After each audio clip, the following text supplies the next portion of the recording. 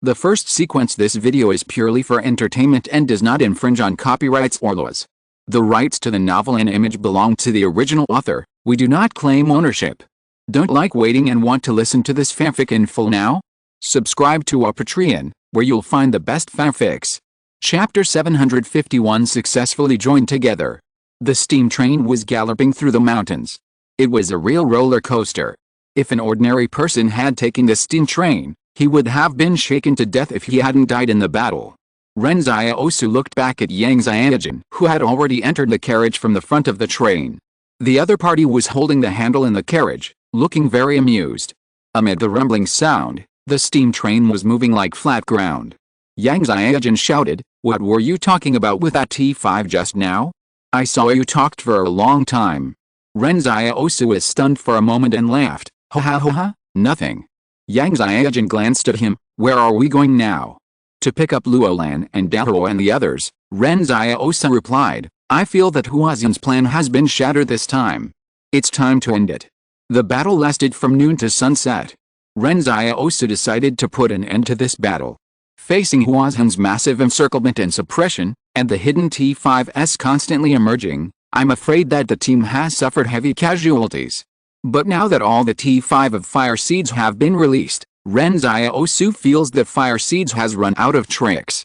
It's not that the commander behind the scenes of Fire Seeds is not smart. If Ren Xiaosu and Li Shen hadn't appeared along the way, I'm afraid that the people organized by Anjing Temple would have died long ago. After entering the Holy Mountain, the crisis was always one after another, leaving no time for rest, and even the food was consumed. But this series of plans were ruined. Ren Xiaosu was excited. He had finally collected 3 perfect skill maps. What he wanted to do most now was to find Luolan and then copy his skills.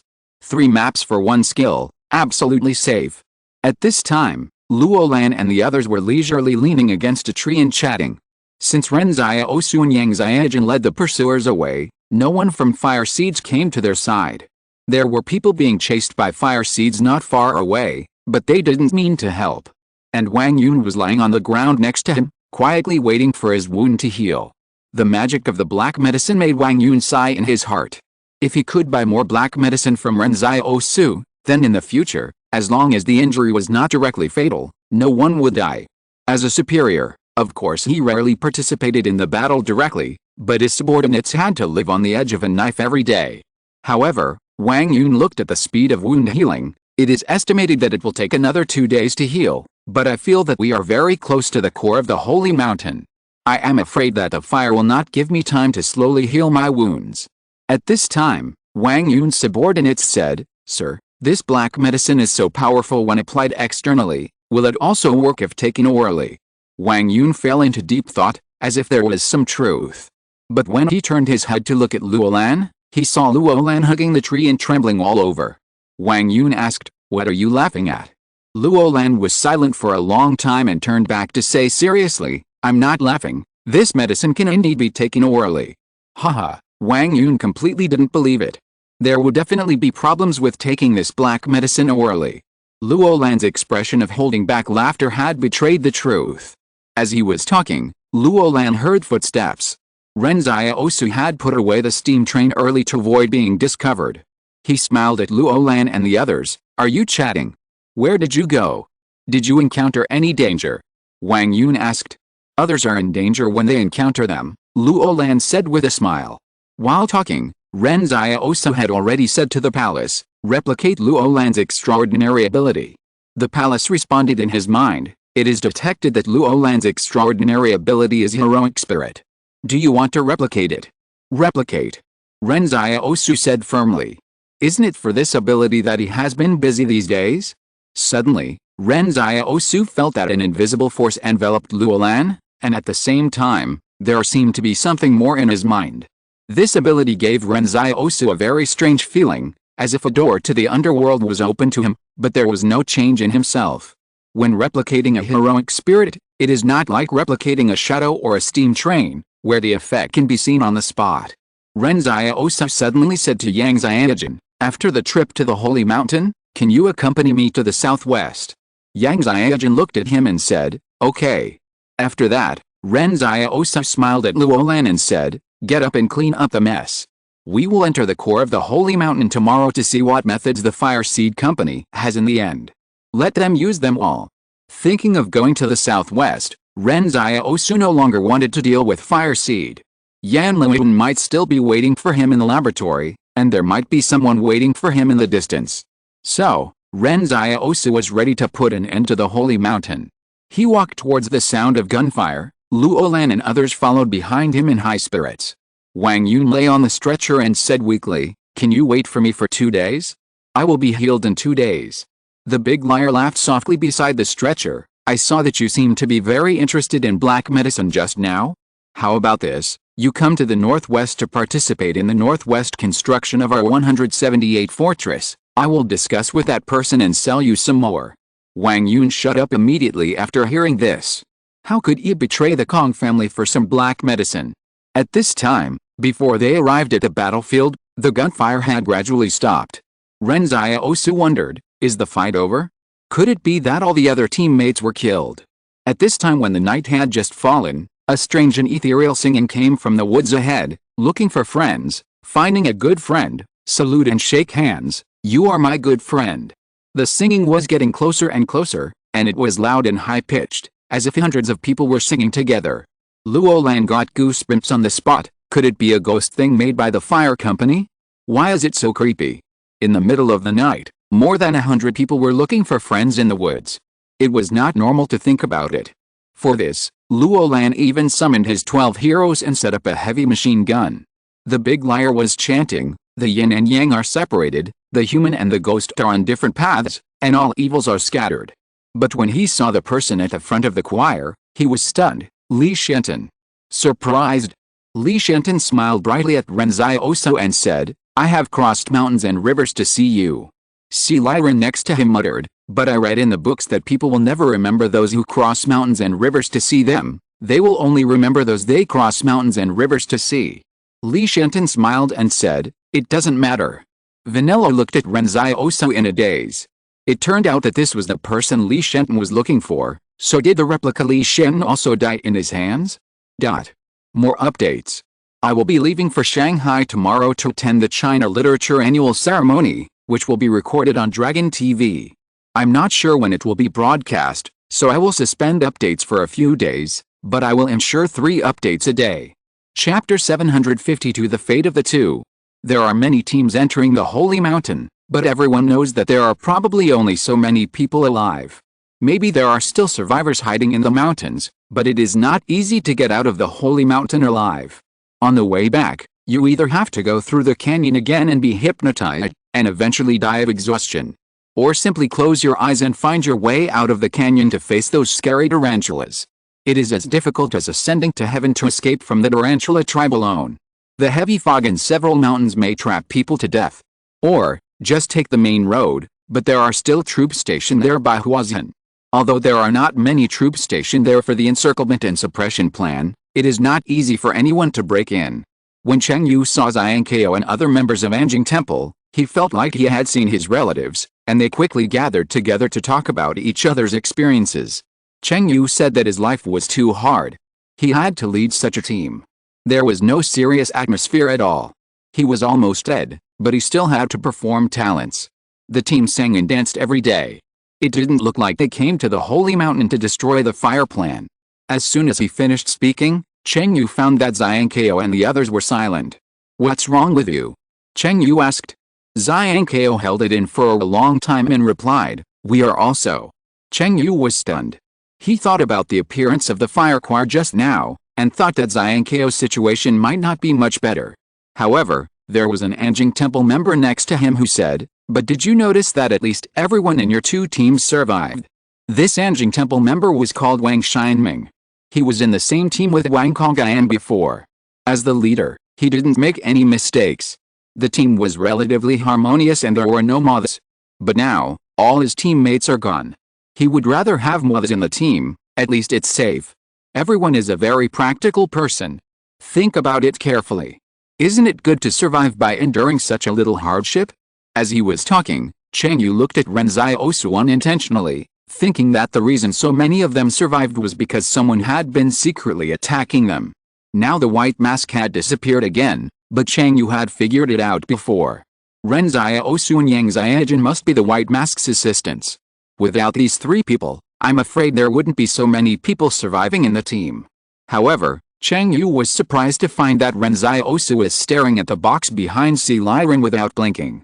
Li Shenton was still talking about something, but when he saw Ren Xiaosu's look, he fell silent and sighed.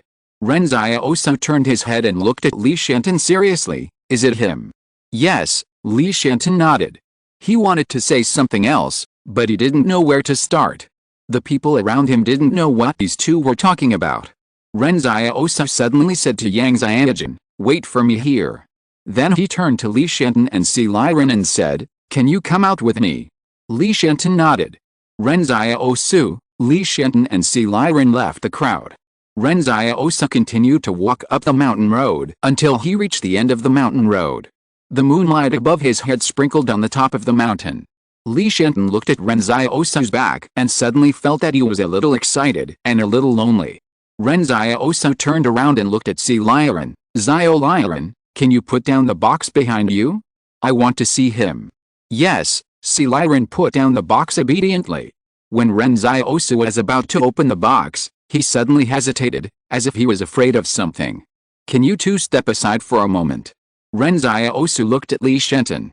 Li Shenton, who always liked to go against others, cooperated surprisingly at this moment. "We'll wait for you on the hillside."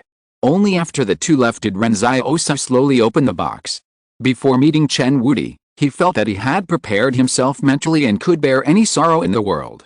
But the moment he saw Chen Wuti, he almost collapsed. Tears could not stop sliding down his cheeks, and then dripping from his chin. Ren Xiaosu once told Yan Liwen that the world does not believe in tears, and he would never let himself be vulnerable no matter how difficult the situation was. But in the battle that day, he did not have time to say goodbye to Chen Wuti, nor did he have time to see Chen Wuti for the last time. When he woke up, his bones were broken, and Wuti had fallen in the fortress. After that, Ren Xiaosu did not even have the courage to look at this apprentice, and continued to live a peaceful life, peacefully take revenge, and peacefully come to the Central Plains to look for people. But Ren Xiaosu never went back to the southwest to look for Chen Wuti. He always told himself, "Yes, isn't this the world? Everyone lives in a miserable way, living a life with today but no tomorrow. It is already difficult for the living. Why do you always dig up the memories of the deceased to embarrass yourself?" Everyone knows that Ren Xiaosu is very sad, but he himself is unwilling to admit it. Just like when he learned of Chen Wuti's death, he would rather use the pain of re-breaking broken bones to cover up his emotions than say that he was so sad. Ren Xiaosu felt that he had survived like this since he was a child, right? But at this moment he admitted that it was not the case. When he saw Luo Lan's ability, Ren Xiaosu swore that he was jealous from the bottom of his heart that Luo Lan could actually awaken such an ability, so he was desperate to replicate the skill even if it meant wasting 2 perfect level maps. When he found a glimmer of hope, Ren Xiaosu finally understood his desire. In fact, that memory had never been erased, just like when he woke up in the middle of the night, someone would still call him master. At this time, Ren Xiaosu was shining with golden light, just like Luo Lan when he summoned the heroic spirit. Ren Xiaosu sat opposite Chen Wuti and said seriously, "In fact, I am not a qualified master, right? I lied to you and said that if you feel that you are constantly being swallowed by darkness, then you yourself are the light. When I said this, I didn't believe it in my heart, but you are too naive, so you believe it. At that time, I still laughed in my heart and said that your apprentice is really easy to deceive. But later I suddenly realized that I should reflect on myself. It's like a child asking his father, 'Dad, are there really immortals in this world?' His father smiled and joked, 'Yes.' The child said, 'Then take me to see.' So the father took the child to the top of the mountain as if teasing his child, and then smiled at the child. 'You shouted for the immortal to open the gate of heaven.' In fact, at that moment, the father himself did not believe that the gate of heaven would open, nor did he believe that there would really be immortals in the sky. The fairy dream he had in his childhood had long been worn away by the world, leaving only a hard but sophisticated heart. He began to learn to be smooth, to learn how to get along with others, and to learn to be secular. But he never thought that when his child shouted to the immortal to open the gate of heaven, that gate of heaven really opened. This is just a story, but just like Ren Xiaosu and Chen Wuti, Chen Wuti said, Master, should there really be good people in this world? Ren Xiaosu said yes, you are that beam of light. But when Ren Xiaosu thought nothing would happen, Chen Wuti really became the brightest light in the world, engraved in the hearts of many people. Ren Xiaosu is like most people. Used to the fact that there will never be fairy tales in this world, used to the fact that this world is no longer equal, and used to not being a good person. Then looking back, I realized that it was actually I who missed those beautiful things, not that they really didn't exist. Because of chasing the snow, I met the mountains, and because of seeing the light, I bravely dreamed. This is the cause and effect of the world. Ren Xiaosu said, maybe I wasn't a good master before, but I'm willing to have a new beginning. Come back, Wuti. The moonlight above the sky was bright, and Chen Wuti seemed to be covered with a layer of silver light, shining on his broken golden chainmail. The chainmail had turned into a stone sculpture, but you could still see how bright it was before it became a stone sculpture. Ren Xiaosu looked at Chen Wuti expectantly, thinking that he would walk out of the statue like Luolan's 12 heroes, but in a trance, he heard someone whispering in his heart, Master, I'm sorry. Ren Xiaosu looked at Chen Wuti in disbelief. He couldn't accept this fact. He worked hard to complete the task just to bring Wuti back, but the result was a failure. He couldn't tell who was talking in the voice in his heart, and didn't know whether it was an illusion or Chen Wuti was really talking to him. Li Shenton, who had come to Ren Xiaosu at some point, said, Don't be too sad. Ren Xiaosu looked up at Li Shenton. Why did you fail? Li Shenton looked at Ren Xiaosu. He had never seen the young man in front of him lose his composure like this. He didn't even notice that he had come to his side. But Li Shenton said, Are you trying to use Luolan's ability to summon him? But Luolan's ability is used to recall the dead. Have you ever thought that Chen Wuti has never died? Ren Xiaosu was shocked. He looked up at Li Shenton in surprise, not knowing what to say. But Li Shenton had known about this for a long time. When he walked into the barrier and sat opposite Chen Wuti, he muttered a lot to Chen Wuti for some reason. At the end, when he said that he would protect his master for Chen Wuti clearly had golden light flowing on his body, like a dragon under a stone sculpture. He was stunned at the time. Si Liren even asked him what was wrong, but he said it was okay. From that day on, Si Liren began to carry a huge box on his back. Li Shenton always insisted that he would take Chen Wuti with him wherever he went, no matter where he went. So although Ren Xiaosu had gone to great lengths to replicate Luolan's abilities were useless to living people. Ren Xiaosu said with difficulty, Then do you know how to wake him up?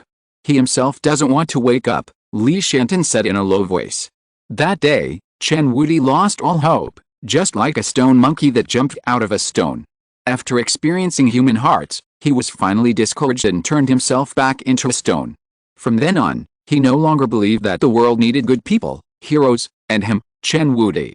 Li Shenton said dejectedly, If it weren't for me, he wouldn't have died that day, so I always want to do something, but I don't know where to start. So I took Chen Wuti across the mountains and rivers to see the beauty of this world. Let me continue to take him with me. I am the worst villain in the world, and he is the best good man in the world. Good people die because of evil people, but now I want him to see that the world still needs him, because even demons can be changed by him.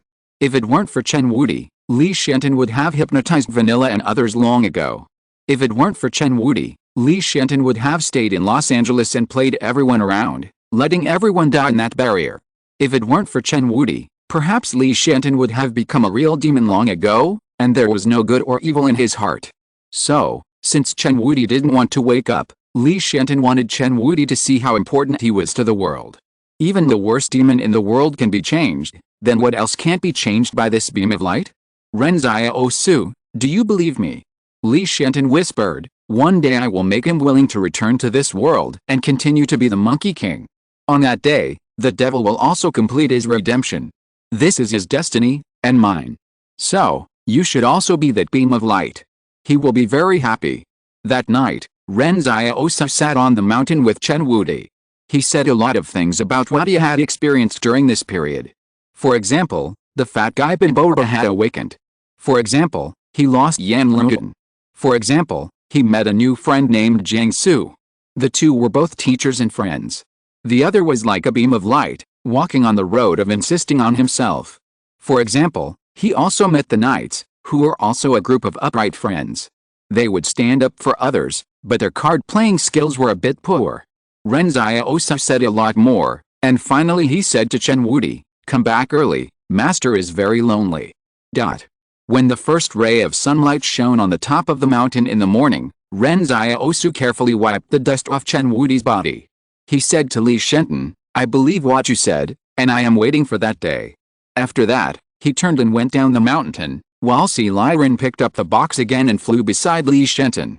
When going down the mountain, Yang Xiaojun walked towards Ren Xiaosu. In front of others, she tiptoed and gently hugged Ren Xiaosu.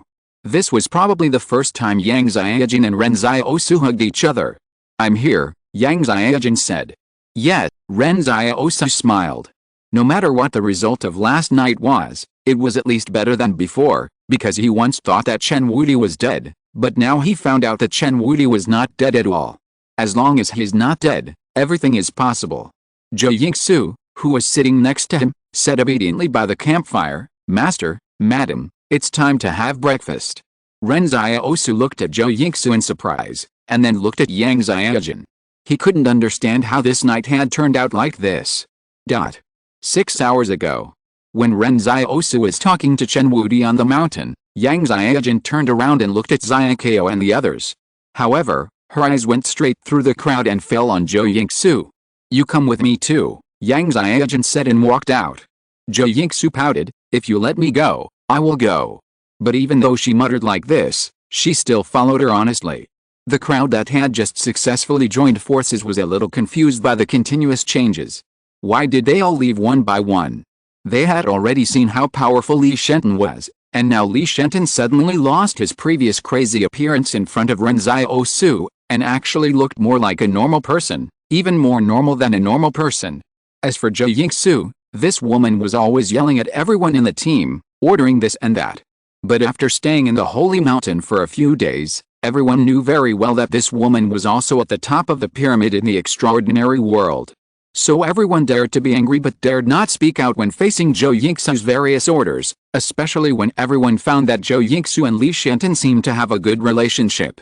But now, the girl with the peaked cap said something casually. Why did Zhou Yingsu suddenly become much more honest? Moreover, Zhou Yingsu has always been the one walking at the front of the team, but just now, she hid at the end of the team. What the hell is going on? Can anyone explain it? Exclamation mark. Yang Xiaojun kept walking forward and didn't say anything, but Zhou Yingsu couldn't help it. "I'm not afraid of you." As soon as this sentence came out, Yang Xiaojun finally turned around and stood still, and Zhou Yingsu regretted wanting to slap herself in the face, because this sentence itself was a kind of cowardice. Zhou Yingsu cursed herself in her heart for being useless. She was so powerful, why was she afraid of a little girl? She was several years younger than her. Yang Xiaojun looked Zhou Yingsu up and down. "I heard that you want to treat my mother's illness." Zhou Yingsu almost cried. It was over. The master must know that she lied again. But Zhou Yingsu must not admit her defeat. I'm traveling in the world, what's wrong with telling a few lies to protect myself? Have you never lied? I have, Yang Xiaojun nodded, as if this was not something she was ashamed to admit. At the beginning, she said that she would give the dagger to Ren Xiaosu, but she took it back, and she didn't see her at all embarrassed. This girl, it seems that she is born without knowing what embarrassment is.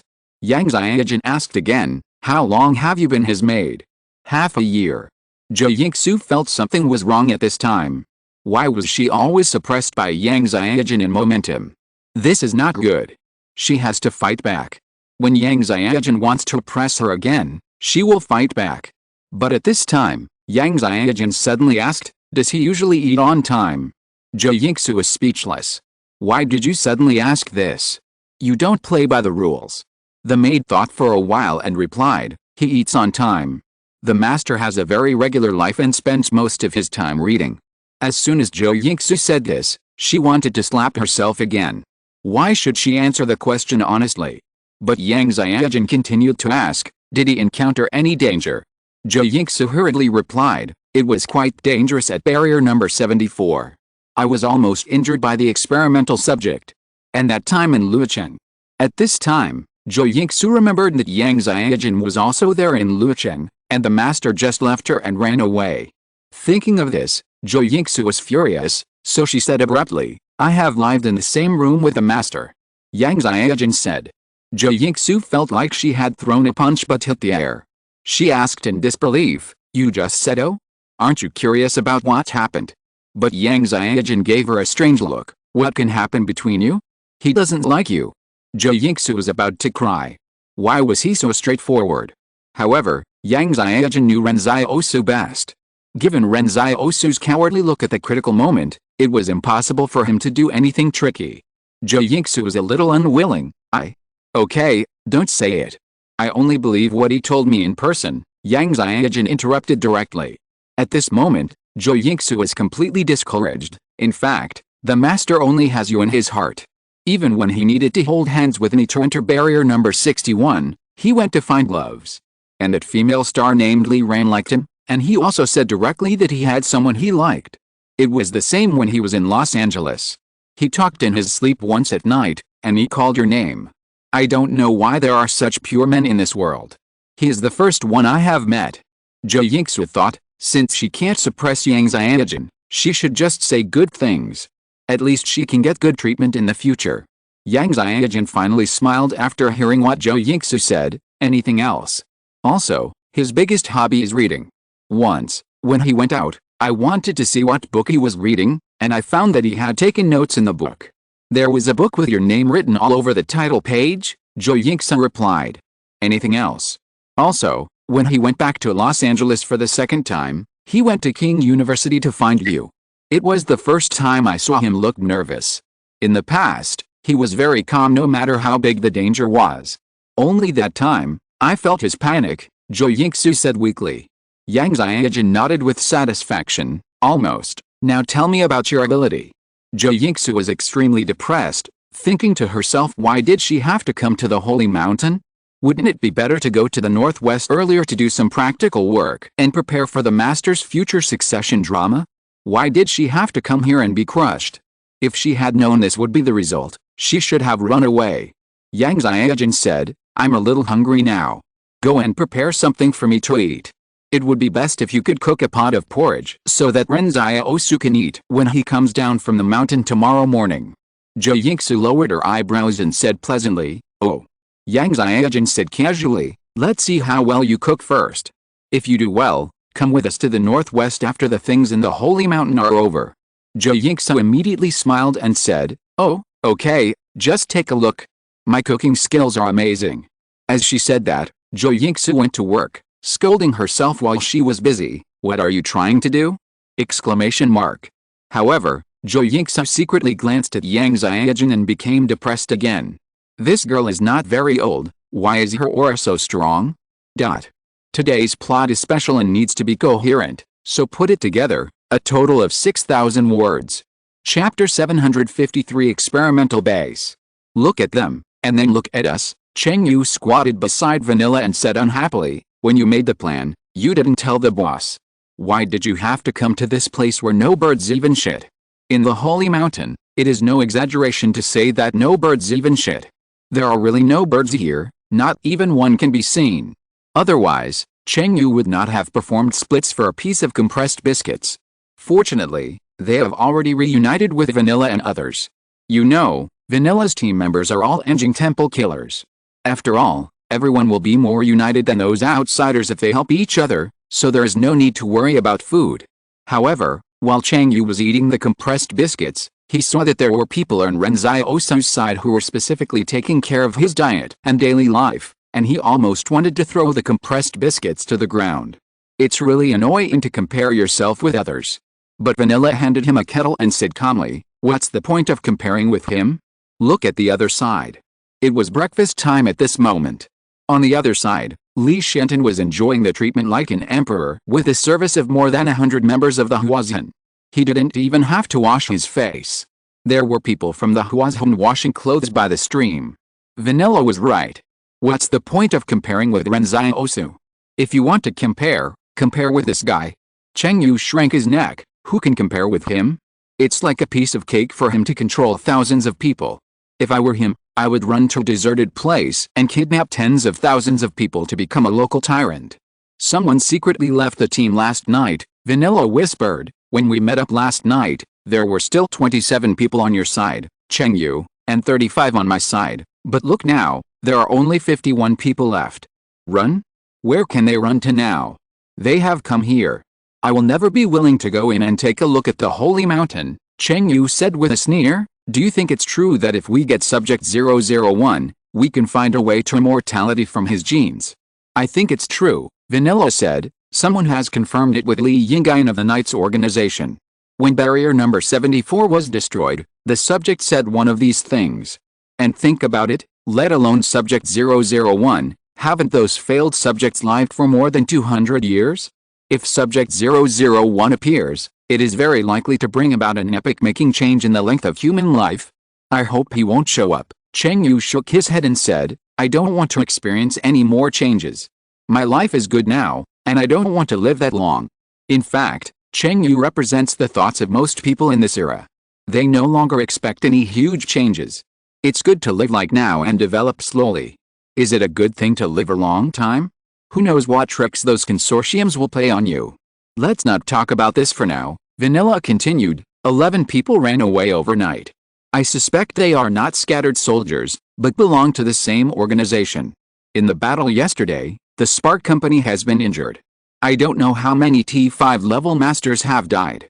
You know, not all T5s are in the Holy Mountain.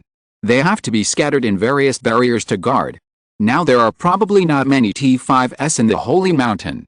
Vanilla said this in a loud voice. He didn't intend to hide it from anyone, or he just wanted to bring up this topic and let everyone join the discussion.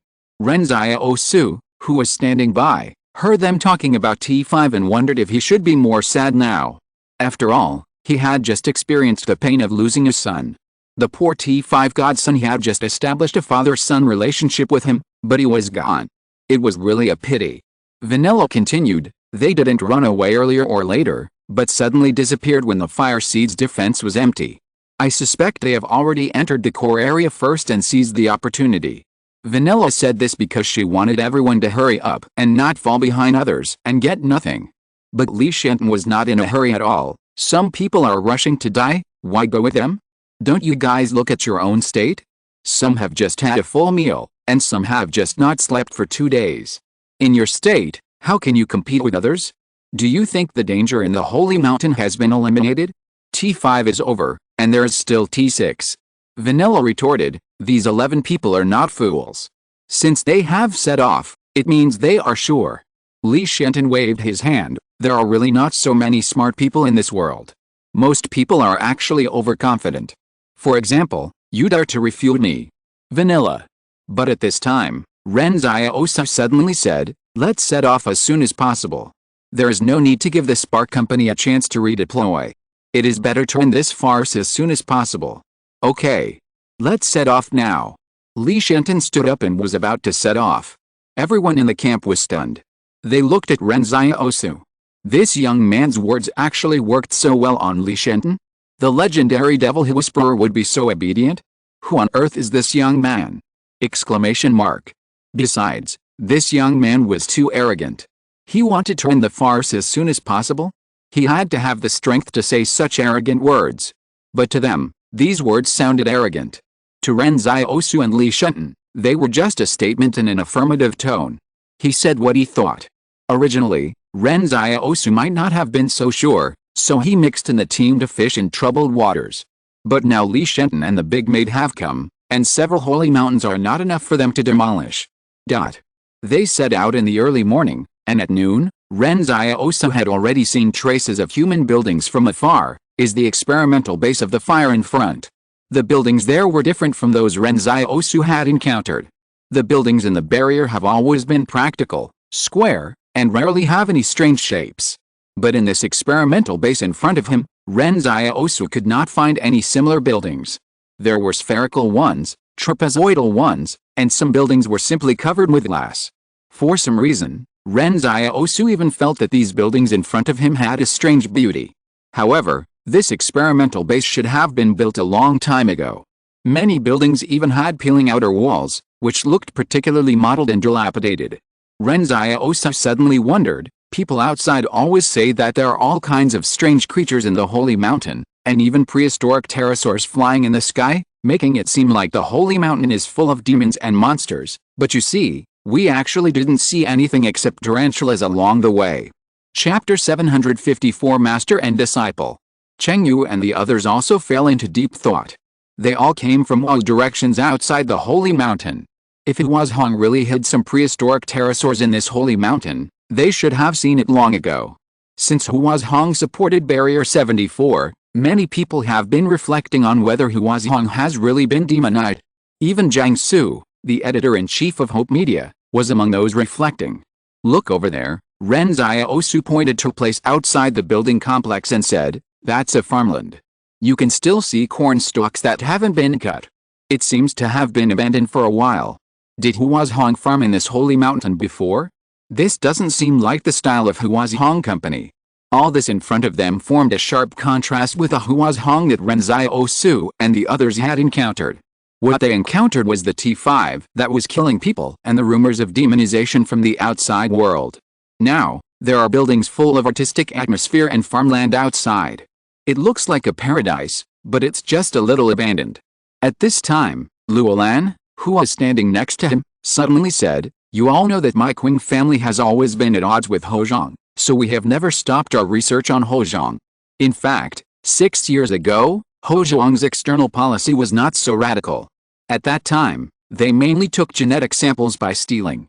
As he spoke, Luolan glanced at Li Shenton and said, for example, the gene theft incident at the mental hospital in the southwest, if it happened today, they would just rob openly. The way of doing things is different. The combat personnel you met with Hozhong at that time were also different from today. They were not so aggressive. 6 years ago. Someone was puzzled. In Luolan's words, 6 years ago seemed to be a watershed. What happened in Hozhong at that time? Maybe the leader changed, Luolan sighed, I don't know the details. Ren Xiaosu looked at the farmland and the building complex with a strong artistic atmosphere, and saw that everything seemed to be slowly disappearing with the passage of time. Everyone began to approach the building complex. It was hard to see clearly from a distance, but when they got closer, they found that there were many bodies of firefighters lying along the way. They looked like they had been dead for several hours. The blood on the ground had already coagulated and dried into a dark purple color. Vanilla squatted down and pulled open the dead man's eyelids and said, the time of death is no more than 6 hours. In fact, this is a very simple judgment method. As a professional killer, Vanilla certainly knows this. After a person dies, the cornea begins to gradually become turbid, until it becomes highly turbid after about 36 hours, and even the pupil cannot be seen clearly.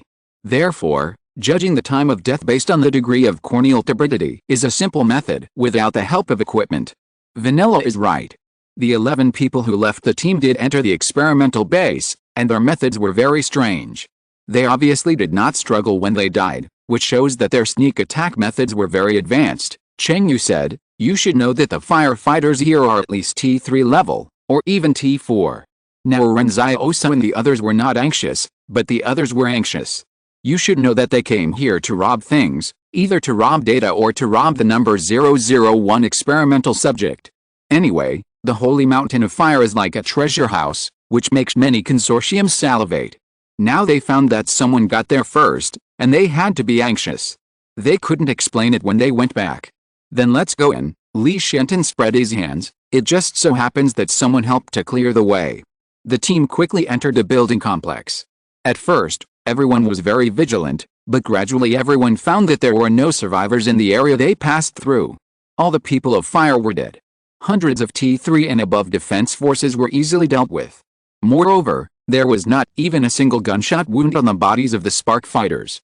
It seemed that most of them were killed by cold weapons. Some spark soldiers did not even have the chance to open the safety of their guns. Some spark fighters died of strange causes. There were no wounds, no bruises or blood clots under the skin. They died inexplicably. The corpses were everywhere, and the blood spread deep into the building complex. Everyone was a little bit unimaginable. What is the origin of these 11 people? They can directly kill through the defense system of the entire Spark experiment base. At first, Vanilla was the same as Li Shenton. He didn't believe that these 11 people could make a big splash. The reason why he kept saying that he had to prevent others from getting there first was actually just to make everyone leave quickly so that he could continue to complete the boss's plan. But now an accident has happened. These 11 people who left the team are stronger than they thought. They have actually disintegrated the last defense of the spark? But what forces do these people belong to? Wang Yun thought about it and felt something was wrong. These people seem to be very familiar with the spark core experiment base. You know, outsiders don't have the ability to infiltrate here, not even the Qing family has done it. After excluding all possibilities, Wang Yun was suddenly stunned. Could it be someone from Huazhong? Although he didn't know why he came up with this answer, other answers had been ruled out, so this was the only one left. The group hurried to the center of the building complex, where there was the largest building standing like a DNA double helix structure. Among a bunch of strange buildings, it has always been the most conspicuous one. But when they came to the bottom of the building, everyone was stunned. 11 corpses were neatly lying under the building, and a young man was sitting cross-legged next to the corpses, wearing a golden hoop on his head and his eyes closed. The young man seemed to have entered a state of meditation and turned a deaf ear to the arrival of Ren Xiaosu and the others. Ren Xiaosu stared at the other party in a daze, and was speechless for a while.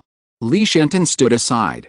He and Ren Xiaosu actually understood from the beginning that they would definitely encounter another replica here. Just as Yang Xiaojin said, if Huazhong Company can only unlock the abilities of a few replicas of extraordinary people, then they will definitely use limited means to create unlimited possibilities. In this era of the rise of gods, only two people's strengths have been witnessed by the times, and they are Li Shenton and Chen Wudi. Since Huazhong has the genetic samples of both of them, there is no reason to only replicate Li Shenton but not Chen Wudi. And this Chen Wudi did not disappoint Huazhong. The 11 people easily broke through the last blockade of Huazhong, but they were killed one by Chen Wudi in front of them. Chen Wudi didn't even have a scar on his body, and he was not embarrassed at all. The bodies of the 11 people looked a little shocking. Chen Wudi didn't open his eyes. Everyone's journey ends here, you should rest. His voice was calm, like an ancient well without the slightest fluctuation, or, more like a god in the sky, who has abandoned the emotions of mortals since his birth. There will be another update in the evening. If you're listening to this novel on a channel other than Fanfic World, it means they downloaded and uploaded it without effort. We cordially invite you to visit our channel, Mundo Fanfic Novelis. There you'll find the original version of this story and you can explore many other novels of various genres. We're waiting for you to immerse yourself in a world of incredible novels. Chapter 755. He is just one person's master. Xiang Kao and the others had never seen Chen Wudi, so they didn't know who he was when they saw him. However, the bodies of the 11 people made them a little suspicious. You have to know that these 11 people killed their way here, and hundreds of people from the fire company couldn't stop them, but they died at the hands of the same person. If it were Xiang Kao and Cheng Yu, they would definitely not be sure to destroy the last line of defense of the fire company without any damage, even if the fire company's power in the Holy Mountain was already very little.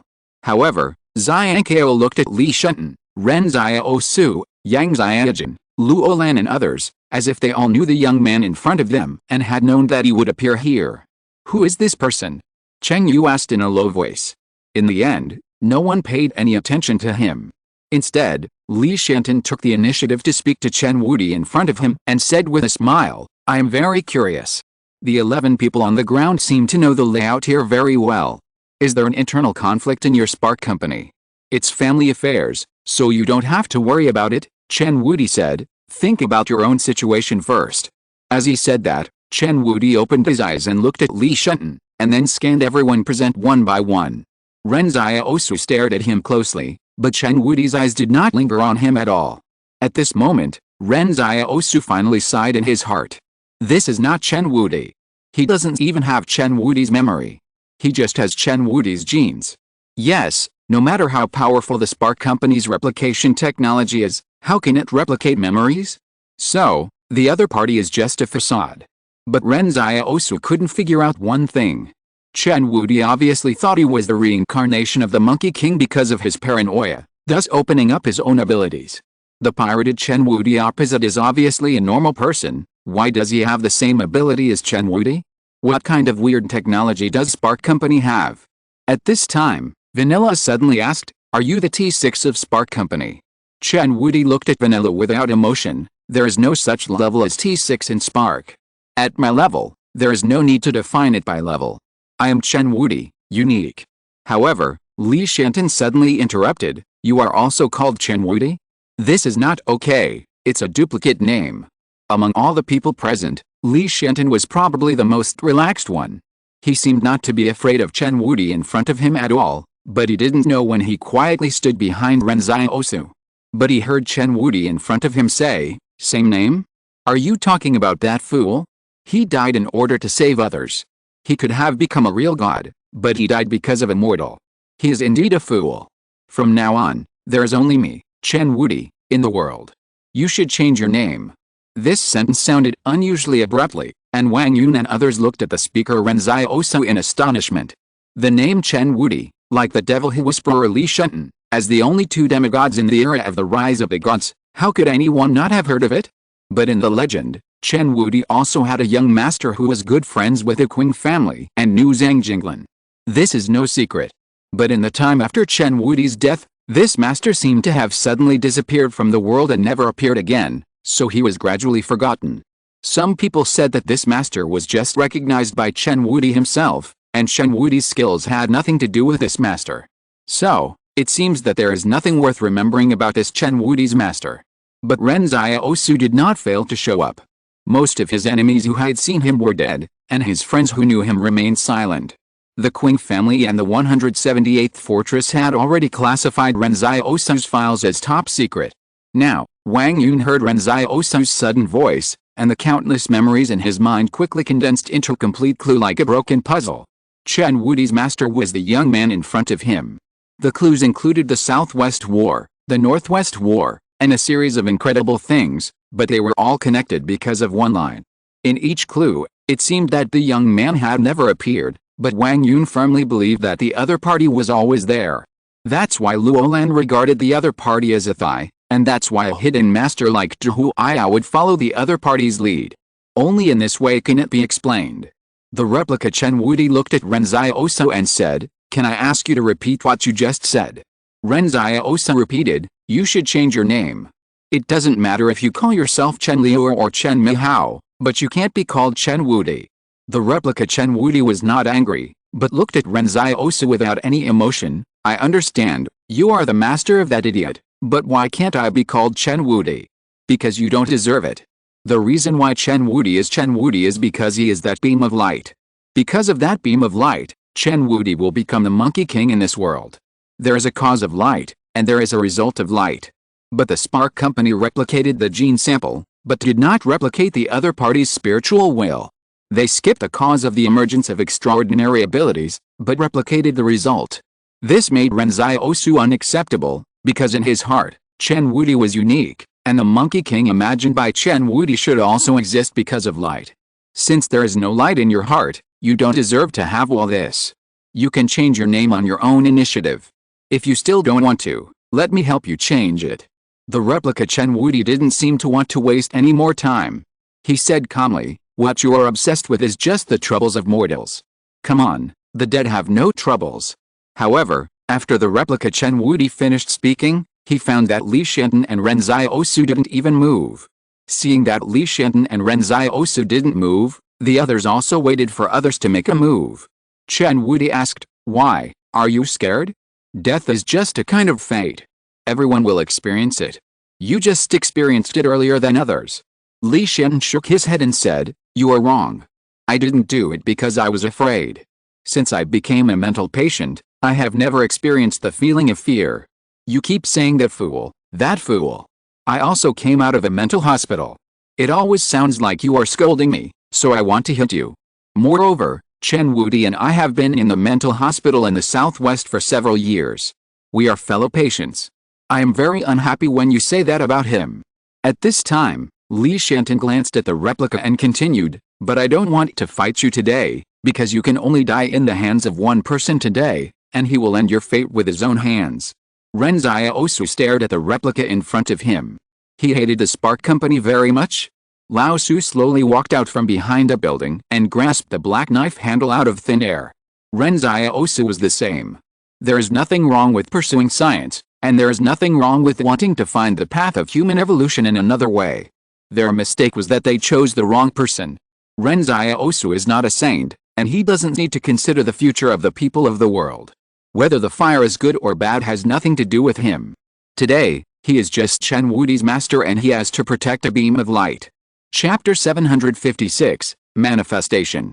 Holding the knife handle tightly, the white mask walked forward step by step, and every step was oppressive. The crowd unconsciously moved aside, fearing that they would be affected. The white mask stood behind Ren Xiaosu. Two black knives, two people of similar stature. Ren Xiaosu was full of murderous intent. Ren Xiaosu stared at Chen Liuer in front of him, and suddenly asked the person beside him, "What day is today?" The big liar counted with his fingers, showing his big yellow teeth and smiled. "The 9th day of the first lunar month is suitable for burial, moving coffins, cleaning up the house, and killing people." Ren Xiaosu nodded, just in time. Wang Yun looked at the big liar, and it seemed that the big liar and Ren Xiaosu didn't think that the sudden appearance of the white mask was anything. But Ren Xiaosu didn't know what kind of impact he had brought to others. Before this, Wang Yun thought that the white mask was just Ren Xiaosu's friend and comrade in arms. In Wang Yun's eyes, these were two different people, belonging to the same force, but with common interests and goals. And Chang Yu simply thought that Ren Xiaosu was just an assistant to the white mask. But now? All these speculations have been overturned. There may be a person in this world who has two different abilities, but there are definitely no two different people who have the same ability. Even if they are of the same element, they have different focuses. And Ren Xiaosu is like the only exception in this world. He can have what others have, and he can also have what others don't have.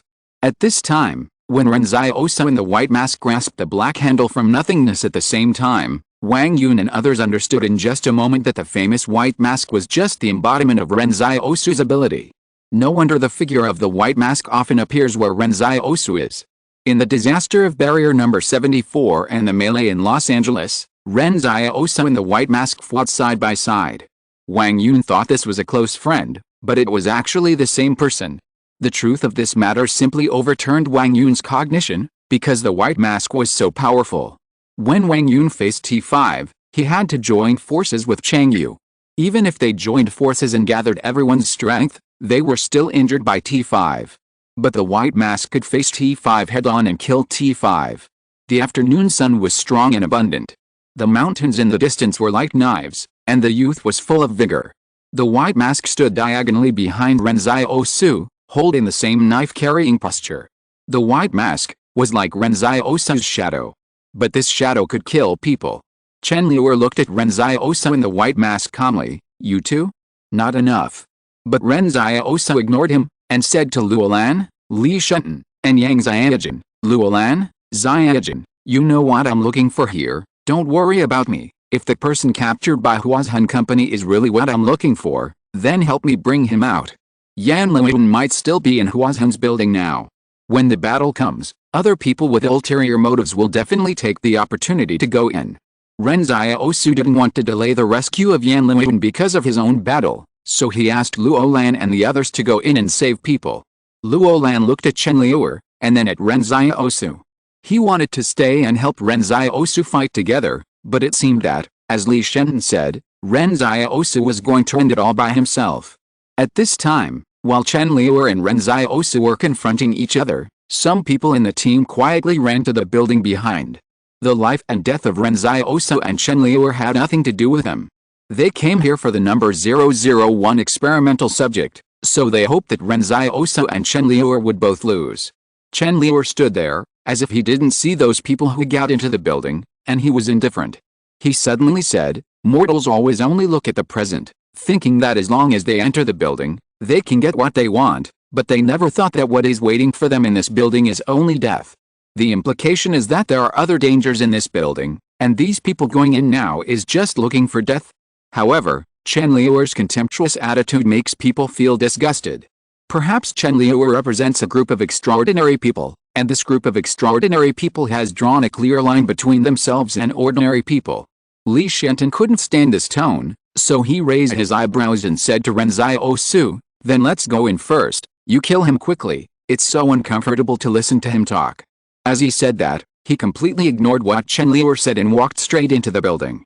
Yang Xiaojun glanced at Ren Xiaosu, but said nothing. Vanilla wanted to stay and see the battle situation, but in the end, the things in the building were more important. Just after everyone else entered the building, Ren Xiaosu's momentum suddenly became even higher. Chen Liu looked at the only one left, Ren Xiaosu. I've always been curious, why do you all seem to care so much about that fool? But Ren Xiaosu didn't plan to answer his question now.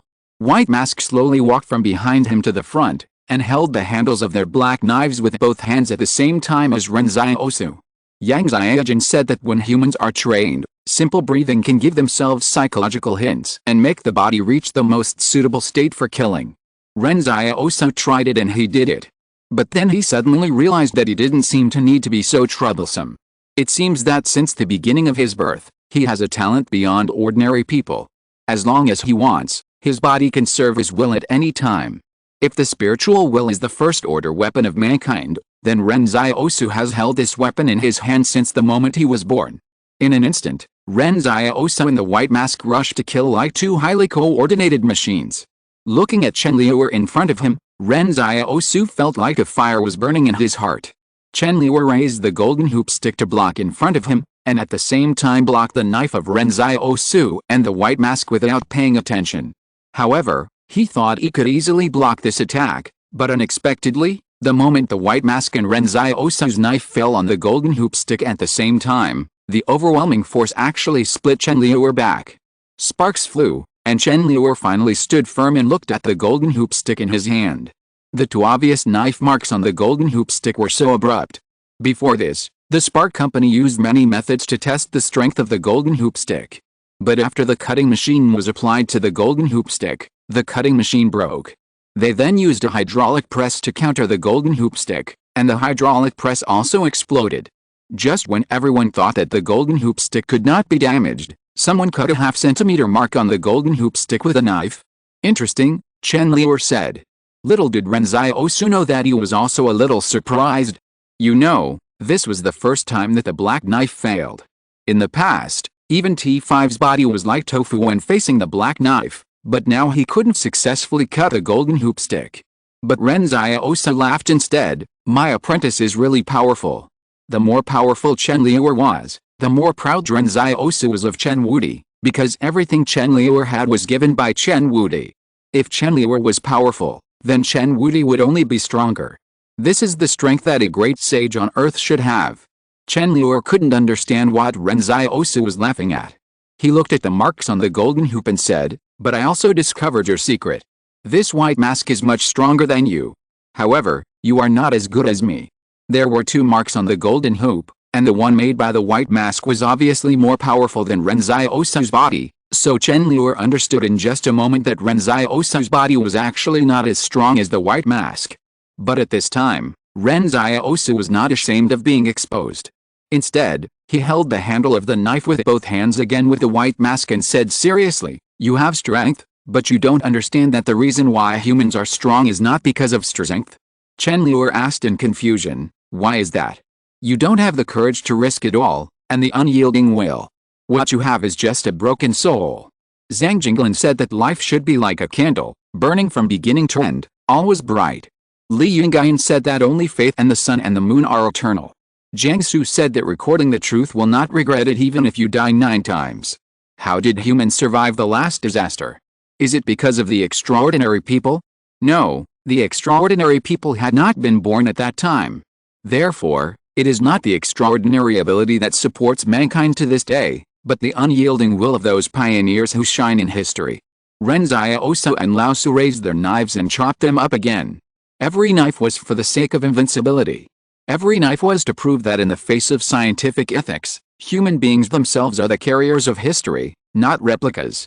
Maybe everything in this world can be copied, but heroes can't. He and Lao Su's figures always revolve around Chen Liu as the center of the circle, like two swimming dragons fighting in formation. One in front and one behind, Ren Xiaosu and Lao Su have a tacit understanding and join forces to strangle. Chen Liu looked at Ren Xiaosu and the White Mask calmly, and blocked their attacks with a golden hoop stick every time. Is that all? But Chen Liu suddenly saw that Ren Xiaosu's mouth curled up slightly. He looked at the golden hoop stick and realized that no matter what angle the white mask attacked from, it was forcing him, Chen Liuer, to adjust his posture so that Ren Xiaosu would have a chance to chop at the same position with every knife. Seeing that the golden hoop stick was about to be cut off, after Chen Liuer discovered Ren Xiaosu's intention, he wanted to quickly adjust the position of holding the golden hoop stick, but it was too late. The black knife passed in front of him. Behind the blade, Chen Liuer saw Ren Xiaosu's clear and cold eyes in line with the blade, which was extremely dangerous. The blade will meet the golden hoop stick again, as if it is going to chop into the dark abyss with a knife, allowing light to shine in from the gap. Invincible, did you see it? If you can still see it, see how the master protects this beam of light? You are also worthy of wearing the golden hoop? Are you also worthy of holding this golden hoop stick? Have you been to the West Heaven? You haven't. You are just a thief who stole my apprentice's genes. You are just a thief. The black knife in Ren Xiaosu's hand was like a scalpel, and it landed on the crack of the golden hoop stick again with incomparable precision. The golden hoop stick broke. The golden hoop stick that the Spark Company tried its best to make a scratch on was actually broken. Chen Liuer looked at the two broken sticks in his hand and remained silent. Ren Xiaosu looked at him coldly and said, I need to correct you again. He is not a fool, and you are not qualified to discuss him with me. He is just a fool who is not recognized by everyone. Are the people he helped grateful to him? Chen Liuer asked. Ren Xiaosu looked at Chen Liuer. How can you understand human emotions? Chen Liuer seemed to be more serious. You haven't answered my question yet. Ren Xiaosu said coldly. Answer what? If a good person cannot be recognized by others, then there is something wrong with this world. He is not wrong. What did Chen Wudi do wrong? He just wanted to be a good person. Looking at this scarred and dilapidated world and era, the anger in Ren Xiaosu's heart burned even more. If this world and era cannot accommodate good people, cannot accommodate Chen Wudi, then this world and this era should also die. It's too early to say this now. Chen Liuer threw the two broken sticks to the ground carelessly, making a clanging sound. I always felt that this thing was a bit cumbersome. Now it's good. I have to thank you for helping me cut it off, so that I can be free from it. To express my gratitude, I will send you to see that fool. As he said, the golden chain mail on Chen Liuer's body appeared out of thin air, and the phoenix wing purple gold crown also became majestic. Does your disciple have these? Chen Liuer asked with a smile. But Ren Xiaosu shook his head. Compared to him, you are still far behind. That day, Chen Wudi transformed into the Monkey King and the Fighting Buddha to save his master. The phoenix-winged purple gold crown on his head came from nothingness, and the two wings pointed straight to the sky and connected with the clouds. The golden chainmail also came from nothingness, and the golden light was like the scorching sun, competing with the sky. Wudi said that the sky would collapse, and even the sky would collapse. How could all this be compared to fake? Chen Liuer sneered, you are just talking nonsense. After saying that, he pulled a small handful of hair from the back of his head and blew it into the wind. Where are the monkeys and their descendants? I saw that the hundreds of hairs fluttered in the wind, and in just a blink of an eye, they turned into brave monkey demons wearing armor, with sharp mouths and fangs. Chen Liuer laughed. Does your disciple have such means? But something unexpected happened. After the hundreds of monkeys appeared in the wind and fell to the ground, they did not follow Chen Liuer's wishes to attack Ren Xiaosu, but suddenly knelt down towards the building behind Chen Liuer. They bowed devoutly, like believers, and with grief on their faces. It seemed that someone in the building sighed, and that sigh was in everyone's heart. The monkeys knelt down again and again, one by one with tears on their faces, and then turned into light and shadow with the wind, and the clouds above the sky suddenly opened up and bloomed with colorful colors. Chen Liuer suddenly looked back. Why would his monkeys kneel down in a direction other than himself? What's there? Exclamation mark. Ren Xiaosu laughed loudly, and almost shed tears while laughing. Only he knew that there was the direction where Chen Wudi was, and Si Liren was carrying Chen Wudi in that building. Wudi, you are still there, right? Wudi, have you seen the master? At this moment, Li Xiantan had just entered the first floor of the building, and suddenly, a colorful light burst out from the gap of the box behind Si Liren beside him. Before Li Xiantan could get excited, the light dimmed again. Ren Xiaosu's hope dimmed for a moment along with the light, but it was only for a moment. Master will kill this six-eared macaque for you. Ren Xiaosu had no regrets in his heart. Even if Wudi only shone for a moment, it was enough to make him feel at ease. At least Li Xiantan did not lie to him. Woody really never died. Chen Liuer was already uneasy at this moment. Ren Xiaosu laughed. His laughter was arrogant and proud. See, that's the real Monkey King, and you are just a six-eared macaque. What's fake can't be real, and what's real can't be fake. What did I say just now? You are far behind him. Today is a good day, suitable for burial and killing. As he spoke, Ren Xiaosu slashed at Chen Liuer's golden chain mail, creating a crack in it and leaving a deep bloody mark on Chen Liuer's chest. If Chen Liuer hadn't lost his mind, Ren Xiaosu would have had to fight for a long time to kill him, but the moment Chen Wudy showed his divine power, Chen Liuer also panicked. Although Chen Liuer kept saying that he was just a fool, he knew in his heart that he was just a replica of that person. Ren Xiaosu felt that the replica was most afraid of not fighting, but facing the moment when the original body felt ashamed of itself. Chen Liuer lost his composure. He turned around and said to Ren Xiaosu fiercely, "So what if he's not dead yet?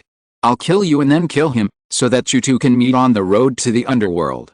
Before he finished speaking, Chen Liuer attacked directly. He lowered his body and kicked Lao Su away. With the reaction force of this kick, he rushed towards Ren Xiaosu. But before Chen Liuer reached Ren Xiaosu, he found that Ren Xiaosu made a strange move. At this time, Ren Xiaosu got an ear pick from somewhere and started to pick his ears. Chen Liuer didn't think about it anymore and punched Ren Xiaosu in the face. The wind from the punch was whistling, but when his fist reached 30 centimeters in front of Ren Xiaosu, it was completely blocked by an invisible force. Ren Xiaosu laughed up to the sky, "I have already given you a chance by picking your ears, but you are useless."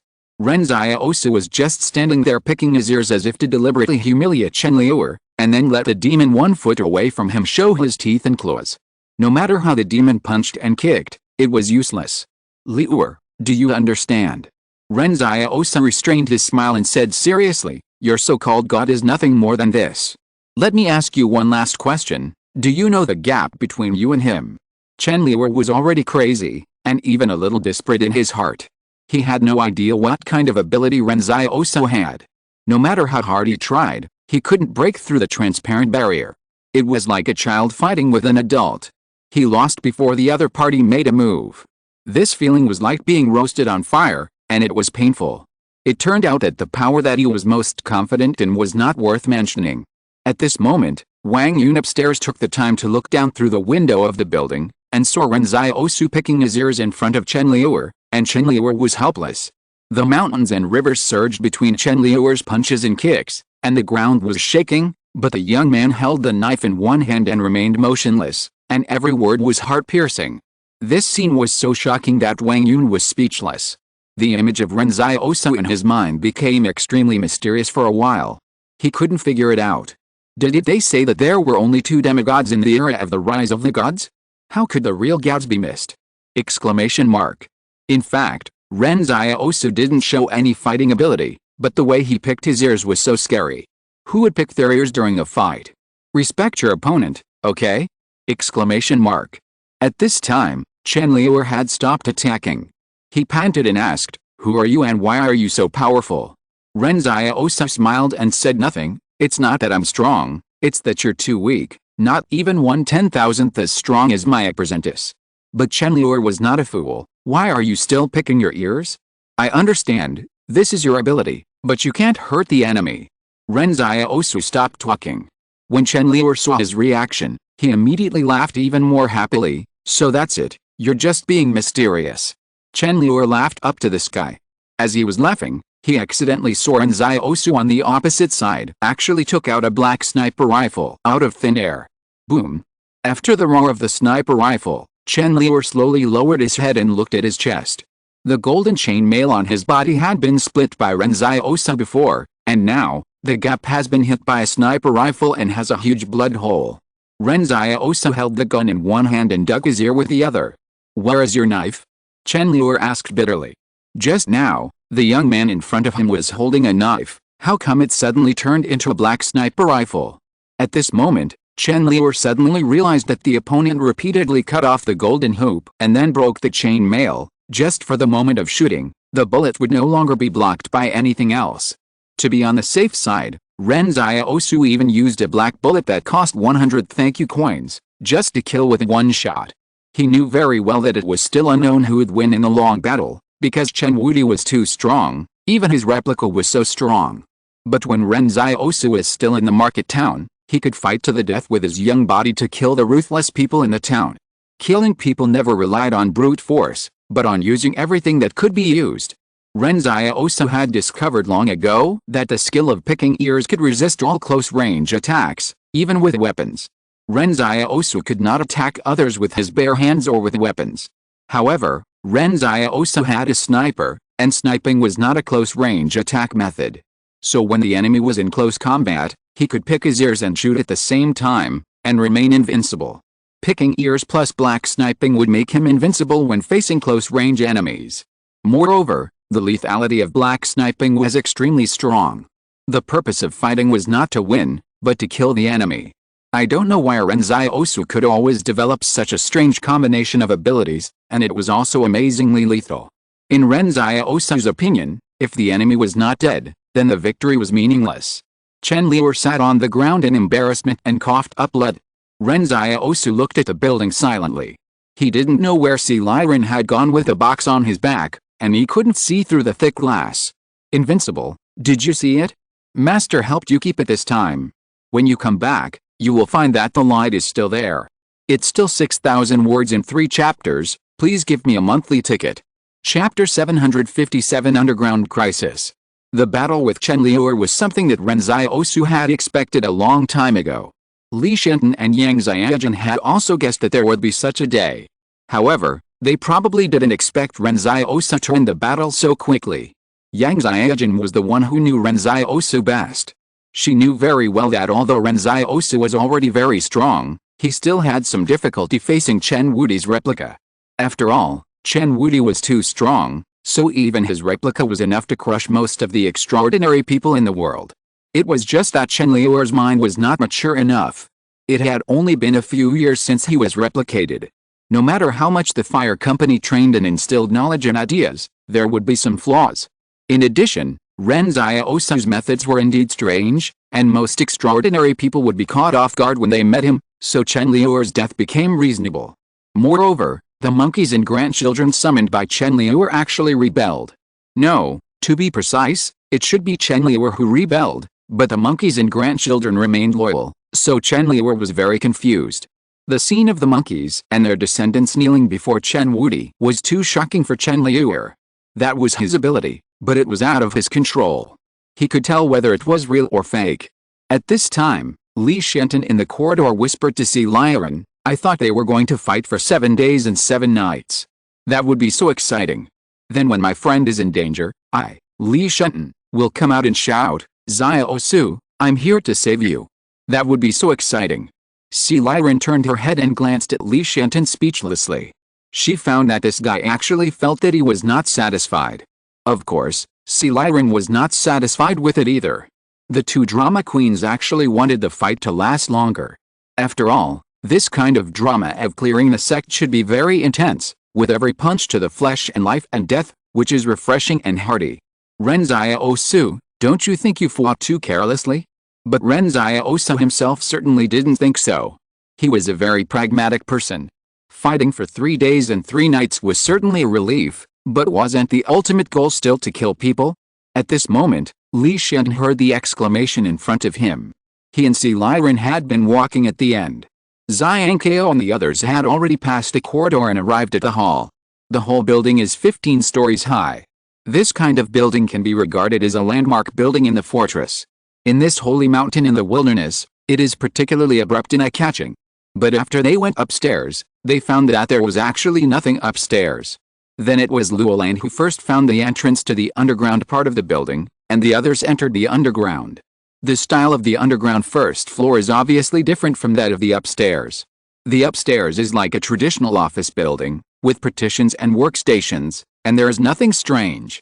But the underground first floor suddenly became strange. The doors are alloy gates that require passwords to enter. However, this alloy gate has been open for a long time and did not cause any obstacles to everyone. Luolan pressed the light switch at the end of the corridor, and a group of people screamed. It was because there were transparent nutrient solution tanks in the hall, and everyone could see the clone sleeping with their eyes closed in the tanks through the glass. Wang Yun stood in front of the glass and said, I have seen a few of the people here. The third one from the left is a superhuman from my Kong family. I didn't expect that he had lost his genetic samples. Wang Yun said this in a restrained manner. In fact, he could search for many people here in his memory, and he knew the origins of half of them. Comparing his memory, every face he knew was superhuman. In other words, these nutrient tanks were all replicas of superhumans? Seeing that there were dozens of nutrient tanks in the entire hall, it seemed that the Spark Company had indeed successfully obtained many genetic samples over the years. Just as Wang Yun was thinking, a person who was also observing the nutrient tank not far away suddenly shouted and screamed. This person sat on the ground in fear and retreated in a hurry. Everyone looked over there and found that in the nutrient tank opposite this person, the replica of the superhuman had opened his eyes at some point. Slowly, the hall was filled with a sound of glass breaking, and the nutrient solution in the nutrient tank began to flow out along the gap. In an instant, the ground of the hall was flooded with nutrient solution, as deep as the ankle. Li Shenton looked down helplessly, then looked at Sea Lion. It's good to be able to fly, my shoes are wasted again. At this time, the people in the nutrient chamber came out one by one, their limbs were slightly stiff, and they had no expression, looking extremely gloomy and terrifying. Luo Lan slowly retreated, and said to Zhou Qi as he retreated, the ground is full of water, which is half of your home court. Kill them quickly. Zhou Qi rolled his eyes at the side, there are dozens of people. If they are all extraordinary people, 10 of me will not be enough for them to fight. Then you should think of a way, Luo Lan said anxiously, I just saw these extraordinary person. We had a grudge against each other back then. Do you think his clone will have memories, and then we two enemies will be jealous of each other? No, you see there are 2 Lees over there, it's over, they are more people. The Qing family and the Li family have been at odds for a long time, and Luo Lan has made quite a few Li's extraordinary people. But they didn't know what Li was doing, and how so many genetic samples were stolen by the fire seed. However, just when they were panicking, they heard Li Shenton loudly say to the replicas who walked out of the nutrition warehouse, come, look here. Smart people like Luo Lan quickly looked away. It was obvious that Li Shenton was going to hypnotize again. Whoever went to see Li Shenton at this time was too stupid to take the initiative to give himself up. Well, among all the people present, I'm afraid that few people can resist Li Shenton's hypnosis. Whether they can get out alive depends on his mood. But the replicas didn't know about this, so when Li Shenton spoke, everyone looked at Li Shenton, and saw Li Shenton clapped his hands 3 times and said, when you see me clapping 3 times, you have already handed over your consciousness to me. Now listen to me, go back to your own nutrition warehouses and stand there. I will greet you after I finish other things. After that, all the replicas actually returned to the nutrition warehouse. Luo Lan was stunned, thinking that if he had Li Shenton's ability, who would he need to be afraid of? Controlling dozens of extraordinary people, he would be invincible. He quickly said to Li Shenton, since you can control them, let them help explore the way. Li Shenton shook his head, you are too nervous. These people don't have extraordinary abilities. I don't know why you are afraid. Luo Lan was stunned for a moment, no ability. How did the Fire Seed Company activate the abilities of Chen Liuer and Li Shenton's replicas? Chapter 758 The Final Replica. There were many doubts about Chen Liuer and Li Shenton's replica from the beginning to the end. The main thing was that everyone didn't understand why the Fire Seed, since it had the means to open the ability of the replica of the extraordinary, was not popularized. Li Shenton smiled and said after hearing Luo Lan's doubts, it's useless to doubt this now. It's better to keep going. I think the answer may be waiting for us in front. As he said, Li Shenton took the lead and walked forward. Now Li Shenton and the others who knew Ren Xiaosu suddenly became a natural small group. No matter where the others came from, Luo Lan and the others subconsciously chose to stick together. At least with a connection of Ren Xiaosu, everyone would not harm each other. Li Shenton glanced at Yang Xiaojin. Speaking of your reunion, I have put in a lot of effort. Can you tell me what happened after you chased him? At first, Yang Xiaojin thought Li Shenton was going to talk about something serious, but after laying the groundwork for a long time, he actually wanted to ask about gossip. But Yang Xiaojin suddenly found that Luo Lan and the others had shining eyes, and they seemed to be very interested. Zhou Yingsu said contemptuously, why are a bunch of old men asking about the private affairs of my master and mistress? Luo Lan suddenly felt sad. Why couldn't he get such a maid? At this time, Li Shen found that there seemed to be only these nutrition warehouses on the underground floor, and they were all semi-finished products. Logically, there should be more secrets hidden in this building. But just when they walked to the end, two alloy doors on the ground in front of them suddenly opened, revealing a staircase going down. Luo Lan and the others looked at each other. The sudden opening of the door at this time always felt like someone was waiting for them to jump into the pit. Li Shenton walked down without caring. There's nothing to be afraid of. If the fire really has the power to kill us, I'm afraid it would have been released long ago. When Luo Lan and the others saw Li Shenton walking in, they followed him. After the incident with the nutrition warehouse just now, people like Xiang Kao were all left at the end of the team. They thought that even if there was any danger, Li Shenton would face it first. However, when the last person on Luo Lan's side, Dahu Ayao, stepped into the stairs, the alloy door on the ground closed again. In other words, only Li Shenton, Si Liren, Yang Xiaojun, Luo Lan, Zhou Qi, Zhou Yingsu, Dahu Ayao and others entered this underground passage, and everyone else was locked out. Luo Lan panicked for a moment. Are you going to close the door and beat the dog?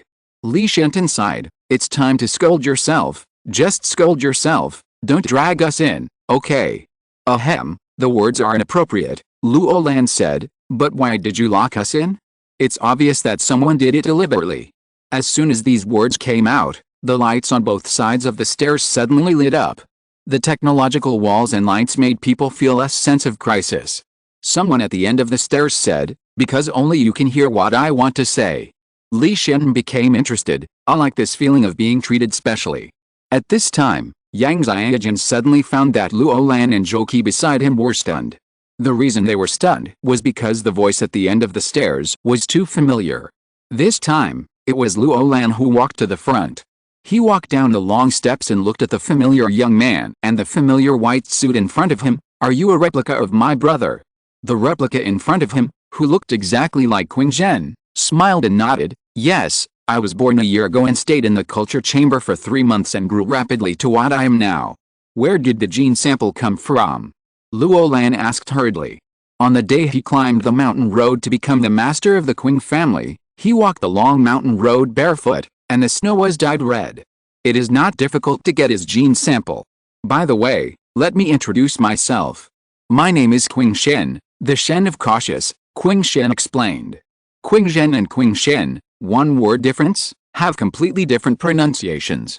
But what happened now completely exceeded everyone's expectations.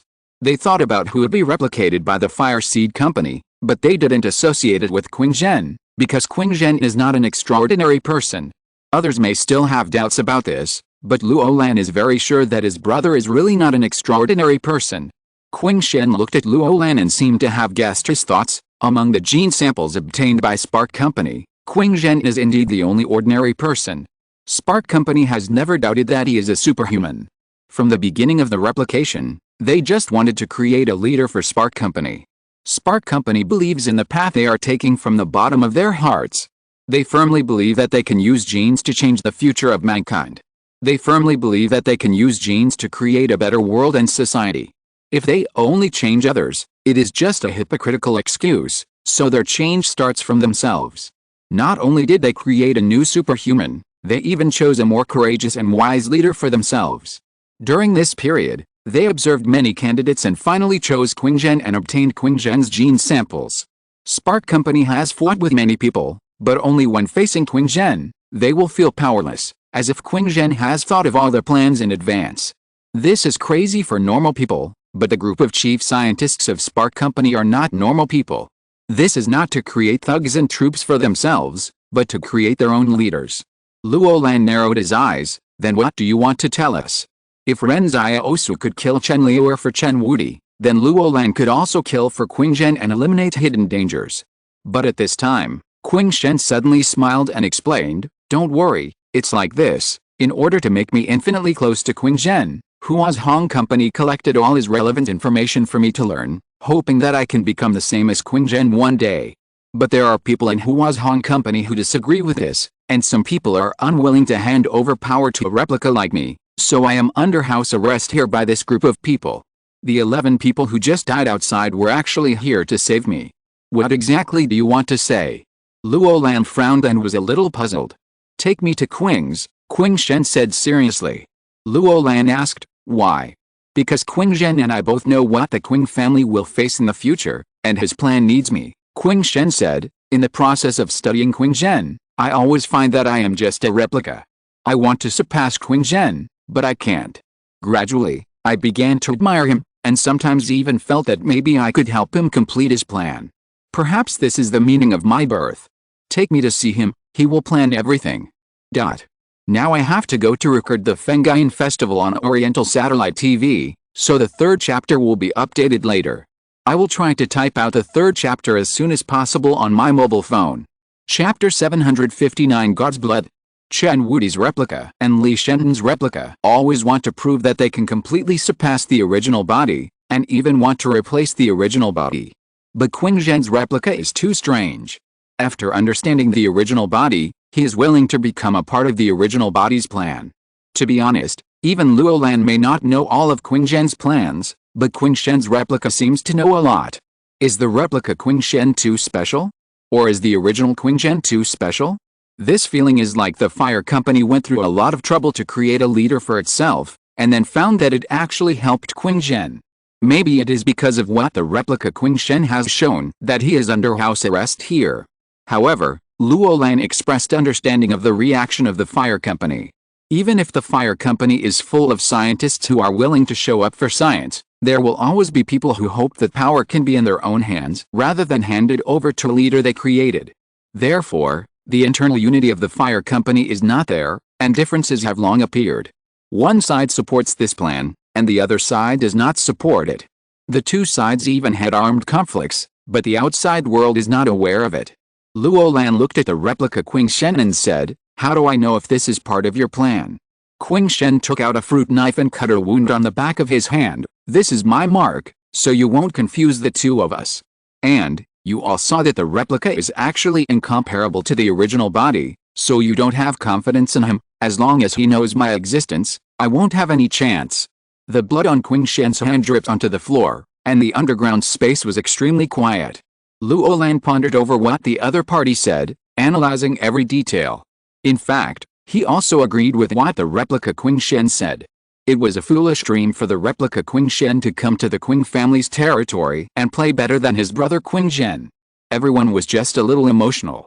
Qing Zhen's personality charm could even conquer his own replica? This is a bit unbelievable. Luo Lan finally said in a cold voice, I will take you back to Qingshi, but how to decide is my brother's own business. Think about it. If he wants to kill you, no one can stop him. The replica Qing Shen smiled and said, no, he will firmly grasp everything that can be used. So you only let a few of us in, just to talk about this? Luo Lan asked curiously. Yes, everyone present is a person who can keep a secret, and Qing Zhen's plan has no conflict of interest with you, said the replica Qing Shen. Luo Lan waved his hand impatiently at the replica Qing Shen. Do you think you can guess what my brother's plan is? Don't mention it. Whether you can survive and return to Qingshi is another matter. The replica Qing Shen smiled and said nothing. In fact, Luo Lan was very unhappy with the replica. The other party looked like his brother, but just like Ren Xiaosu was annoyed with Chen Liuer, there was no reason. He just felt that this replica had stolen something from Qing Zhen, and it was difficult to have a good impression. But the replica didn't seem to care about Luo Lan's attitude, or was willing to endure these cold stares. At this time, Li Shenton suddenly asked, don't talk about your business for now, I have a task assigned to me by others. Let me ask you, where's the number 001 experiment subject? The Spark Company has never captured the number 001 experiment subject. The replica Qing Shen shook his head and said, from the beginning, it was just an ordinary capture operation. The Spark Company learned that a powerful extraordinary person appeared in the grassland, so they sent T5 to capture him and wanted to obtain his genetic sample. As a result, he was suddenly passed down as the number 001 experiment subject. But this extraordinary person is just a con on the grassland. Everyone was stunned when they heard this result. Did everyone come here for the number 001 experiment subject, but it turned out to be a mistake? The big liar asked doubtfully. This is too big of a misunderstanding. I don't believe it's completely groundless. Of course it's not groundless. Someone is deliberately misleading everyone, said the replica Qing Shen. Anjing Temple spread the false news that Subject 001 was captured, because only the secret of immortality of Subject 001 can arouse the interest of the top management of the consortium. Both the Kong and Zhou families have a large number of elderly superiors. Their interest in immortality may even surpass the pursuit of power. After all, immortality means that they can obtain eternal unstable power. So you mean, this is not a trap set by the fire, but a bait set by Anjing Temple? The big liar muttered. His mind was already turning quickly, thinking about the rationality behind it. The replica Qing Shen continued. Anjing Temple attracted the extraordinary people from the consortium here just to eliminate hidden dangers for Wang's future plans. Even if Hozhang clarified the matter at this time, the consortium would not believe it. Moreover, Hozhang would not clarify the matter. They would rather these extraordinary people fall into the trap. Therefore, this is what the boss of Anjing Temple has calculated. She knows that Hozhang will definitely work with her to play this drama well, and she is not afraid of being exposed at all. Is that all? The big liar was puzzled. There is more, the replica Qing Shen smiled. They may throw out new baits, but I can only tell Qing Shen about this. Li Shenton was speechless for a long time. Ren Xiaosu asked him to find experimental subject number 001, but experimental subject number 001 was just a bait and did not exist at all. If he told Ren Xiaosu this news, would Ren Xiaosu be disappointed? Li Shenton looked at the replica Qing Shen. I have another question. Since Hozhang Company has the means to activate the abilities of extraordinary people, why not popularize it? Because they only have 3 chances, the replica Qing Shen said. At this time, Luolan discovered that at least with this Qing Shen, they could know many secrets of the Spark Company. The replica Qing Shen explained, these 3 opportunities are extremely precious, so they can only choose the most powerful extraordinary people, 1 Li Shenton and 1 Chen Wudi. Before, they wanted to go to the northwest to find the genetic sample of the barrier destroyer, but that person seemed to have evaporated from the face of the earth and could not find any trace. This time, they went to the northern grassland to capture people and regarded him as the 3rd replica candidate. Li Shen nodded. They are quite discerning. Yang Xiaojun glanced at him and suddenly asked the replica Qing Shen, what is the method? 3 drops of blood from the number 001 experiment that was preserved before the disaster, Qing Shen said seriously. They call it the blood of the gods. It cannot be replicated, but it can be used to create false gods. Others are reciting lines, and I am typing. It feels weird, but fortunately I don't owe more. Please give me a monthly ticket! Exclamation mark. Chapter 760, The Master of Anjing Temple. Are there really gods in this world? Li Shen thinks there are none, even though he himself is what others call a demigod. In Li Shen's opinion, there are no real gods in this world. These so-called gods are just powerful individuals, but they eat, drink, defecate, and have normal emotions, joy, anger, sorrow, and happiness just like ordinary people. Except for being good at fighting, they don't look like a god at all. For example, Chen Liuer, in order to make himself more like a god, had to pretend to be indifferent to the world. In Li Shen's eyes, it was a bit stupid.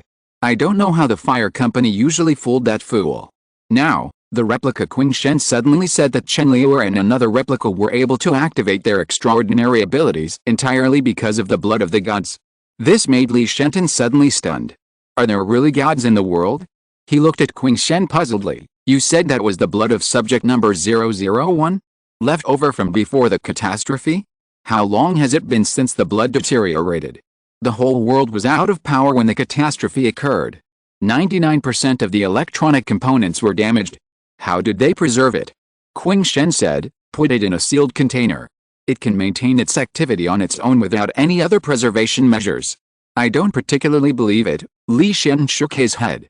Let's start from the beginning. Qing Shen thought for a while and said, Subject 001 was originally sent here for cancer treatment. There was no way to treat him at first, and he was finally dying. Spark Company had no choice but to use the drug TSX-001 that had not yet been clinically tested. As a result, a strange thing happened. A week later, the patient not only recovered, but also became a stronger new human being. Is there any information?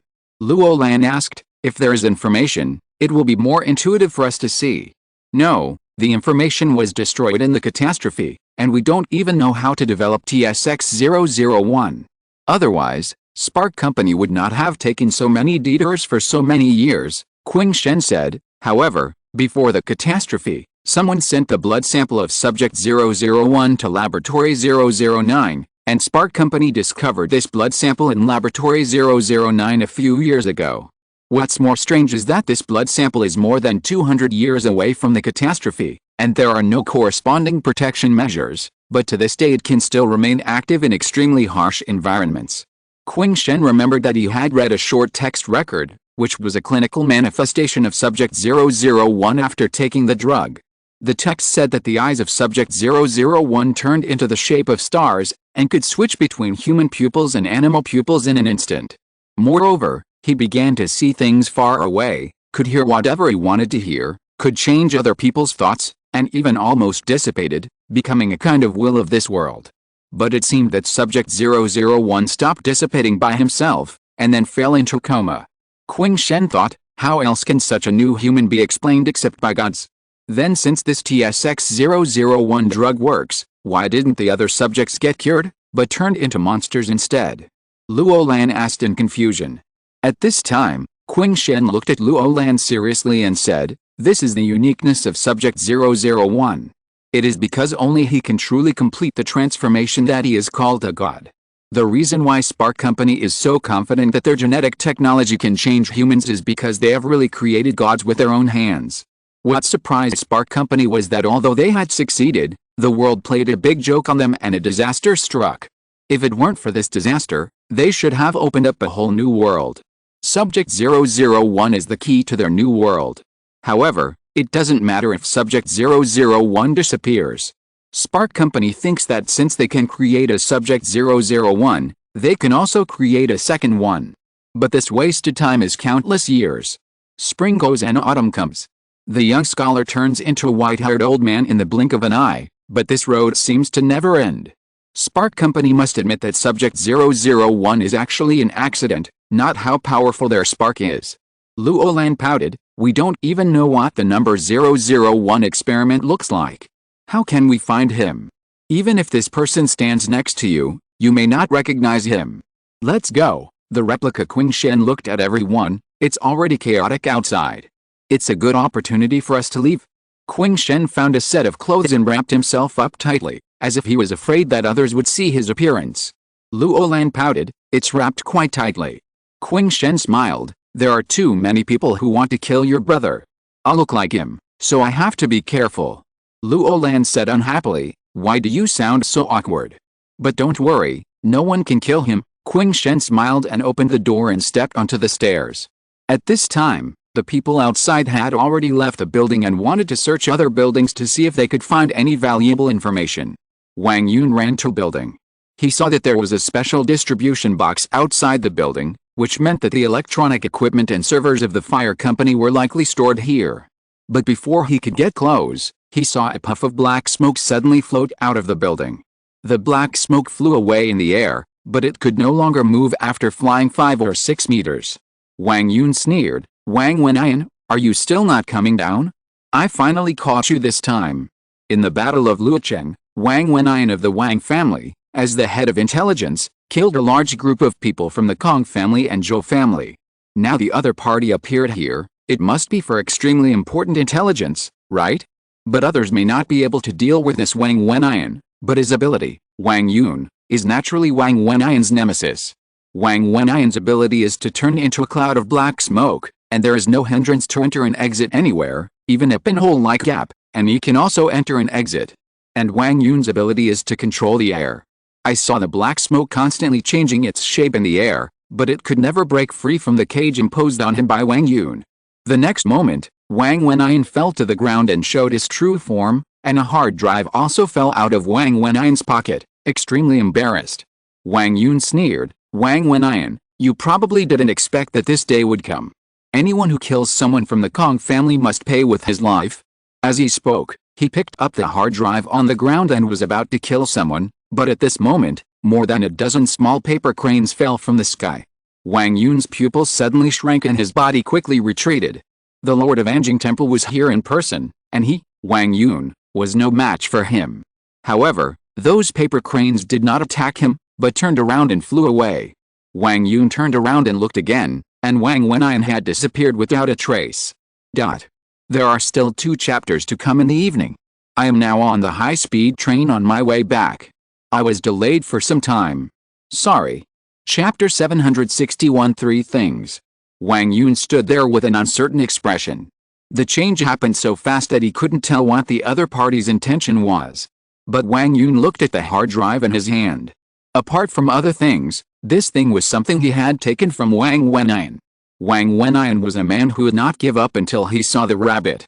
The information he had tried so hard to get must be of great value. Thinking of this, Wang Yun sighed. He almost forgot his original intention of coming to this holy mountain. Although he had a good brain, his fighting power was far behind that of Ren Xiaosu and his group.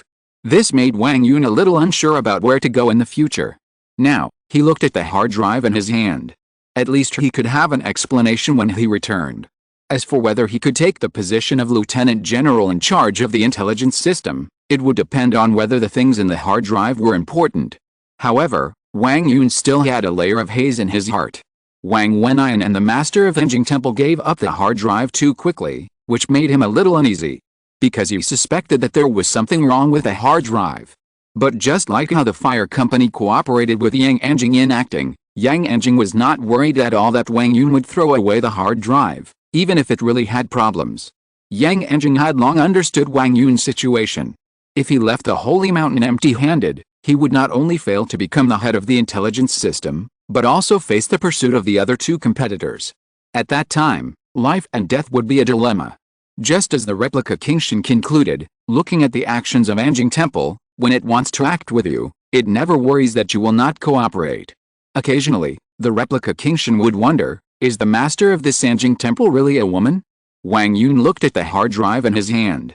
For some reason, at this dilemma, he suddenly remembered the 4 words that the big liar said to him. Daxing northwest. There was a long silence. Wang Yun looked at the mountains in the distance and sighed. He couldn't betray the Kong family just by listening to the big liar's words. He went to find his subordinates and said, now follow me to leave the holy mountain and go home. After that, he walked out of the mountains without looking back. Anything that happened in the holy mountain had nothing to do with him. Several subordinates looked at each other, and suddenly felt that their boss seemed to have made a decision. At this time, Ren Xiaosu did not enter the building after killing Chen Liuer, because at the moment of Chen Liuer's death, a small paper crane floated in front of him. Ren Xiaosu wanted to catch the paper crane, but he suddenly remembered that the paper crane was the extraordinary ability of Aunt Yang Xianjin, so he stopped awkwardly, and even thought a little guilty, wondering if her Aunt Yang Anjing had discovered that he had caught several paper cranes before. The paper crane flew behind a building, and Ren Xiaosu followed thoughtfully. After turning a corner, Ren Xiaosu suddenly saw a young woman wearing a black peaked cap and black combat uniform standing in the shadows. Ren Xiaosu was stunned. It turned out that he had seen Yang Xianjin's aunt a long time ago. After he caught the paper crane outside the number 61 barrier, the other party suddenly appeared in the number 61 market town. Now Ren Xiaosu felt even more guilty.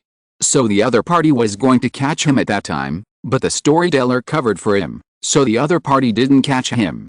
Yang Anjing stood in the shadow of the building and looked at Ren Xiaosu, and asked, "You were the one who caught the 1,000 paper cranes in the number 61 market town, where are my 1,000 paper cranes?" Ren Xiaosu laughed awkwardly, "Ha ha ha, 1,000 paper cranes? What 1,000 paper cranes? You know who I am," Yang Anjing said in a statement tone. "If you don't know, you may have prepared for a fight now. After all, you are now one of the most famous people in the extraordinary world." No, Ren Xiaosu quickly became shy and modest. "You should know that I don't like you," Yang Anjing said. "I arranged for Xiaojin to go to King University, and then deliberately concealed your news from her. In fact, you don't have to pretend to respect me. I know you must be dissatisfied in your heart." Ren Xiaosu slowly stood up and restrained his smile. "I really think you did something wrong. How she chooses is her business. Even if you are her aunt, you can't interfere."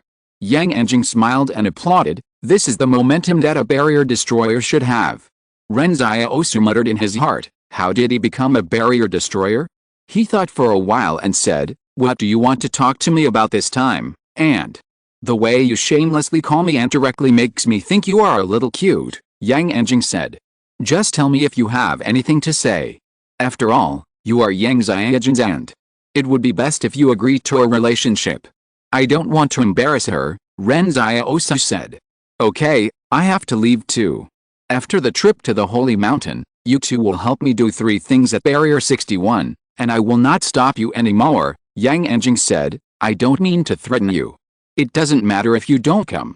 After saying that, Yang Anjing turned around and left, while Ren Xiaosu stood there with a frown, not knowing what Yang Anjing was planning.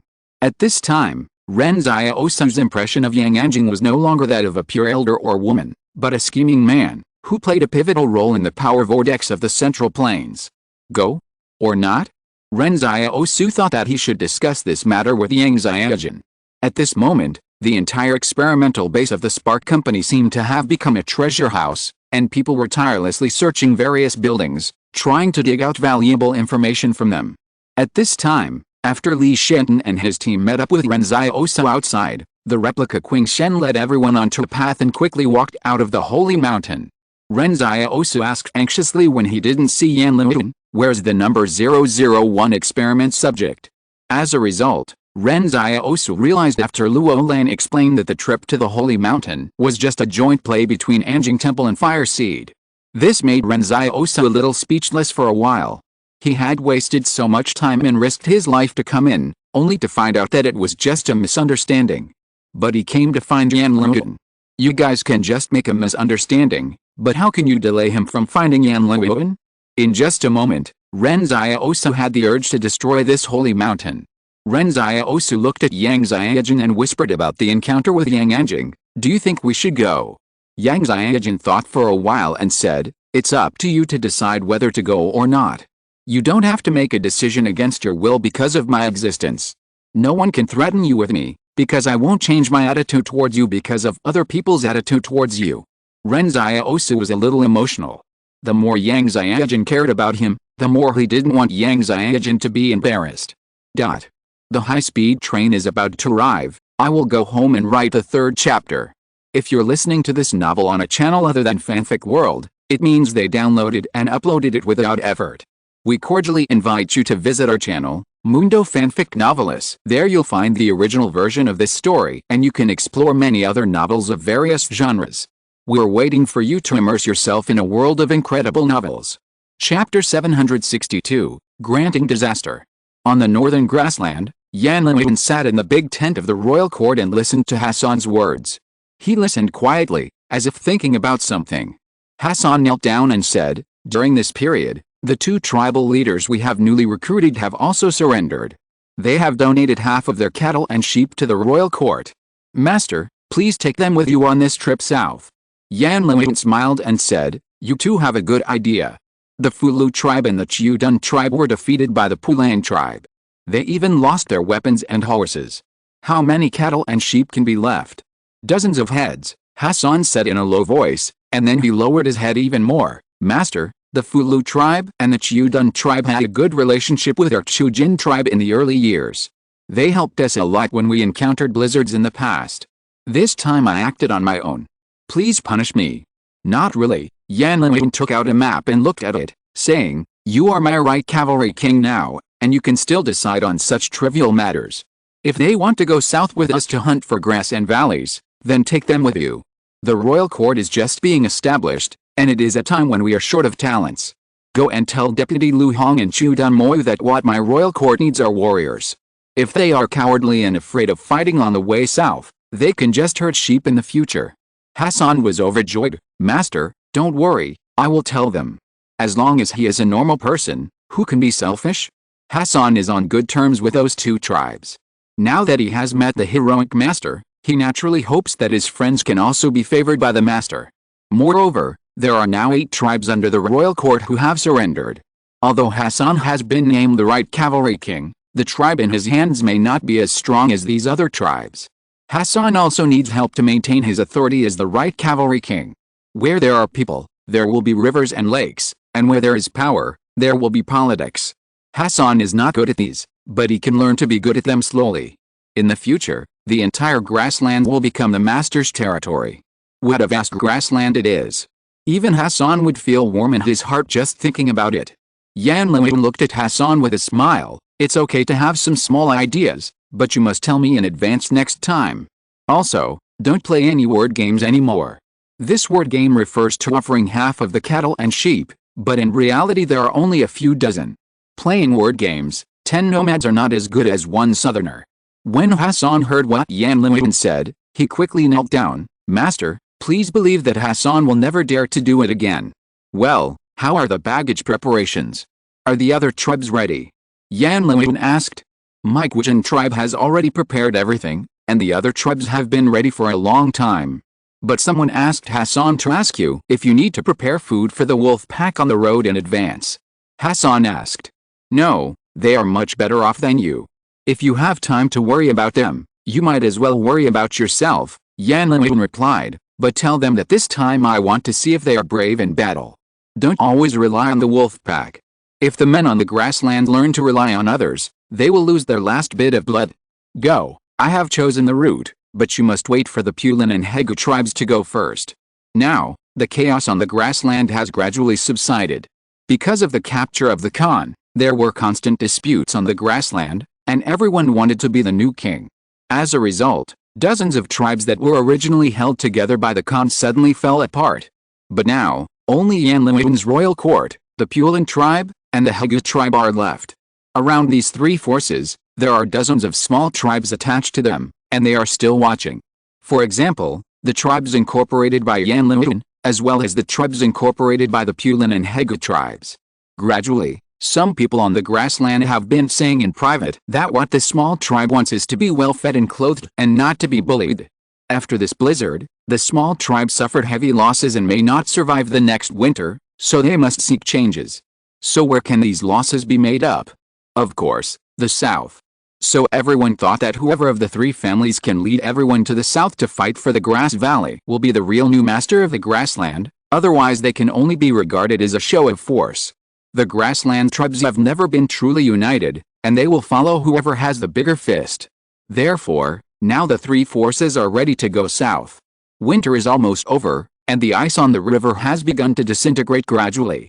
Now it is actually not suitable for fighting for the Grass Valley. But the situation is forced, and everyone must bite the bullet and go south. In contrast, Yan Liwen is the most relaxed, as if he is not very worried about this trip to the south. In the past few days, what he has done is nothing more than talking to the tribal leaders one by one, listening to everyone's demands and concerns, but he has not expressed any attitude, nor has he solved any problems for them. Hassan was originally worried about whether these tribal leaders would have any opinions, but after a few days, he found that these leaders had become much more honest. They all said privately that they could not see what their master was thinking, and that he was too mysterious. The mystery slowly turned into awe. What Hassan didn't understand was that his master didn't do anything. Yan Liwen glanced at Hassan and said, "Okay, leave now." After saying that, Hassan knelt down to Yan Liwen, and then he actually saluted Kikaij, who was not far from Yan Liwen, and then slowly left the king's tent. Kikaij used to be his daughter, but now, Kikaij is the mistress of the king's court. If Li Xiaoyu takes people out to collect salt in the entire tribe, all daily affairs will be handled by Kikaij.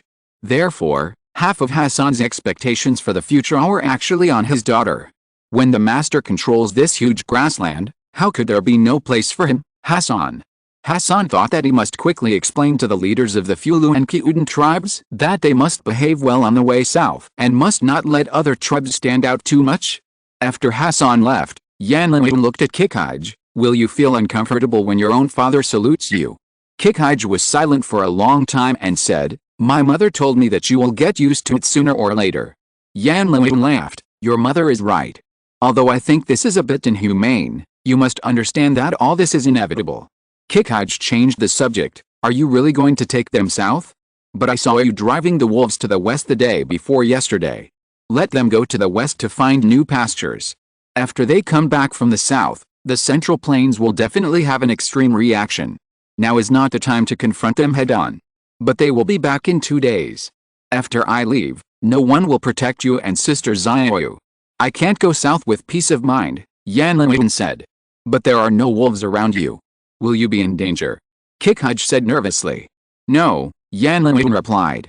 Many people think that he relies on the wolf pack, but few people know that this young man already has the ability to bestow disasters on others.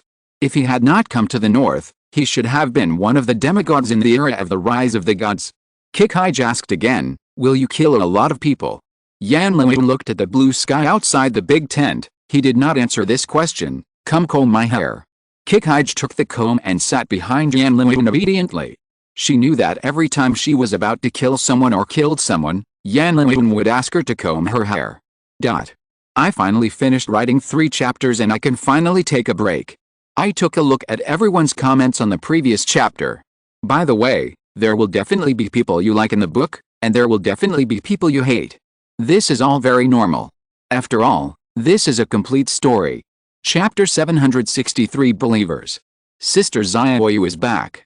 A little girl shouted loudly outside the king's tent, her voice full of joy and admiration.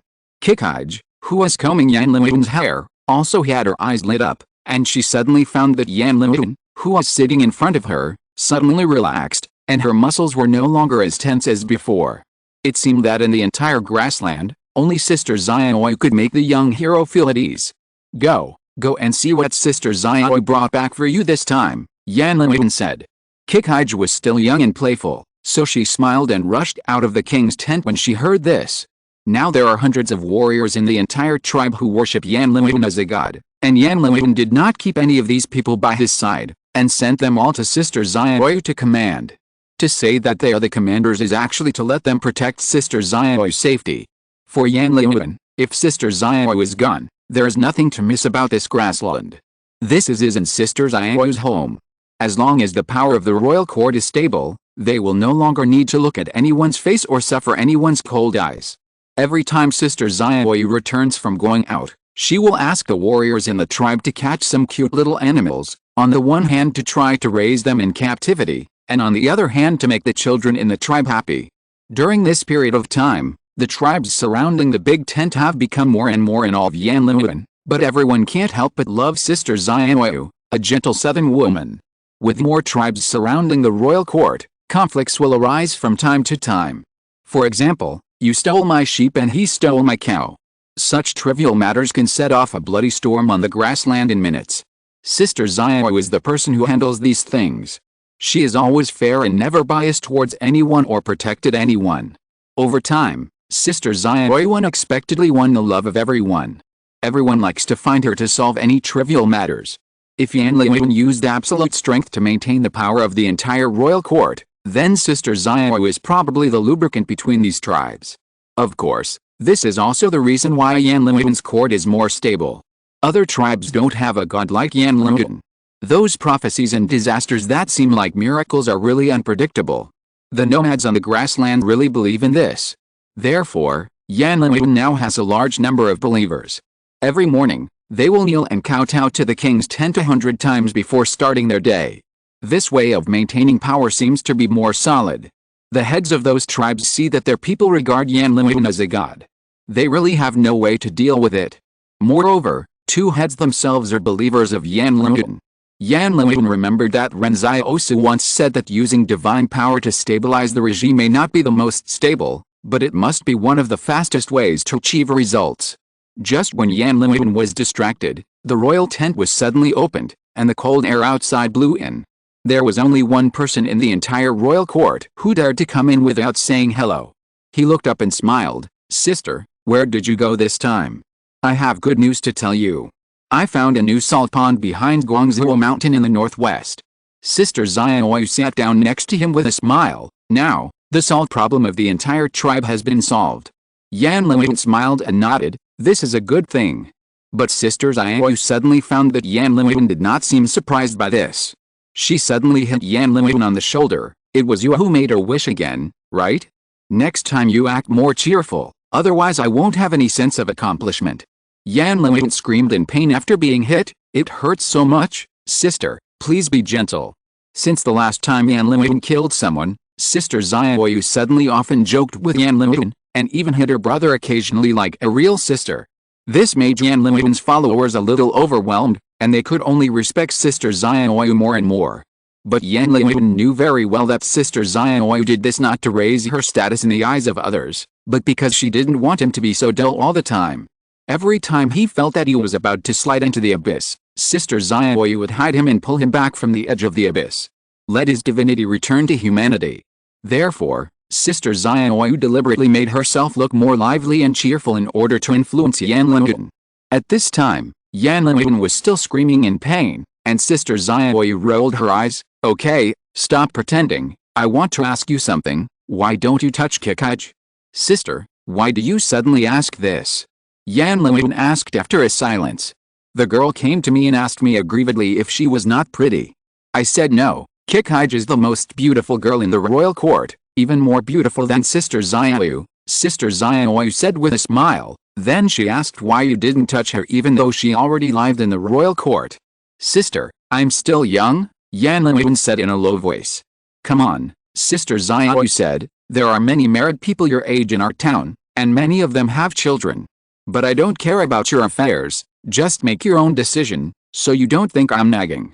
If you don't like girls from the grassland, then take this opportunity to go to the Central Plains and grab two. Yan Leiyun was stunned. Sister, does this sound like what you would say? If I grab the girl back, her family will be so sad. Sister Xiaoyu thought for a while and said, then grab her whole family back.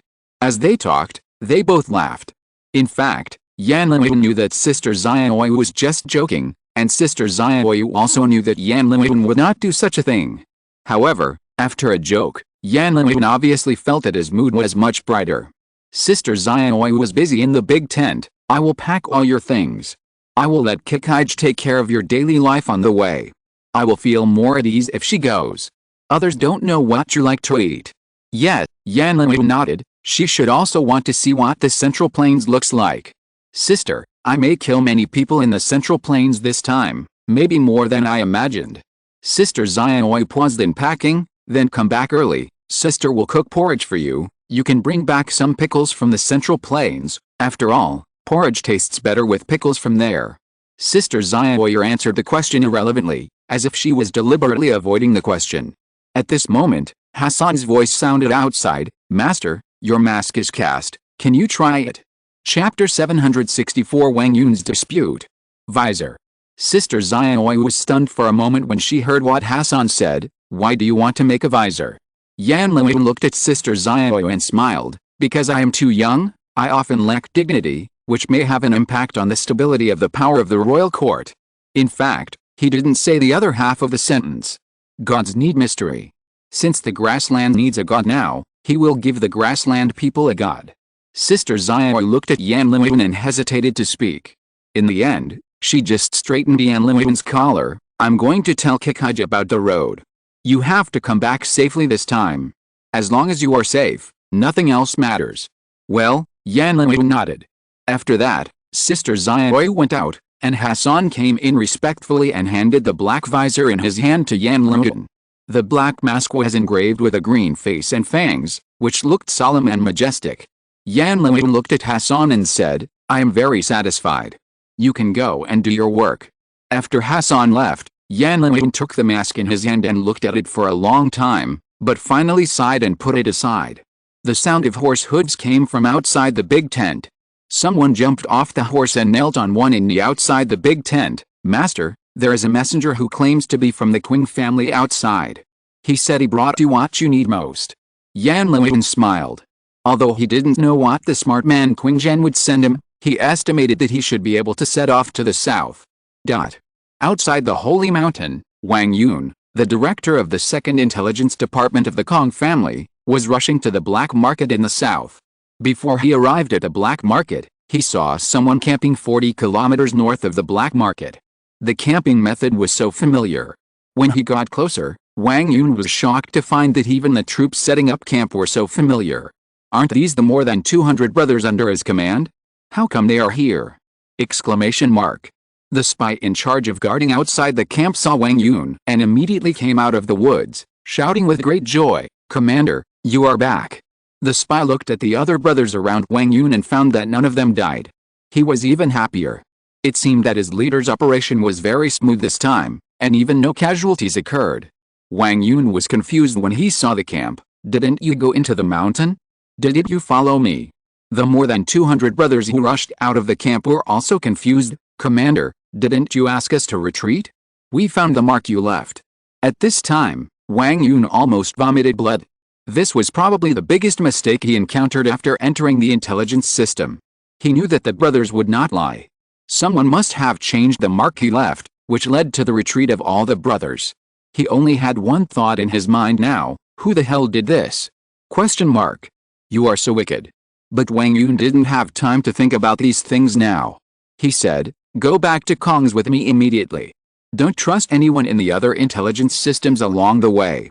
If someone approaches you for no reason, be ready to fight immediately and kill them without mercy. The last 3 steps of the tightrope walking are the most dangerous. Now that Wang Yun has snatched the hard drive from Wang Wenyan, he must take this thing to face the other 2 competitors. It must be unsafe along the way. When leaving, everyone certainly greeted him with a smile. Now it's probably harder than going back. Maybe someone will come to kill him on the way back. The fact is just as Wang Yun expected. They set out to return to Kong's that night and were ambushed more than 100 kilometers away from Kong's barrier. But Wang Yun is also a ruthless person. He led his brothers to kill their way out of the ambush.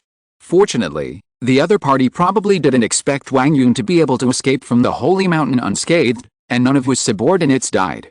Although the 2 rivals wanted to kill him, they couldn't make too much noise, so the ambush was less than Wang Yun's.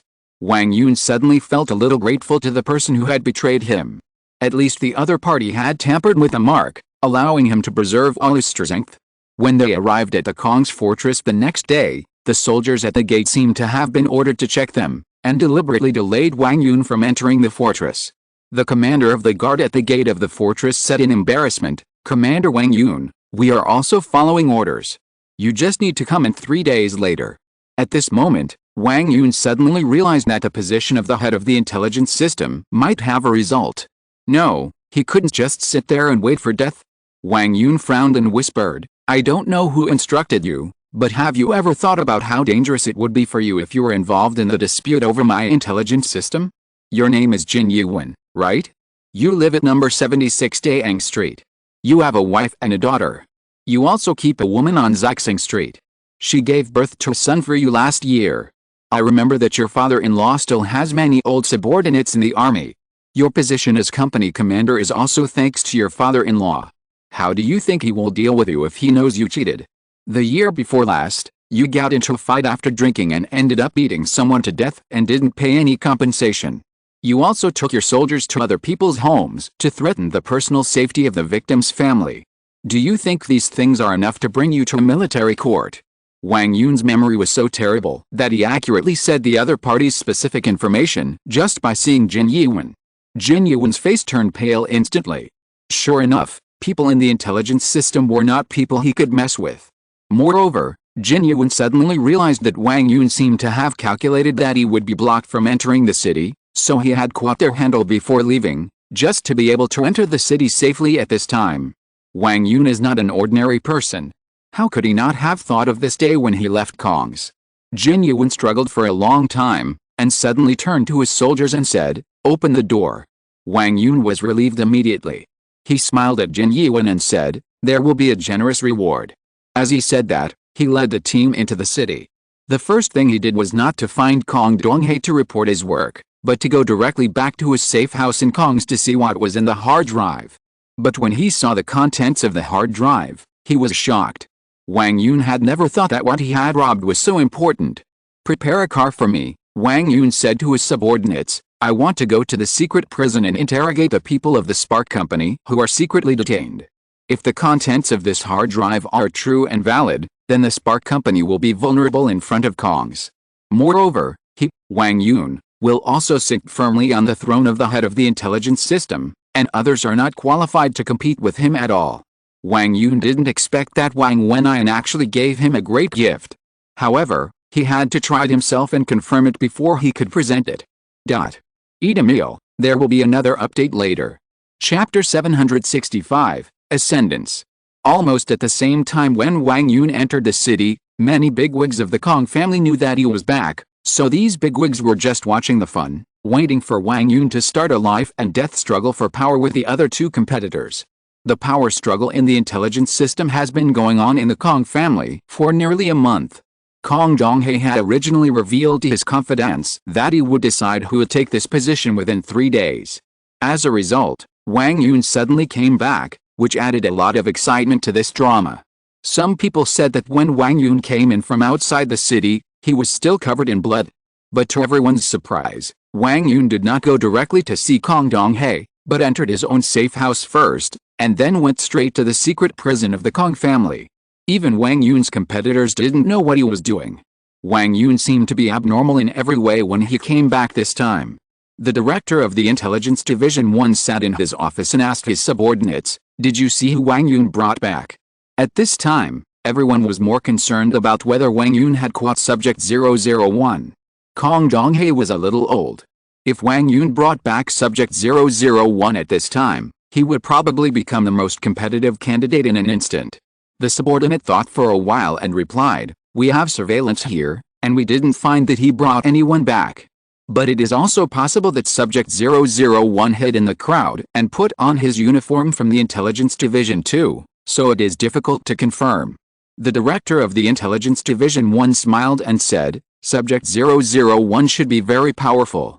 It is impossible for him to follow Wang Yun back willingly to be a guinea pig, so he probably failed to capture him. But don't take it lightly. Go and see what he is doing in the secret prison." At this time, Wang Yun had arrived outside the secret prison. This time, no one stopped him and he passed smoothly all the way. As the director of the Intelligence Division too, Wang Yun's power was terrifying, which was why many people were afraid of him.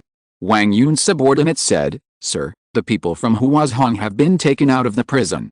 They are in the first interrogation room. This is T4 from Huazhong. He is very tight-lipped and has not confessed anything. Do you want me to help you prepare the torture instruments?" "No," Wang Yun shook his head. "I am not here to interrogate him. You stay outside and don't allow anyone to enter the interrogation room. Turn off the video." The subordinate immediately rushed to find the warden of the secret prison. Turning off the surveillance was a very illegal act. The secret prison was not under the management of Wang Yun, but it didn't matter. Wang Yun also had the warden's handle in his hand. This little thing was not impossible. Wang Yun waited for the surveillance video to be turned off before pushing the door and entering the interrogation room. The incandescent light was a bit dazzling. T4 sitting inside was motionless. The long-term detention and interrogation had exhausted him physically and mentally. When the T4 of Spark saw someone coming in, his expression did not change at all. "What do you want to ask today?" Wang Yun said nothing, but took out a player he had just brought, which contained the audio file he had just copied. The next moment, Wang Yun pressed the play button, and a strange sound came from the player. After hearing the sound, the T4 showed a puzzled expression on his face, as if wondering what Wang Yun was going to do. But a second later, the member of the Spark company suddenly lost consciousness, fell to the side, and foamed at the mouth. Wang Yun pulled open the other person's eyelids, confirmed that the other person was really unconscious, and stood up. He took a deep breath and turned around and left the interrogation room. "Sir," the subordinates waiting outside looked at Wang Yun, but found that their superior was smiling. The smile became stronger and stronger, until Wang Yun could no longer suppress it, and began to laugh and walked out of the secret prison, heading straight for Kong Donghae's official residence. The hard drive contained the audio files and some genetic information targeting the combat personnel of the Spark company. Just like how fire controls tarantulas, they dare to place tarantulas in the wild because they have the key to control them in tarantulas. And these fire company combatants, like tarantulas to those senior executives, are deliberately added with certain genetic samples that are naturally controlled by humans to ensure that they will never betray. So fire company has been so harsh in recent years, and no one has defected. This is the key. The company holds the power of life and death over them. But there are also hidden dangers behind the stable rule. Once this document is leaked, the entire fire company's power empire will be like a castle made of sand, dissipated by the wind. When Wang Yun saw this document, he couldn't help but be excited. How could he not be excited? Fire company and Kongs are neighbors in the south and the north.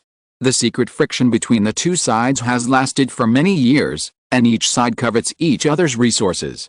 Now, fire seems to have no choice but to wait for death. However, such a document should be the top secret of fire company. How could it be stolen by Wang Wenyan? Wang Yun tried to think hard, but electronic technology was his weakness.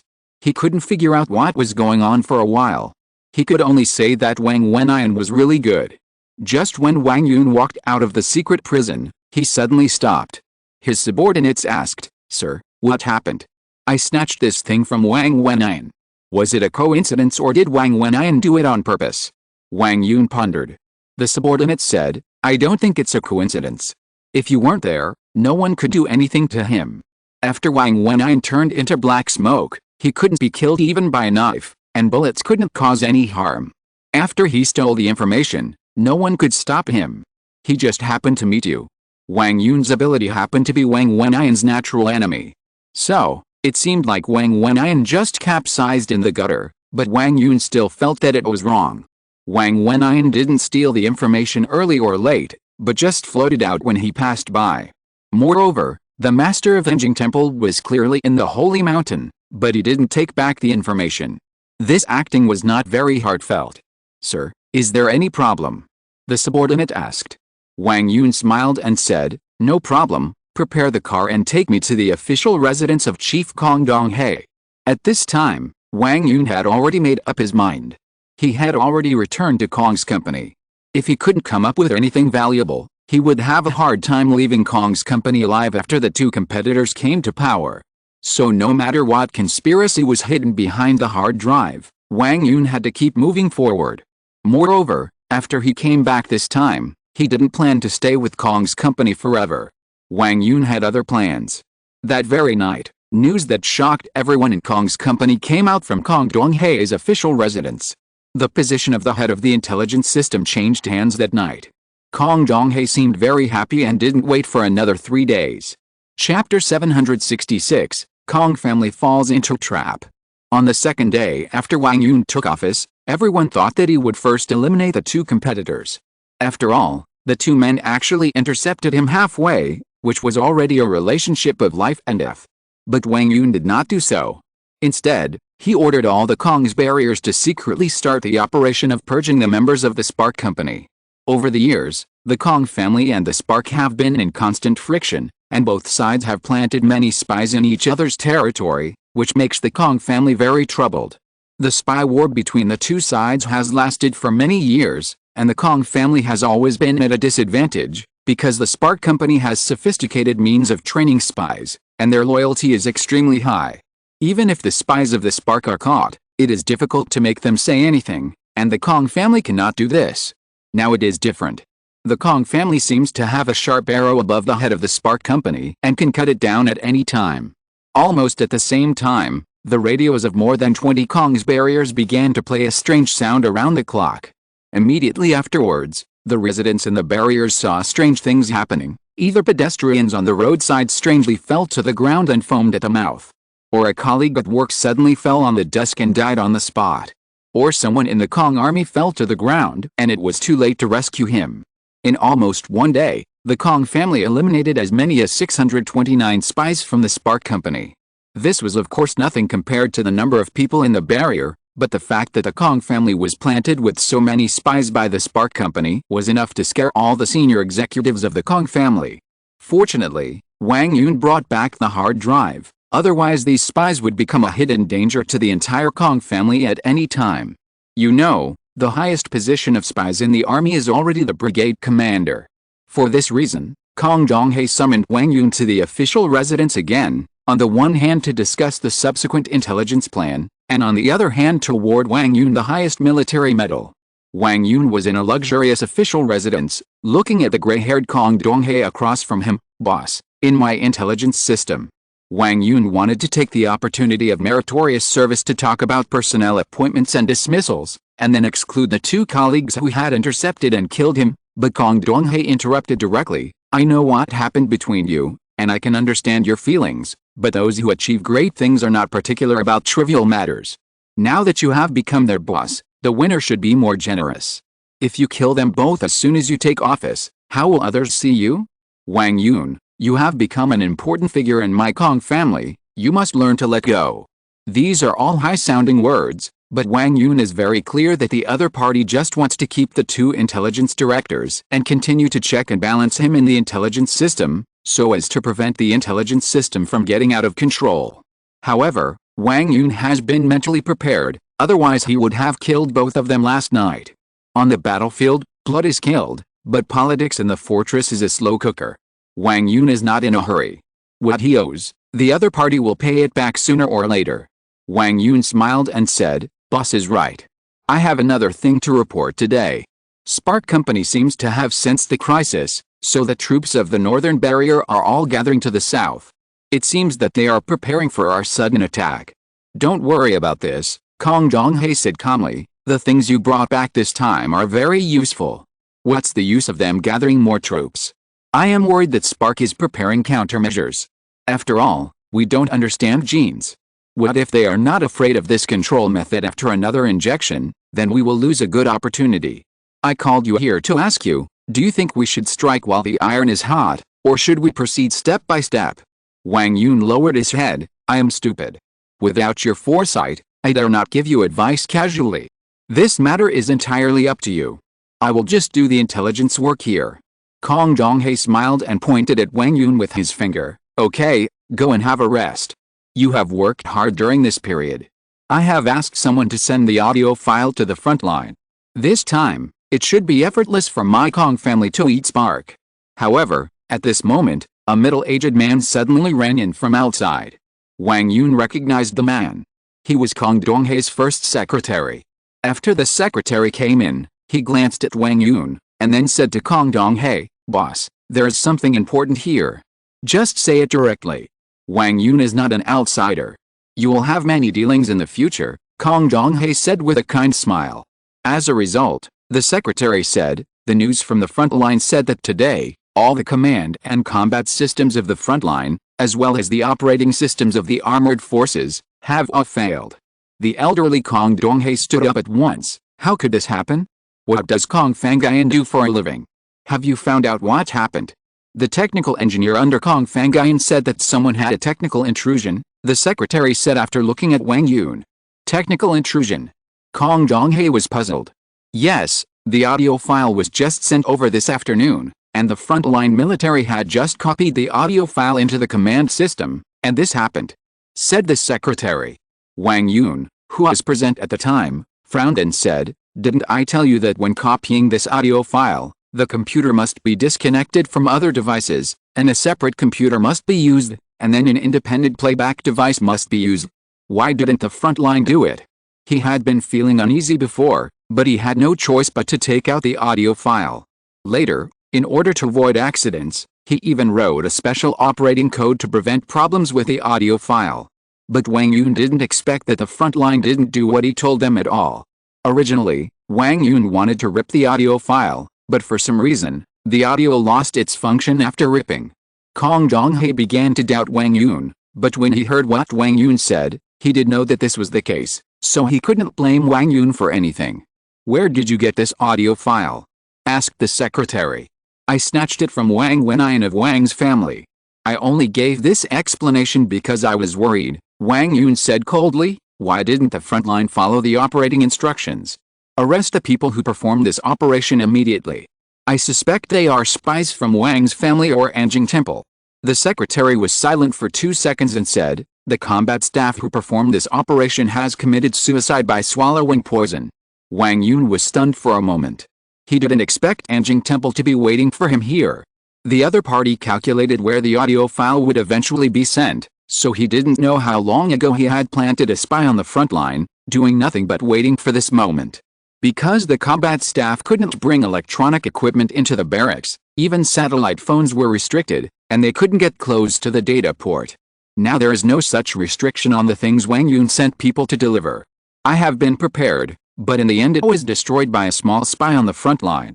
The other party was one ring after another, and finally used a small screw to destroy the entire frontline combat system of the Kong family, and then turned the armored forces into a pile of scrap copper and iron. Chapter 767 is so immoral. Although there was a problem at the front line, Wang Yun felt that he should not be responsible for it. After all, he had explained everything he should have explained and done everything he should have done. What does it have to do with him? Kong Donghae seemed a little tired, so he told Wang Yun, "You go and investigate this matter first, and make sure to find all the spies of Wang and Anjing Temple." Wang Yun nodded and obeyed, and then left Kong Donghae's official residence. At this time, he still felt a little sympathetic to the frontline commander. With such a big thing, I am afraid that the other party's future is not guaranteed. Kong Donghae is a person who can't tolerate any sand in his eyes. Working under such a boss, you must be conscientious and tread carefully.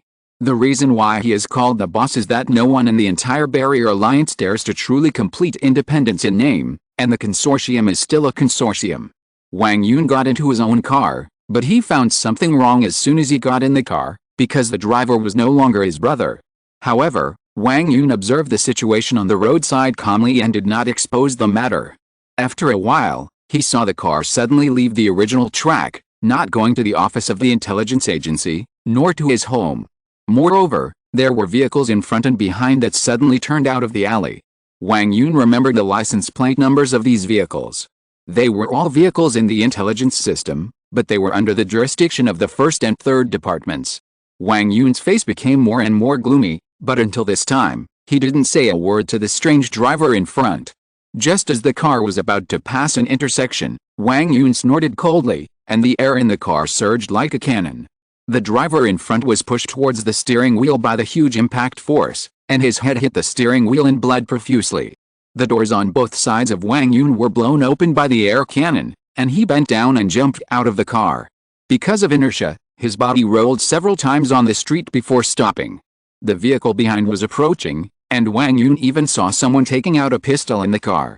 Without time to think, Wang Yun raised his hand and pointed his palm at the vehicle behind him. With a loud bang, the air cannon was pushed out from his palm. After the invisible force hit the vehicle, the front of the car behind was blasted into it. The car was also disturbed by external forces and could not stop turning over. Wang Yun stood up and tore off his black suit and tie, and began to quickly flee to his most hidden safe house. Now he can't leave the city. The way out of the city may have been blocked by the station troops. Dare to assassinate and arrest the head of the intelligence system in the barrier. This is not something that the two intelligence directors dare to do. It must be Kong Donghae who gave the order. Kong Donghae asked him to go back to investigate Wang's spies just now. In fact, it was just a delaying tactic. Only by letting him leave the official residence first, the other party's safety can be guaranteed, and then he can order the arrest. But Wang Yun couldn't figure out why Kong Donghae suddenly wanted to arrest him. Although the things on the front line were also related to him, he was not the main responsibility. Wang Yun was running wildly on the road, and many residents who were sleeping were awakened and looked at him curiously through the windows. Wang Yun felt a little helpless. If it was daytime, there would be many pedestrians on the street, and he could quickly merge into the crowd at any time, but it was the middle of the night and there was no pedestrian on the street. His target was really conspicuous. Suddenly, Wang Yun slowly stopped. The company commander Jin Yuan had already led the soldiers to set up a roadblock at the intersection in front, but this was not the most important thing. The most important thing was that more than a dozen of Jin Yuan's subordinates were controlled beside him, and there was a gun pointed at each of them. When the subordinates saw Wang Yun appear, they shouted, "Sir, go by yourself, don't worry about us." But Wang Yun smiled bitterly in his heart. How could he go? He raised his hands and walked over slowly. "I am Wang Yun, the head of the intelligence system. I want to see the boss. I am innocent." Jin Yuan sneered, "Whether you are innocent or not, it is not up to you to decide now. When you enter the secret prison, explain to your colleagues." As he said, a small group of soldiers approached Wang Yun with full vigilance. They were originally worried that Wang Yun might resist without caring about the safety of his subordinates, but later they found that Wang Yun really gave up resistance. His subordinates were a little desperate. "Sir, you don't have to stay because of us. They can't stop you." Wang Yun smiled. "Where to run? They must have set up a net to wait for me. This is good, saving me the trouble." The subordinates were silent. They knew very well that this was just Wang Yun finding an excuse to comfort them. In the past, no matter how difficult the situation was, Wang Yun had never been a person who surrendered without a fight. Before he finished speaking, the soldier next to him knocked Wang Yun unconscious with the butt of a gun and quickly took him to the secret prison. Wang Yun's subordinates saw the scene and roared in anger, but they were powerless. When Wang Yun woke up again, he was already sitting on the cold iron chair in the interrogation room, his hands handcuffed to the table in front of him, and everything on his body was searched away, even his shoes, leaving only a white shirt and suit pants. Wang Yun stepped barefoot on the cold ground, and the incandescent light above his head was somewhat pale and eerie. At this time, the door of the interrogation room was pushed open, and Kong Sheng, the director of the intelligence department, walked in and said to Wang Yun with a smile, "I'm afraid that Commander Wang has never thought that he will sit here one day." While speaking, Kong Sheng stood at the door and did not approach rashly. Wang Yun said calmly, "No need to say so much, just follow the process. Now I'm a prisoner.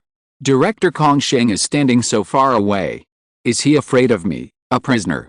Kong Sheng laughed. Commander Wang Yun is indeed different from ordinary people. He can be so calm and composed in the secret prison. But I really dare not get close. After all, I'm not a supernatural person. Why did you arrest me? Wang Yun said, "I want to see Kong Donghae. Have you started calling the boss by his name?" Kong Sheng pulled a chair and sat at the door, smiling from a distance. "But how could the boss come to a place like the secret prison to see you now? Tell me, how did you join forces with the Qing and Wang families to plot against my Kong family's frontline troops, and what else did you do?" Wang Yun was stunned when he heard this. He could understand that the Wang family was involved, but what about the Qing family? When did he ever deal with the Qing family? As a result, at this time, Kong Sheng took out a photo from his jacket pocket and threw it on the table in front of Wang Yun. "Look, this is the information we found with great difficulty." Wang Yun looked at it and found that it was a photo of the Holy Mountain. In the photo, he seemed to be whispering something with Luolan. Wang Yun's memory is super strong, so he just saw the photo and recalled the scene at that time. The angle of this photo was clearly taken from the direction of the big liar.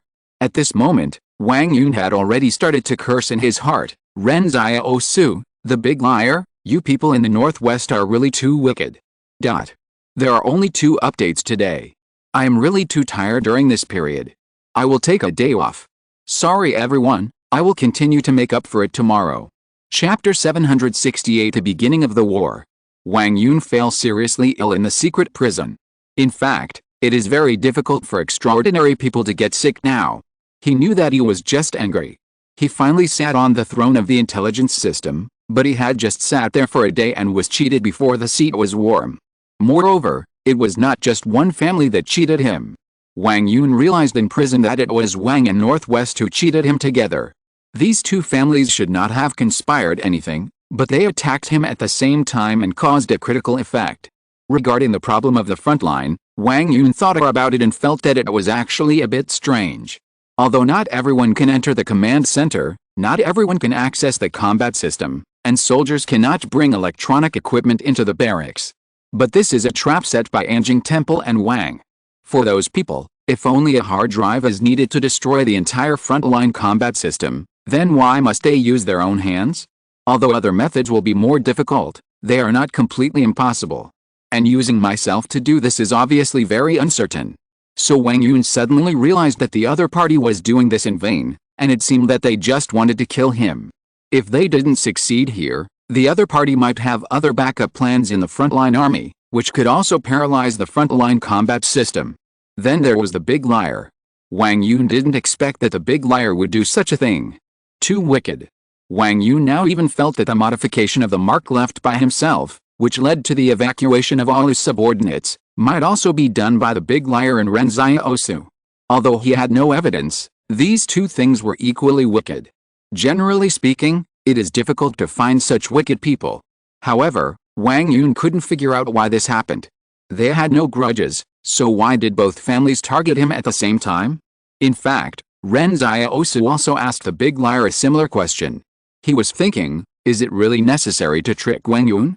The big liar's answer was that it was necessary. If someone like Wang Yun were allowed to enter the Kong's intelligence system, it would be very dangerous for other forces. The other party had already shown his talent when he just joined the intelligence system. He was quick and efficient in carrying out tasks, unrivaled in finding clues, and had an unparalleled memory. Such a person may not be able to fully exert his abilities when he is in a low position, but if he becomes the head of the intelligence system, it will be like a disaster for the lurking personnel of other forces. Your comrades in arms may be caught by him for no reason and then tortured. So if such talents cannot be promoted to the Great Northwest, then they should be killed early. Of course, the big liar is more inclined to let Wang Yun experience some hardships first, and then go to the Great Northwest. The big liar's fortune-telling has always been hardcore. If you say you will be promoted to the Great Northwest, then you will have no way to go except the Great Northwest. The only surprise is that according to the previous experience of the big liar, although Kong Donghae is suspicious, he will not do anything to Wang Yun because of a photo. At most, he will not reuse him. Unexpectedly, Wang Shi also pitted Wang Yun and directly pitted Wang Yun into a secret prison. So now the big liar has begun to think about how to rescue Wang Yun. However, before Wang Yun could come to the rescue, a war between Kong and Spark Company broke out quietly. At the border between Spark and Kong, a unit that had always been under the Kong combat sequence suddenly crossed the border and had an unexpected encounter with a patrolling Spark unit. This surprised Kong as well. Because of the collapse of the frontline combat system, the command had ordered not to provoke conflict, but this combat team appeared on the Spark's territory as if it had lost its way.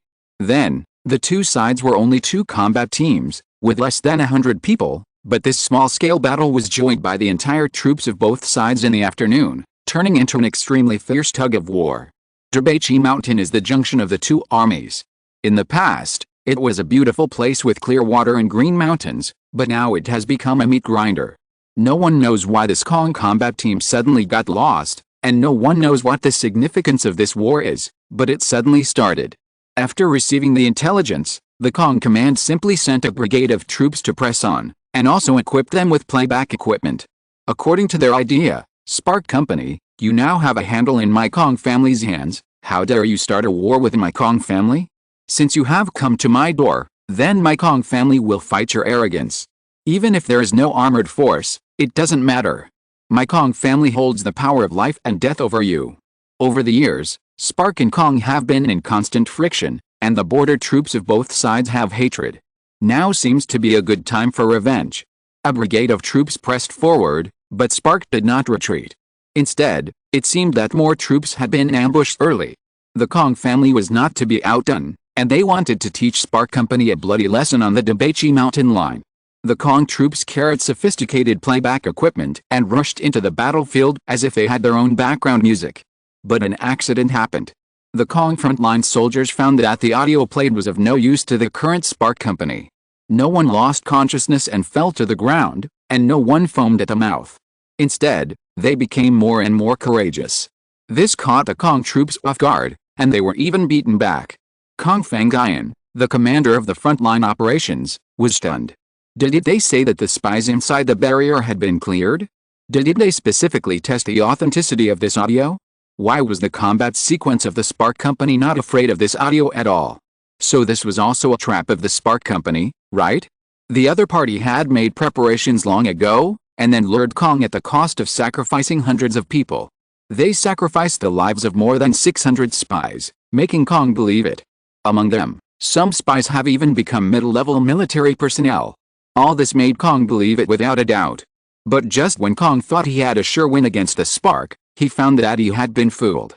If there was no audio, Kong's frontline troops would probably still hold their defensive positions, instead of taking the initiative to attack like now, and they would take the initiative to attack when the armored brigade was almost scrapped. Wang and Spark played a good play very tacitly, trapping so many extraordinary people into the Holy Mountain and killing them, and then joined forces to make Kong lose the initiative in the war. Kong Fangayan could imagine that at this time, they might not only face the Spark, but also the heavy invasion of Wang's troops on the Western Front. At this time, the entire Barrier Alliance's melee finally kicked off, and the first piece of cake that everyone wanted to share was the Kong family. At this moment, all the consortiums understood that the peaceful Barrier Alliance's time was about to end, and what would greet the Barrier humans in the future was only a dark and bloody war, and it was unknown when peace would come again. Let's go eat. There are 3 more in the evening. If you're listening to this novel on a channel other than Fanfic World, it means they downloaded and uploaded it without effort. We cordially invite you to visit our channel, Mundo Fanfic Novelis. There you'll find the original version of this story, and you can explore many other novels of various genres. We're waiting for you to immerse yourself in a world of incredible novels. Chapter 769, Barrier number 176.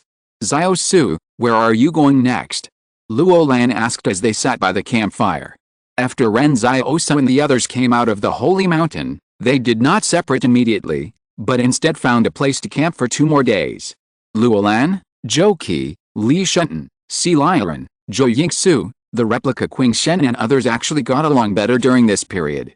They caught game in the wilderness and the atmosphere in the camp was very cheerful. Everyone could see that Ren Xiaosu was in a bad mood, and this could be considered as accompanying his friends to relieve his depression.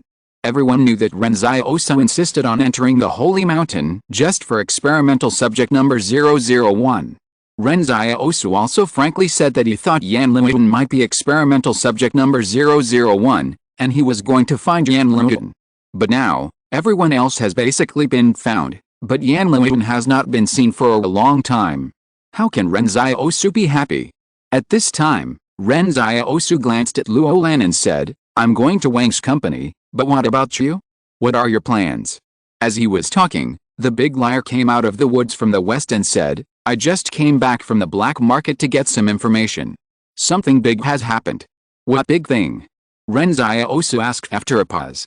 The Spark Company and the Kong family have gone to war.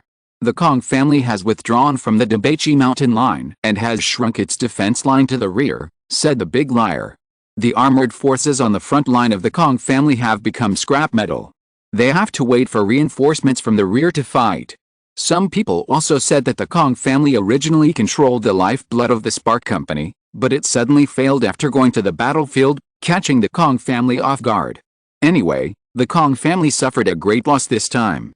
Luo Lan laughed. This is a good thing. I wonder if they still have time to care about my Qing family. The Kong family is also quite stupid.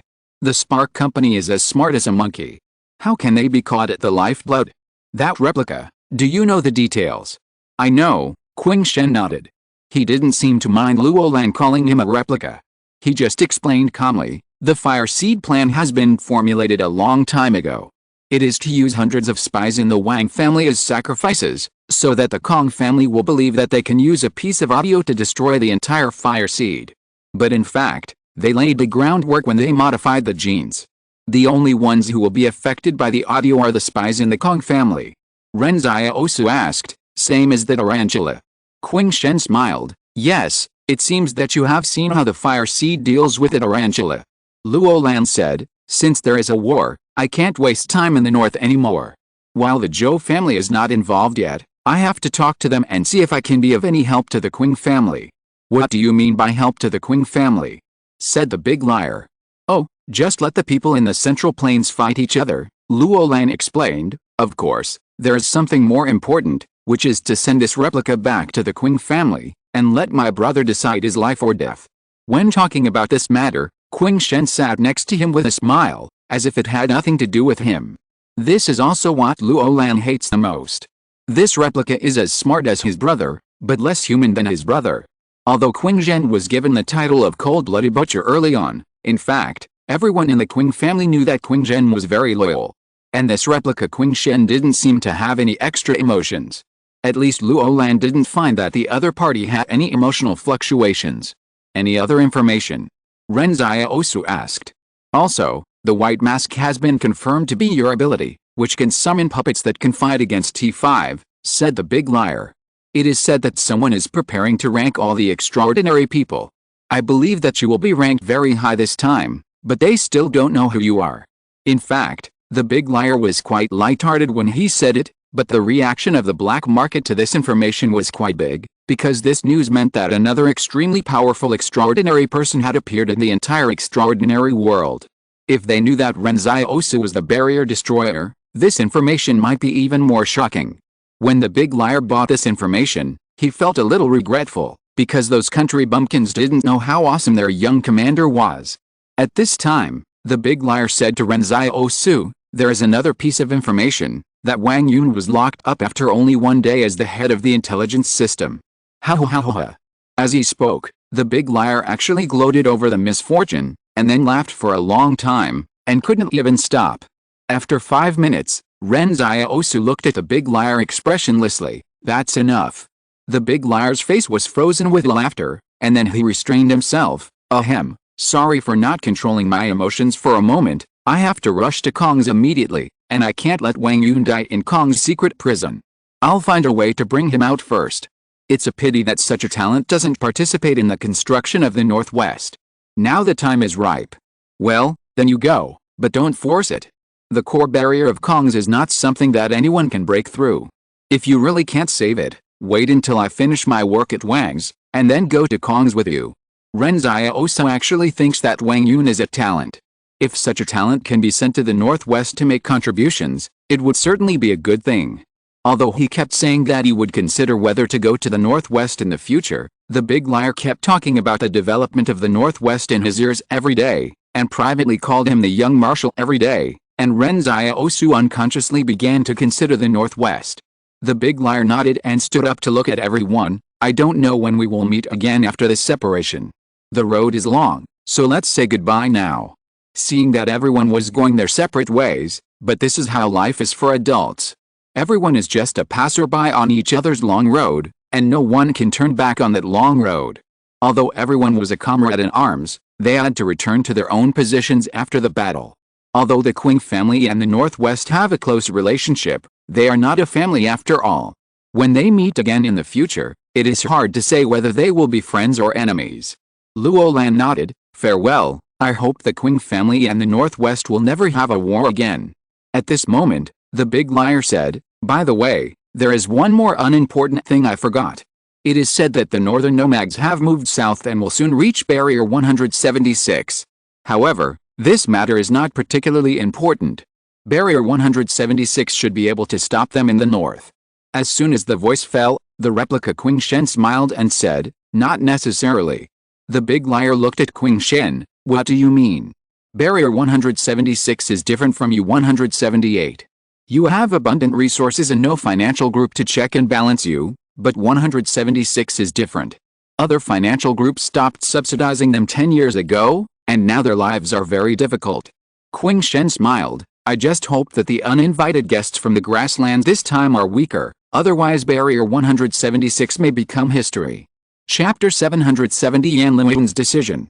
176 was as famous as Fortress Number 178, but in recent years, people have gradually only mentioned Fortress Number 178 and not Fortress Number 176. There are many reasons for this. On the one hand, the geographical location of Fortress Number 176 is not as bad as Fortress Number 178, and the enemies from the grassland are not so fierce, so from the perspective of paying, Fortress Number 176 has not paid much for the entire Fortress Alliance. After all, there are only so many people on the grassland, and they can't even equip themselves with hot weapons.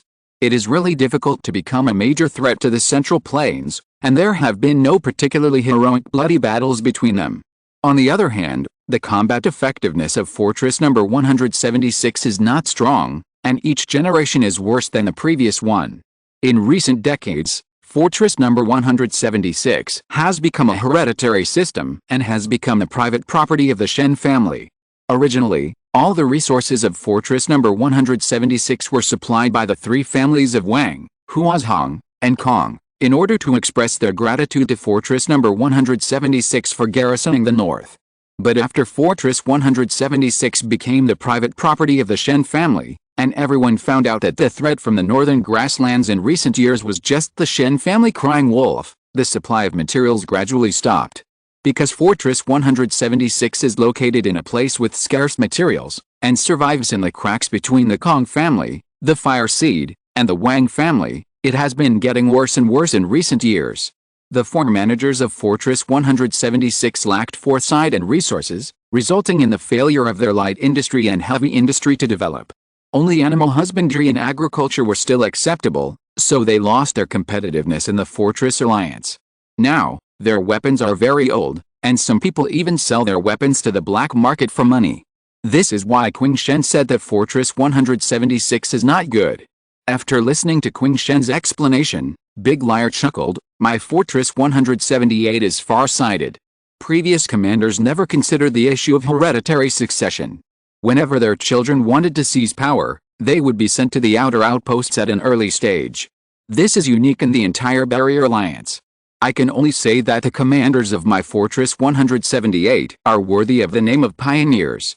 Big Liar continued, "Moreover, the enemies that my Fortress 178 faces are not the nomadic peoples who don't even have hot weapons.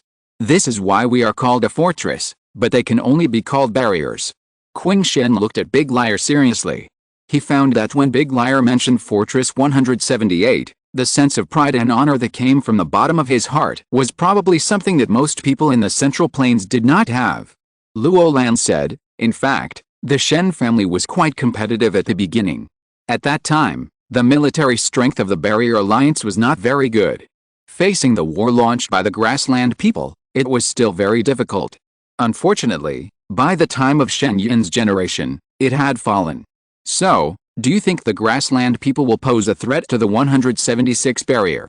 Ren Xiaosu looked at Qing Shen. "The premise is that the Grassland people are now strong enough," Qing Shen replied. "After all, a lean camel is bigger than a horse." 7 days later, on the border of the northern grassland, Yan Liwen suddenly stopped his horse and looked south, confirmed the route and direction, checked the supplies, horses and number of people. "You may face battles every day in the future. Don't take it lightly." Hassan nodded. "Master, don't worry, I won't make any mistakes."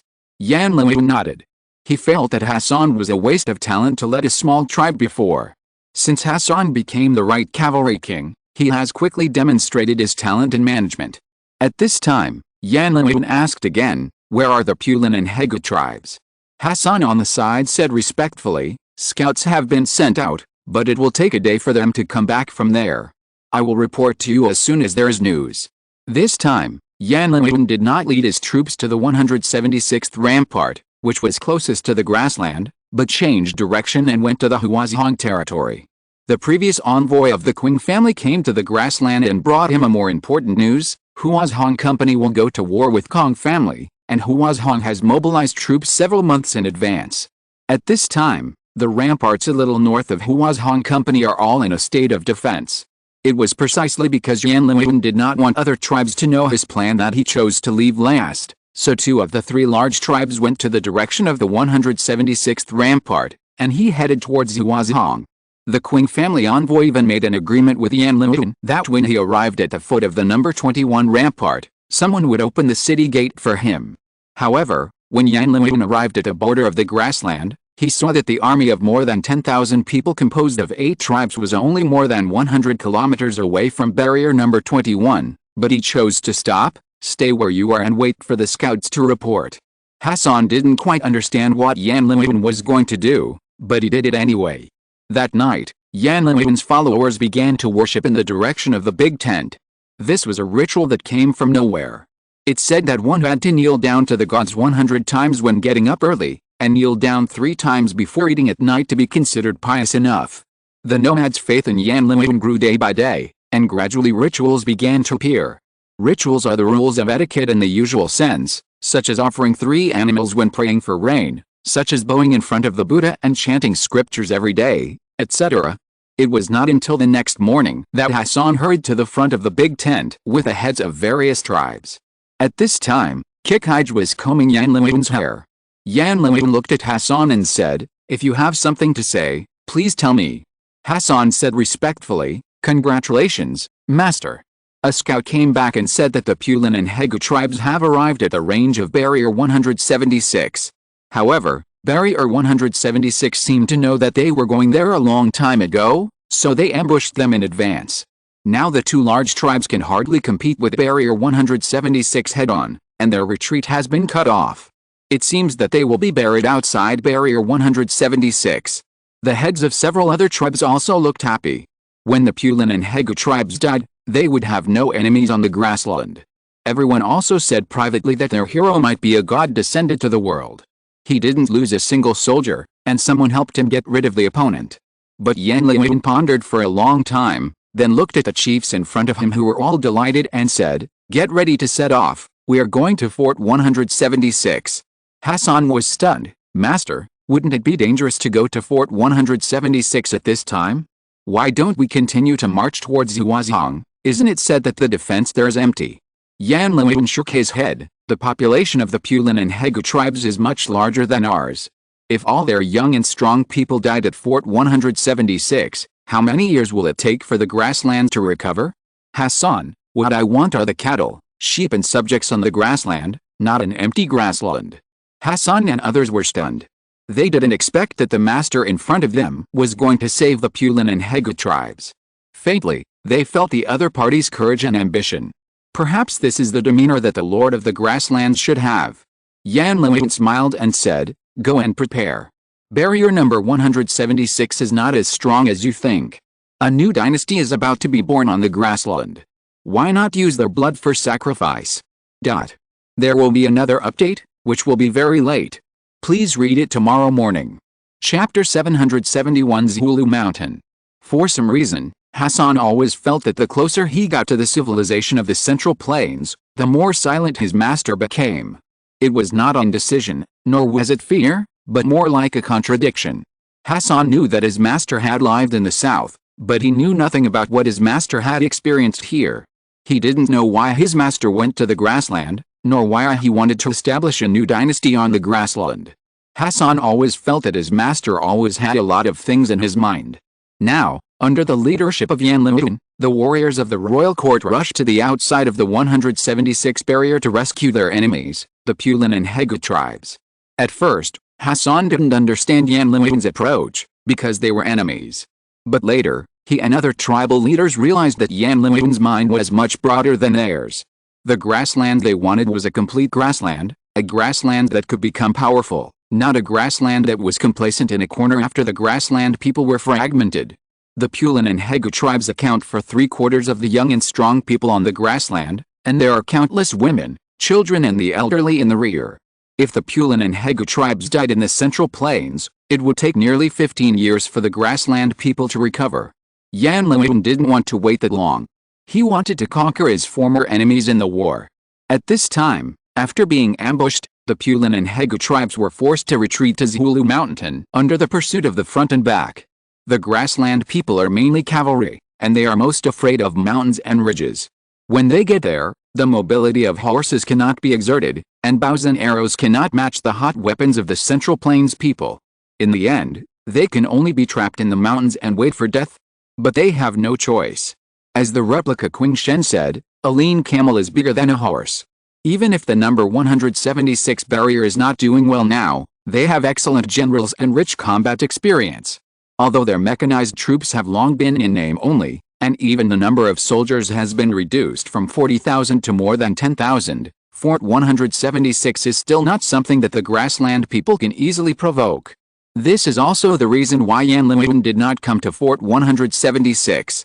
The troops of Fort 176 were divided into two groups early on. One group ambushed near Zulu Mountain, and the other group took a detour from Yanking Mountain to encircle them. When the Pulan and Hegu tribes were intercepted in front of Zulu Mountain, the combat troops of Fort 176 had already cut off their way from behind. Pulanki, the head of the Pulan tribe, stood in front of the mountain. He looked at the mountain road ahead, and finally reluctantly pulled out a dagger and stabbed it straight into the neck of his horse. These majestic horses have followed him for many years, but now he has to kill them with his own hands. The tall horse slowly fell down, with turbid tears flowing from its eyes. Pulanki whispered, "It was my stupidity that caused you to die with me. I probably won't live much longer. Don't worry, I will soon be with you in heaven, and the wind on the grassland will bring us together." When the attendants heard this, they couldn't help but feel desperate. In fact, everyone knew that if the cavalry was forced into the mountains by the enemy, it would mean that there would be no way to survive, otherwise they would never go into the mountains. Pulanki climbed up the mountain, and the leader of the Hegu tribe, Hegu Ayan, happened to look over here. The two were originally competitors, but now they can only become stray dogs together. Hegu Ayan said in a cold voice, "That's good. We will die together in Zulu Mountain. It will be a good deal for the other guy. From now on, the whole grassland will be his." Pulanki sighed, "Why are you saying these to me? I remember you were the first to say that you wanted to attack Kaogu and determine the king's court by the results of the battle. If you hadn't said that, I wouldn't have to lose my Pulan warriors' lives." The attendant next to him said, "You don't have to be so discouraged. Maybe things can turn around." "What's the chance?" Hegu Ayan sneered, "Unless that kid can bring his 8 tribes to rescue, do you think he will be so kind? I'm afraid he will laugh when he learns that we are going to die, laughing at us for handing over the grassland to him. There is always a way out." Higuain interrupted, and even if he comes, it will be of no use. We all must understand that it is impossible to fight the Central Plains people without guns. Several warriors under my command have awakened, but they were still shot to death by the Central Plains people.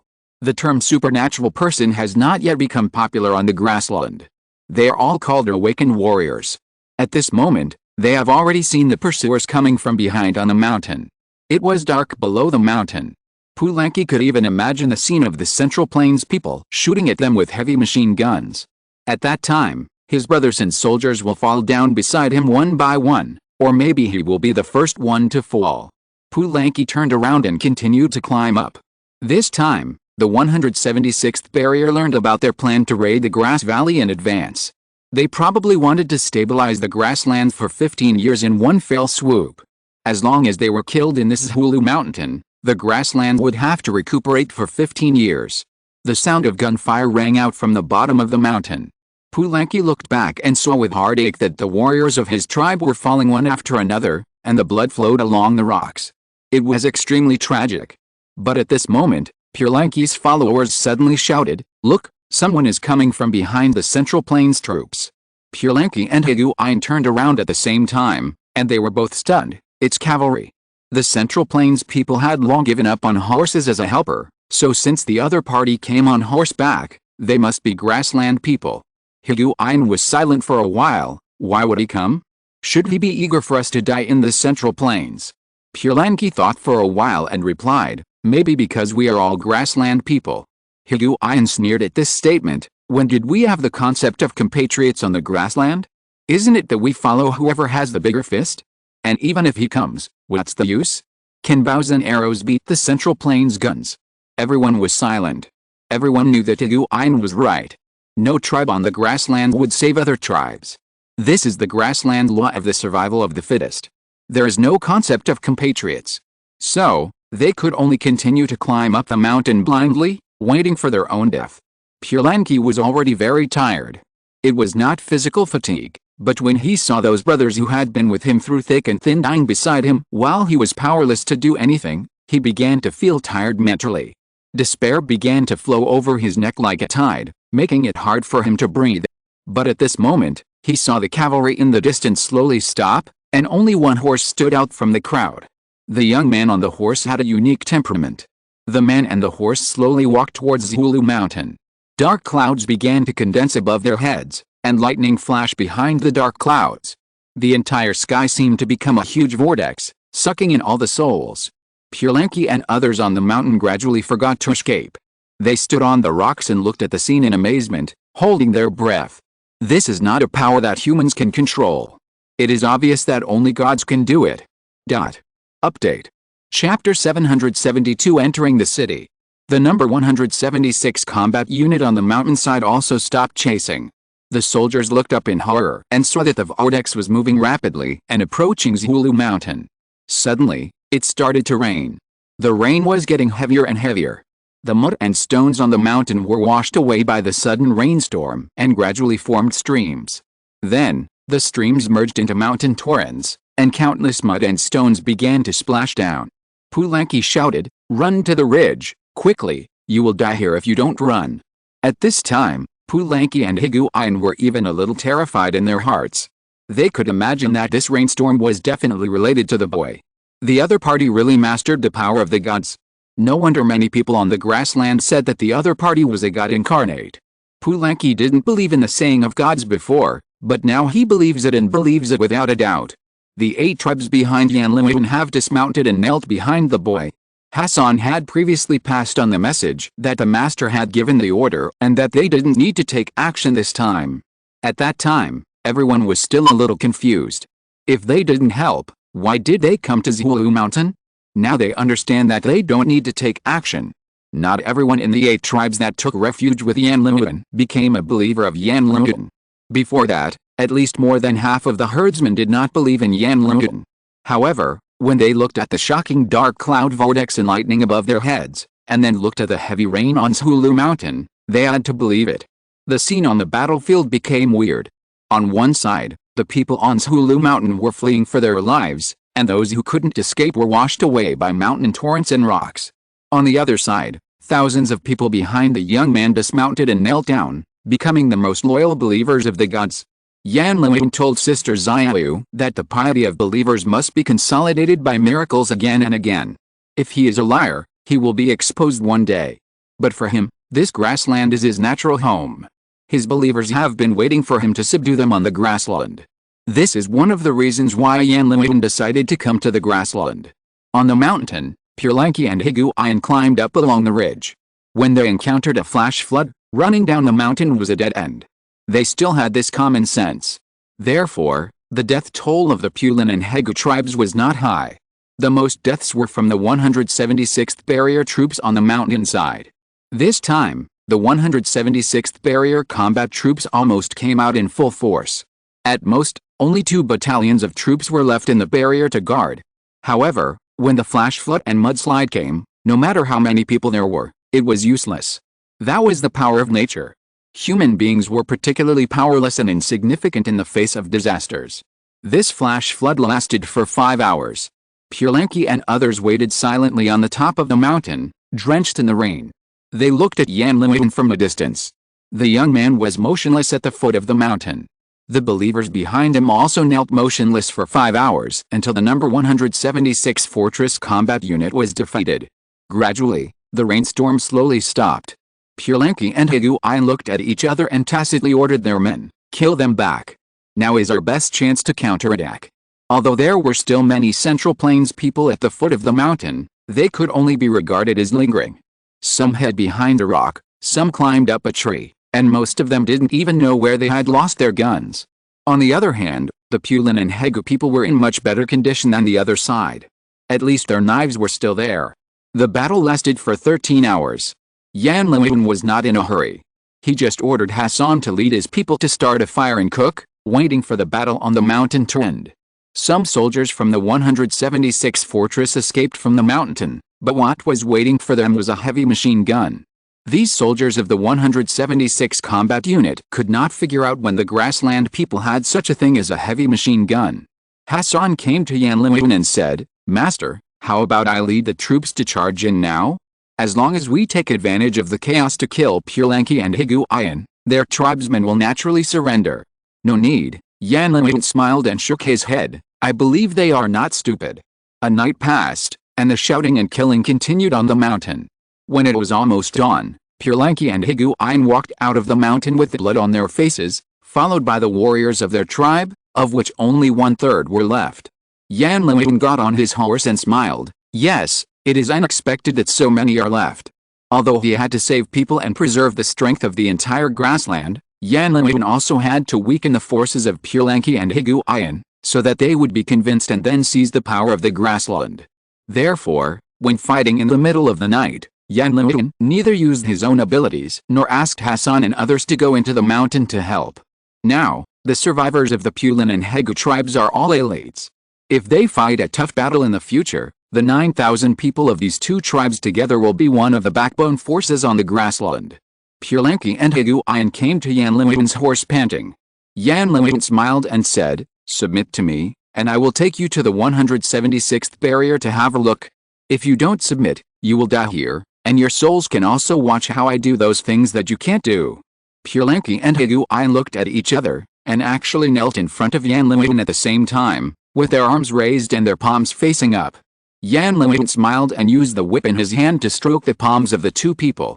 The etiquette performed by these two people meant begging for the master's forgiveness on the grassland, and Yan Liwen stroked their palms with a whip to tell them that the master had forgiven them, and the sinners could continue to follow him and fight on the battlefield. Purelanky knelt on the ground and shouted, "The grassland has finally welcomed a true god. From now on, my Pulin people are willing to serve you wholeheartedly and sacrifice our lives for you." Higuian was confused for a long time and didn't know how to show his loyalty. Finally, he could only shout, "My Hegu tribe is the same." From then on, there was no force on the grassland that could stop Yan Liwen from completing the unification. "Okay," Yan Liwen smiled and turned his horse's head. "You, Purelanky, can even say a few idioms, so you can be considered a cultured person on the grassland. Get up, do you still have strength? If you still have, follow us and see that the people in the Central Plains are not that noble."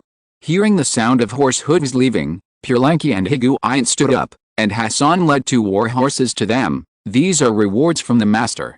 Purlanki and Higuain's war horses had died in Hulu Mountain long ago. Yan Luin gave them war horses to preserve their dignity. Otherwise, the leaders of other tribes would ride horses, but they would follow behind on foot. When they returned to the grassland, they would not be able to raise their heads. But Purlanki asked Hassan with some doubt, "Master just said that we are going to fortress number 176? There are still many defenders there, how can we attack?" Hassan glanced at the 2 and said, "Can the enemy send down a flash flood from the sky?" This remark made the 2 speechless. Yes, no matter how powerful the guns are, how can they defeat the means of God? When the army arrived outside fortress number 176, Purlanki and others watched the wall of the fortress suddenly break, and half of the defenders on the wall actually fell from the sky with a broken wall. Make up 5 updates today. I saw that some readers said that today's chapter is a bit watery, but I personally think that these plots are still necessary to write, so I can only update a little more. I hope everyone is satisfied. Good night, everyone, go to bed early. Chapter 773, Mask and Rebirth. The falling wall was like a collapsed sky, and the rising sun above the sky was like a blazing fire. There were no living defenders on the rampart wall. Hassan, Purlanki and others stood on the wall and fought for a long time, and then quietly waited for the master of the grassland to enter the city and reign over the rampart. Before entering the city, Yan Luin rode through the refugee market town outside the rampart. On both sides of the road, refugees hid in their shacks. The rampart had been broken, but surprisingly, the falling wall did not affect the market town at all. After a war, none of the refugees died. Yan Luin saw a child hiding in the shack. His father protected him firmly behind him, but the child couldn't help but look out and secretly look at Yan Luin. Yan Luin smiled and asked Kikhuj beside him for beef jerky to throw to the child, but he didn't say much and continued to move forward. The child who took the jerky looked at Yan Luin curiously, and he suddenly felt that the other party seemed to be the most beautiful person he had seen since he was born. His eyes were like stars, his eyebrows were like swords. When he looked at the other person, it was like looking at a perfect god. But what the child didn't know was that when Yan Luin looked at him, it was as if he saw himself many years ago, when there was also someone who would always protect him like a father. When passing by a brick and stone courtyard, Yan Luin saw many schoolchildren hiding inside. He asked, "Is this the school in the market town?" The young man said tremblingly, "Please let these children go. The oldest of them is 14 years old, and the youngest is only 8 years old. Even if the 176th barrier has offended you, these children are innocent." The schoolmaster was very frightened. The cavalry entering the market town was endless, and the majestic horses required him to look up to see the young man on the horse. But no matter how frightened he was, he didn't step back. The strong horse snorted, and the white air from its nostrils was like an arrow, with amazing momentum. The young schoolmaster retreated in fear, but still protected the students behind him. Yan Luin looked at the young man, then smiled at the children and said, "You have a good teacher. Remember to study hard. Someone told me that books are the best way to understand the world. After leaving the school, if you want to understand the world again, you have to pay the price of blood. This is your last refuge." I don't know what he thought of. Yan Luin was a little absent-minded when he said this. The young school teacher was a little at a loss. The boy on the horse opposite should be very cruel, but the fact seems not to be the case. "Higuain, give them some dried meat," Yan Luin said and continued to ride forward, not looking back at the children. Higuain looked at the group of children in surprise, but in the end he asked the tribesman to carry a bag of dried meat and said on the ground, "My master rewards you." At this time, Hassan had already run down the tower and knelt in the city to respectfully welcome the new king. "Get up," Yan Luin said. Kikhuj beside him suddenly found that when Yan Luin entered the barrier, his expression began to gradually become cold, and he was completely different from when he was in the market town before. Da, da, da, da. The crisp sound of horse hooves echoed on the long street of Fort 176. The entire fort was silent because of the arrival of Yan Luin and his men. The rough men in clothes on the grassland, the majestic iron cavalry, formed a sharp contrast with the civilization of the Central Plains. On one side were neat brick and stone buildings, and on the other side were animal skins and bloody long knives. Yan Luin sat on his horse calmly, looking around at the scene around him. He had never thought that he would set foot on the barrier in this capacity again, setting foot on the place he hated the most. And now, it was the first time that the grassland people entered the barrier in more than 200 years after the disaster. The soldiers around him looked at the city and were ready to move, while the residents in the city were all cowering at home, not daring to breathe. Hassan whispered beside Yan Liuan, "Master, shall we start?" Yan Liuan glanced at him. "Start what?" "Massacre." Hassan said, "The tribal leaders behind are very excited. They want to massacre the city to show your glory. This is everyone's wish." Massacre. Yan Liuan was stunned for a moment. He looked at the tribal leaders behind him. Sure enough, they couldn't wait, especially the two leaders of the Pulan and Hega tribes. Too many of their people died in this war. Now it's time to use the blood of the people of the fortress to commemorate their people. And they all asked Hassan. The master said that the blood of 176 fortresses should be used for sacrifice. Although everyone suffered heavy losses in the storm, and although there would be a lot of material loss in marching and fighting, as long as a massacre is over, they will have a lot of wealth. But at this time, Hassan found that his master was silent. Once the massacre begins, there will be cries and shouts in the ears, and black smoke will rise from the huge fortress, and countless people will die. Yan Liuan looked at the fortress that was supposed to be very prosperous, and the broken fortress wall behind him. If Sister Xiaoyu was here, she would definitely not want to see a massacre here. He suddenly said, "Pass the order down, no massacre in the city. First pull out all the managers in this fortress for me. Tell the residents that as long as they report these officials, they can live, and it would be even better to tell them about their crimes, but before I get the order, I will kill anyone who kills indiscriminately." Hassan was a little embarrassed. "If you kill your own people because of the death of the people in the fortress, I'm afraid." Yan Liuan said calmly, "It seems that they don't understand who is the master of the grassland." "I understand." Hassan took the order and obeyed Yan Liuan's order unconditionally. If someone disobeyed, he should drag this person out and drag them to death with horses. The soldiers behind moved quickly.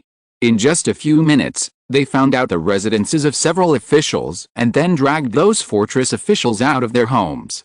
Yan Liuan sat on his horse calmly from beginning to end. Kikij followed beside him on horseback, and a large group of people headed towards the center of the fortress. An official of the fortress said that it was the official residence of the Shen family. When they were about to arrive at the official residence, Hassan saw that the manor was heavily guarded, so he immediately led the members of the Guijin tribe and rushed over with heavy machine guns. Yan Liuan stopped his horse and waited. Less than half an hour later, Hassan opened the door of the official residence for him. The official residence was already a river of blood, and all the survivors were kneeling on the ground. Yan Liuan turned his horse forward. He looked at everyone in the official residence and said, "I heard that the person in charge of this barrier is called Shen Yin. Who is he? Stand up and speak. Higu Ian, you take people to raid the granary and the arsenal. We must take away everything that can be taken away." After that, Yan Liuan dismounted and walked towards the villa in the manor. He did not look at the middle-aged man who was pressed by Hassan until he sat on the leather sofa in the living room of the villa. "Are you Shen Yin?" Shen Yin looked at Yan Liuan coldly. "The barbarians on the grassland dare to come to the Central Plains to make trouble. Aren't you afraid of the revenge of the entire Central Plains?" Yan Liuan smiled. "Fire? Kong? Wang? Who do you think will avenge your Shen family?" As soon as these words came out, Shen Yin immediately realized that the young man in front of him should know the Central Plains very well, and the other party was well prepared to break through barrier number 176 this time. "I'm curious," Yan Liuan asked, tapping the armrest of the leather sofa with his slender fingers. "Fortress number 176 was as famous as Fortress number 178 in the early years. Why is it so decadent now?" Shen Yin stared at Yan Liuan, but didn't know how to answer this question. At this time, a large number of fortress officials were brought to the official residence by Pulanki, holding a thick stack of papers in their hands. The officials were forced to kneel in a row. Pulanki handed the paper in his hand to Yan Liuan. "Master, these are all the evidences written by the residents of the fortress. It seems that you are really unpopular." Yan Liuan took the paper and said, "Why don't we play a game? You report each other. Let me see if you have any meritorious performance." As soon as the voice fell, a middle-aged man immediately knelt on the ground and stepped out of the crowd with his knees. "I report that the Shen family has been domineering in the city for decades, squeezing the people unbearably, and this Shen Yin is even more sinful. even robbing his subordinates' wives. Continue, Yan Liwen said with interest, his arms resting on the sofa and his palms supporting his chin. Also, Shen Yin is really a piece of shit. He killed innocent people indiscriminately in the past, and he liked to torture the grassland people slowly when he caught them. Someone opened this head, and the accusations of others were like a tap that was turned on, and it could no longer be stopped. The villa was noisy, and someone said loudly, "This Shen Yun likes men." He also picked women and children from the refugee market town outside 2 years ago. Yan Liwen seemed a little impatient listening to the chaotic voices. Okay. The villa immediately became quiet again. Yan Liwen looked at Shen Yin. Look, this is you, the people of the fortress, living a life of luxury, but losing your backbone and happiness. But Shen Yin knelt on the ground and sneered, the refugees are just a group of pigs. What dignity and happiness do they have? No, they are happier than you. Yan Liwen shook his head. Shen Yin laughed out loud. Those refugees can only struggle for a living. Some sell their daughters to others, and some can only steal and do nefarious things. Even if these people die in the mine, no one cares. Their families never ask for revenge, but only ask how much compensation they should pay. Some send their children to school, but they find out a few years later that what they have learned is useless. Those who should go to dig sand go to dig sand, and those who should go to mine go to mine. They live day by day with no tomorrow, living like animals. I ask you, what happiness can such people have? Yan Liwen looked at the morning light outside the gate of the villa.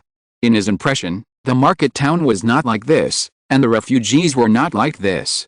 At that time, his brother came back from hunting. Although the family was already very poor, he would often go to Wang Fuge's store to buy him 2 hard candies, the kind that were so sweet that they made him sick. His brother would hide one first, and then only give him one, telling him to save it. But Yan Liwen couldn't help himself. He would finish the dumplings in one go and then look at Ren Xiaosu eagerly. Only then would Ren Xiaosu take out another one from his pocket, so that he could get 2 surprises. Every Chinese New Year, his brother would go to Wang Fuge to buy him new clothes. Although they were poor, he had new clothes every year. In the cold winter, the adults in the market town would go to the slaughterhouse to cut some fat meat to make dumplings. On New Year's Eve, the smell of meat would come from the simple shacks, and the greedy children would look on eagerly. Wang Fuge would stand in the market town and give firecrackers to the children. They were small firecrackers removed from the 5,000 firecrackers. Each child would be given 5 and asked to play with them. The children ran around the market town like crazy and stupidly, and occasionally knocked over other people's shacks. Then the adults in the family would rush to apologize, and while apologizing, they would beat the culprit's butt. There were laughter and crying. During that time, everyone was experiencing poverty and hardship, but Yan Liwen felt that the time in his memory was full of happiness. Yan Liwen could even recall his brother's rare smile at that time. But at a certain moment, Yan Liwen suddenly resisted to recall all this. However, he did not intend to tell Shen Yin about this, and the other party did not deserve to hear this. Pulanki, Yan Liwen said. Pulanki knelt on one knee in front of Yan Liwen. Master. It's meaningless. Kill these people and hang them at the door. Yan Liwen's eyes never focused on Shen Yin and others. I didn't allow you to massacre the city before, but now I allow you to raid these people's homes, raiding one family for each tribe. I believe it is enough to make up for your losses in the war. Go ahead, don't let them scream like pigs. After speaking, Pulanki and Higuain stood up excitedly, and they directly smashed the handles of their knives into the mouths of Shen Yin and others, breaking their teeth one after another, and then stirring them so that they couldn't speak. The officials who were once prominent in the fortress could only open their eyes wide in fear and moan from their throats. Shen Yin, who was a little tough just now, is now incontinent. Pulanki and others led their tribesmen to rush to the official residences one by one and did whatever they wanted. There were gold bars, jewelry, and guns hidden there. Hassan also emptied the arsenal and granary. In the evening, the looting finally ended. The men on the grassland set up a huge wooden fence in front of the villa, and then hung the bodies of the officials one by one. From a distance, it looked like a row of terrifying wind chimes. Whether Yan Liwen likes these wind chimes or not, the grassland people now need to rouse their blood before they can face the more difficult war in the future. Yan Liwen must let them enjoy victory and killing again and again, and then become his most loyal believers. At this time, it doesn't matter whether they like it or not. The owner of the grassland only needs to consider whether his believers need it. If the grassland people need it, then he will let the enemy's body become his banner. But he repeatedly stressed not to massacre the city, but an accident still happened. The head of the Kiuden tribe was escorted by Higu Ian. Yan Luoyun frowned and asked, "What happened?" Higu Ian replied, "Master, the Kiuden tribe took advantage of the confiscation of officials' property and led his people to kill unarmed civilians without authorization. The people of other tribes couldn't control themselves when they saw it. Fortunately, Hassan reminded me and Purelanki, so that things didn't get worse. The Kiuden tribe was beaten badly on the grassland, so after coming to the fortress, he hoped that Yan Luoyun would order a massacre, so that his previous losses would not be a big deal. But he didn't expect that after being rescued by Yan Luoyun, the newly joined Pulan and Hegu tribes were the most loyal to Yan Luoyun, and they carried out Yan Luoyun's orders meticulously, and then captured all the Kiuden tribe members." Yan Luoyun asked, "What did they do?" "They killed thousands of civilians, set a fire in the fortress, and bullied women," Higu Ian replied. Yan Luoyun waved his hand expressionlessly. "The Kiuden tribe no longer needs to exist. Kill them all and hang their heads together." The Kiuden tribe leader cried for mercy, but before he could say a word, Higu Ian cut off his head. Yan Luoyun took a deep breath. He didn't expect that such a thing would happen under his command. Maybe others could say calmly that they would strictly discipline their subordinates in the future, but Yan Luoyun didn't want to let it go so lightly. He might be able to accept killing people, but he couldn't bully women. Everyone left, leaving only Yan Luoyun and Kikaij in the villa. Suddenly, Yan Luoyun saw the newspaper on the coffee table in front of him. The heading of the newspaper said Hope Media. Yan Luoyun didn't take the newspaper after seeing it, but still leaned on the sofa with his eyes closed. The Qing family's messenger had already brought what he needed to know, so he was not particularly interested in the newspaper. Kikaij stayed beside him all the time. At this moment, she felt the inner conflict of Yan Luoyun, as if he was struggling himself. The little girl took out a comb from her sleeve and stood behind Yan Luoyun to comb his hair. While combing his hair, she said, "You are now the hope of my father and the others." "Hope?" Yan Luoyun repeated, as if he was considering the meaning of these two words. The little girl continued, "Yes, I have never seen my father so brave. In the past, when the big tribes came to ask him to contribute cattle and sheep, he only dared to offer them timidly, and other people in the tribe dared not say anything. Now it is different. The other day I saw him talking to the leader of the Chiudun tribe, and he was neither humble nor arrogant. That's because the power in his hands has become stronger," Yan Luoyun said with a smile, "and the Chiudun tribe is declining. Originally I wanted to see if they would be brave and good at fighting in this war, but the result disappointed me. The Chiudun tribe has always been hiding in the back, and they have been discouraged. How can your father face such a person? Maybe he doesn't have the confidence." "Not really," Kikaij said softly. "Dad said that the gods gave him the power. Now every morning, he will bring Mom to kneel down and worship you. He said that you can lead the people of the grassland to live a good life and no longer have to fear anyone. Now the tribe says that you are the sun in the sky. I think so too. Only when the sun in the sky comes to the world will it be so beautiful." "Okay," Yan Luoyun smiled, "go find your dad and tell him that I'm going to leave here." For some reason, Yan Luoyun picked up the newspaper on the coffee table. He glanced at the date. The newspaper looked like it was from yesterday. He had heard of Hope Media because Wang Fuge liked to read newspapers every day. At that time, he would ask Wang Fuge why he liked to read newspapers. Wang Fuge laughed and said that he was killing time. Then he told Yan Luoyun to learn knowledge from Mr. Zhang and give him a candy when he could understand a whole newspaper.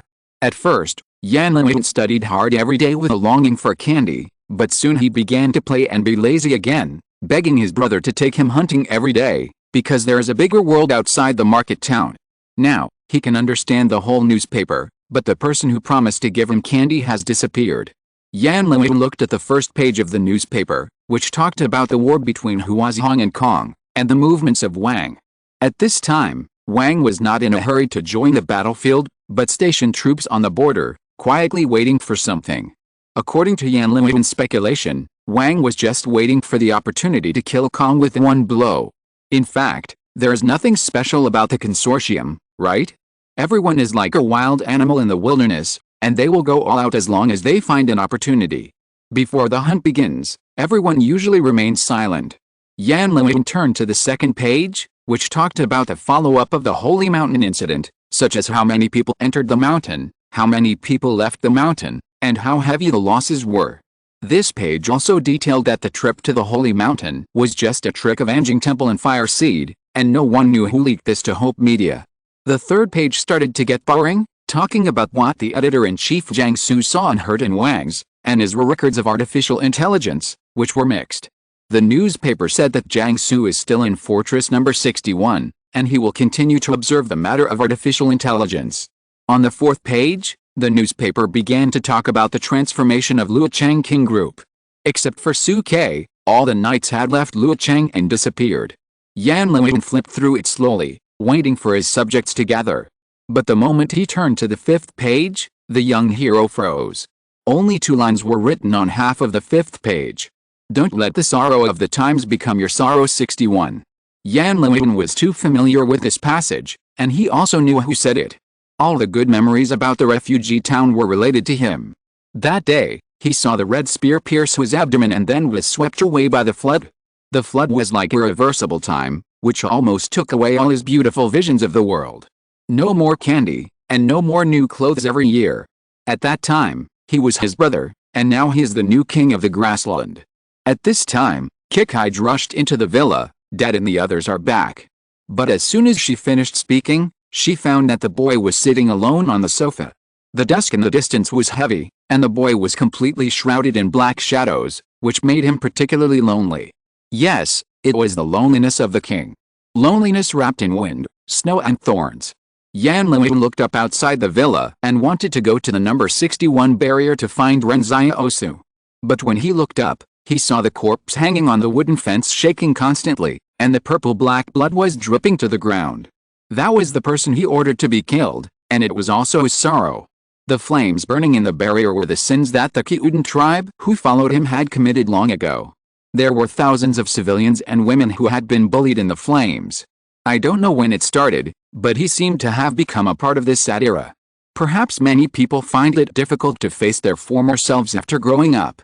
No longer innocent, no longer kind, no longer saying that they are good people. The eagerness in Yan Luoyun's heart gradually extinguished, as if he was sliding into the abyss. The humanity that was originally pulled back by Sister Xiaoyu was defeated by the divinity. Even Sister Xiaoyu didn't know that he didn't need to pay a price to cast a curse now. Or rather, the price was just invisible to others. After every curse, every time the sky collapsed and the earth cracked, Yan Luoyun would feel that he had taken a step towards a higher level. That might be a higher level of human beings, but Yan Luoyun didn't know whether it was the sky or the abyss for him. Just as Li Shantan said, maybe when humans can really open up the absolute spiritual will, then the spiritual will of humans will become the will of the world. But will humans still be humans at that time? No one can be sure. At this moment, Yan Luoyun's eyes penetrated the sky, as if there was a past and himself that he could not face. He did not want Ren Xiaosu to see himself become like this. At the same time, next to the corpse on the wooden fence, Hassan and tens of thousands of cavalry had gathered there. Tens of thousands of people formed a sea, and the rough cavalry continued to line up on the long street, and there was no end in sight. And all these people suddenly dismounted and knelt on one knee on the ground, shouting the birth of the new king, and the barriers began to tremble. Yan Luoyun could see the expectant eyes of Hassan and others from a distance, pious and hot. He remembered the hope that Kikij said. At this time, Yan Luoyun stood up and silently lit the newspaper, and then ignited a raging fire in the villa. The luxury and decadence in the villa burned together and began to spread continuously. Yan Luoyun stood in the flames, looking at the flames around him, just like looking at this decadent era. Brother, I can't go back. Brother, I won't go back. Yan Luoyun took out a black green-faced fang mask from his arms and put it on his face in the flames, hiding everything about his past. He felt that his past identity and this era no longer had any need to exist. Hassan knelt in front of his horse to serve as a horse stool for him. Yan Luoyun stepped on Hassan's back and got on the horse. Go home, triumphant. The warriors cheered, and some of them fired at the sky with the automatic rifles they had just obtained. The men who went out to fight finally followed the new king back to their hometown. Hometown is in the north. This volume is over, and the next volume, The Wall of Breakup, says something. It's not worth opening a separate chapter. For the sake of plot continuity, this is still a 3-in-1 chapter. I once said that the book of the first sequence might consume all my energy in the next 2 years. What I want to say, what I want to express, and all my desire to confide are in this book. Sometimes it may seem a little trivial, but please give me a little patience and let me finish this story. I think that until this moment, Yan Liwen finally became himself completely. I may, perhaps, love every character in this story more than you do, and hope to accompany them to their respective destinies. I don't ask for much from this book. I just hope that you can tell your friends around you that there is a storyteller named Elbow who tells a good story.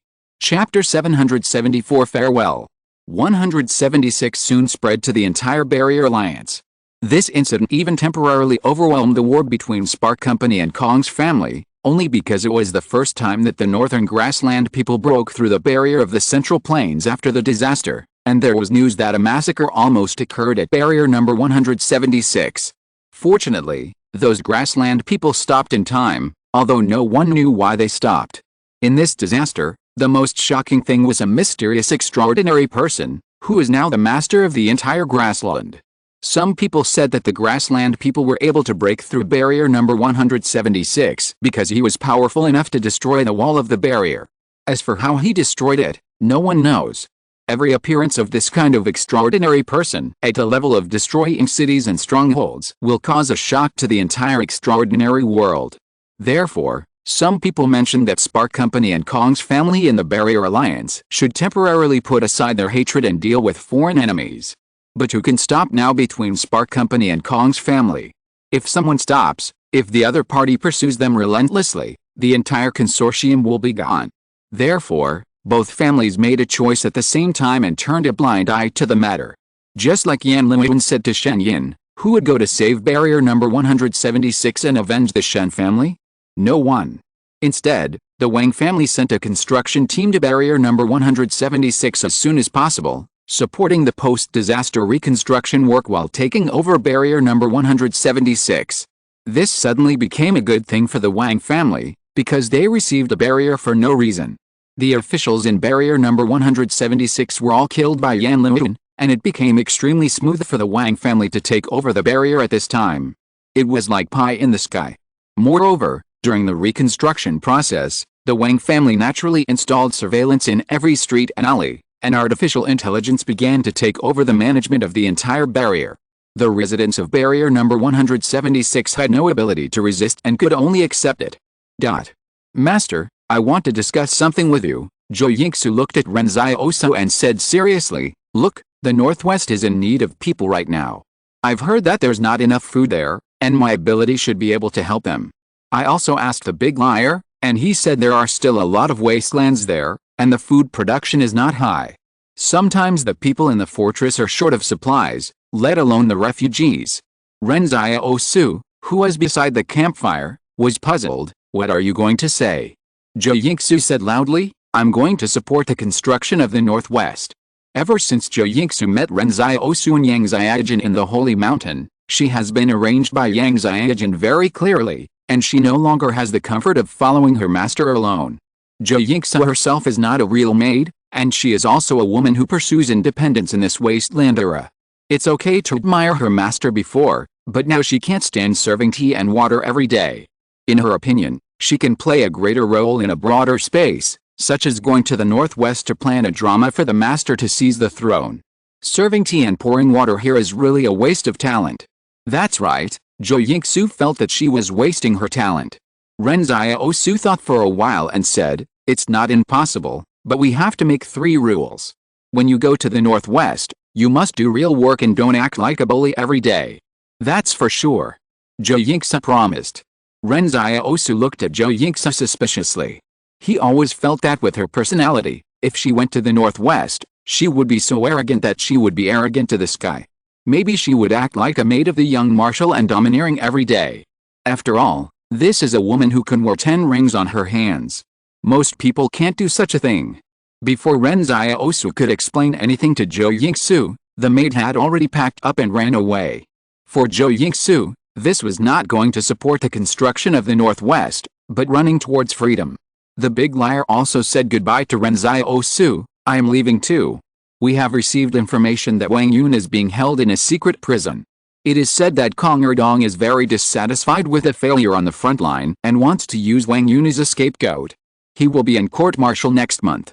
I am afraid that the death penalty will be waiting for him. What will you do after you save him? Ren Xiaosu asked, what are your plans?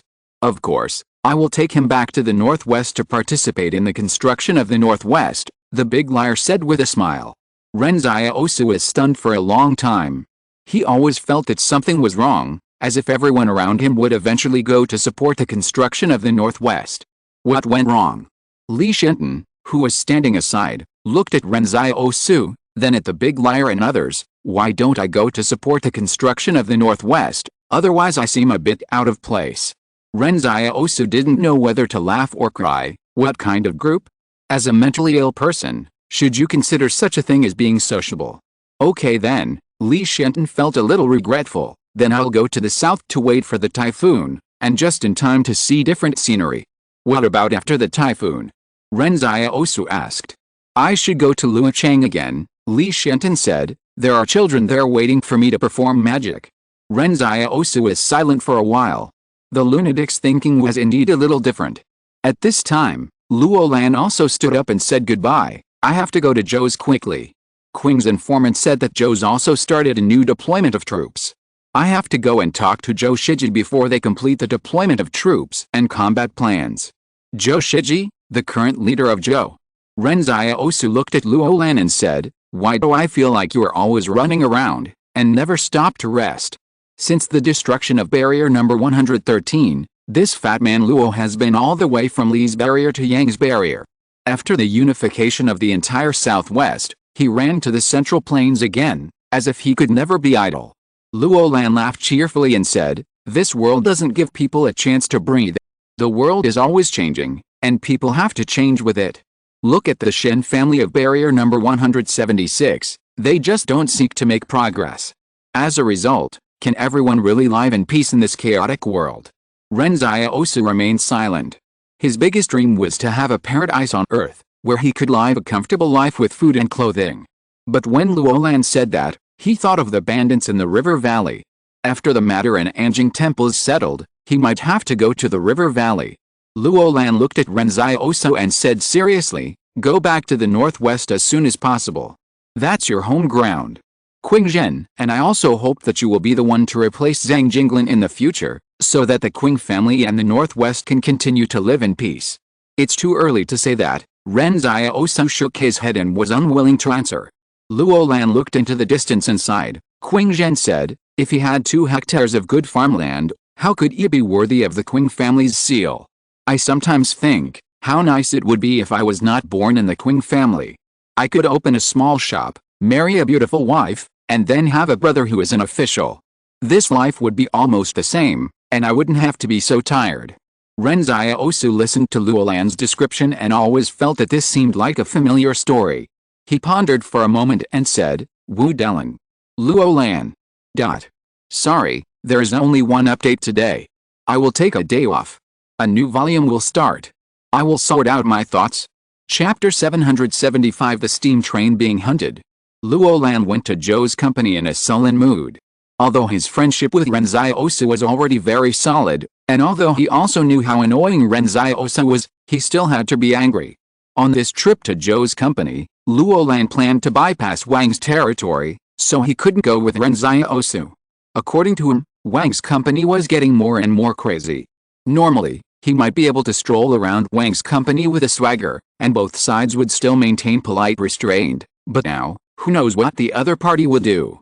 Ren Xiaosu looked at Luo Lan's departing back. Yang Xiaojun stood beside him with his hands in his jacket pockets. The originally lively team now only had the 2 of them. What are you thinking about? Yang Xiaojun asked. It feels like I've been facing separations since I left number 113 Fortress Market Town, Ren Xiaosu said. This is the life of an adult. But not long after Luo Lan left, the sound of a steam train was heard in the wilderness. The voice came from far away and approached. Ren Xiaosu and Yang Xiaojun looked at each other and said, Wang Konggang. To be honest, neither of them expected to meet Wang Konggang here. Didn't he escape from the Holy Mountain a long time ago? How could he appear here? And from the sound, it seemed that he was coming from the direction of the Holy Mountain and was moving at full speed. The 2 found a mound to hide and wanted to see what was going on. Ren Xiaosu asked in confusion. Is he looking for revenge on me? This old guy is very cautious. He shouldn't be so brave. Yang Xiaojun glanced at Ren Xiaosu silently. In your eyes, looking for revenge on you is a sign of courage. While thinking, Ren Xiaosu had already seen the steam train faintly on the horizon. The train rolled up billowing smoke and dust, which looked extremely powerful. For some reason, this rugged steam train was particularly in tune with the wilderness. Wait, Yang Xiaojun said, holding up the sight glass, there are people behind the steam train. Ren Xiaosu took a look through the sight glass and saw that there were more than 10 off-road vehicles behind the steam train, which seemed to be chasing Wang Konggang aggressively. Wild escape? Wild chase? This is too spectacular. Ren Xiaosu exclaimed with a look of amazement. Earlier, he heard the female singer Li Ren and director Mu discussing movies. They all said that it is difficult for the current level of the film industry to return to the level before the disaster, so many shots cannot be realized.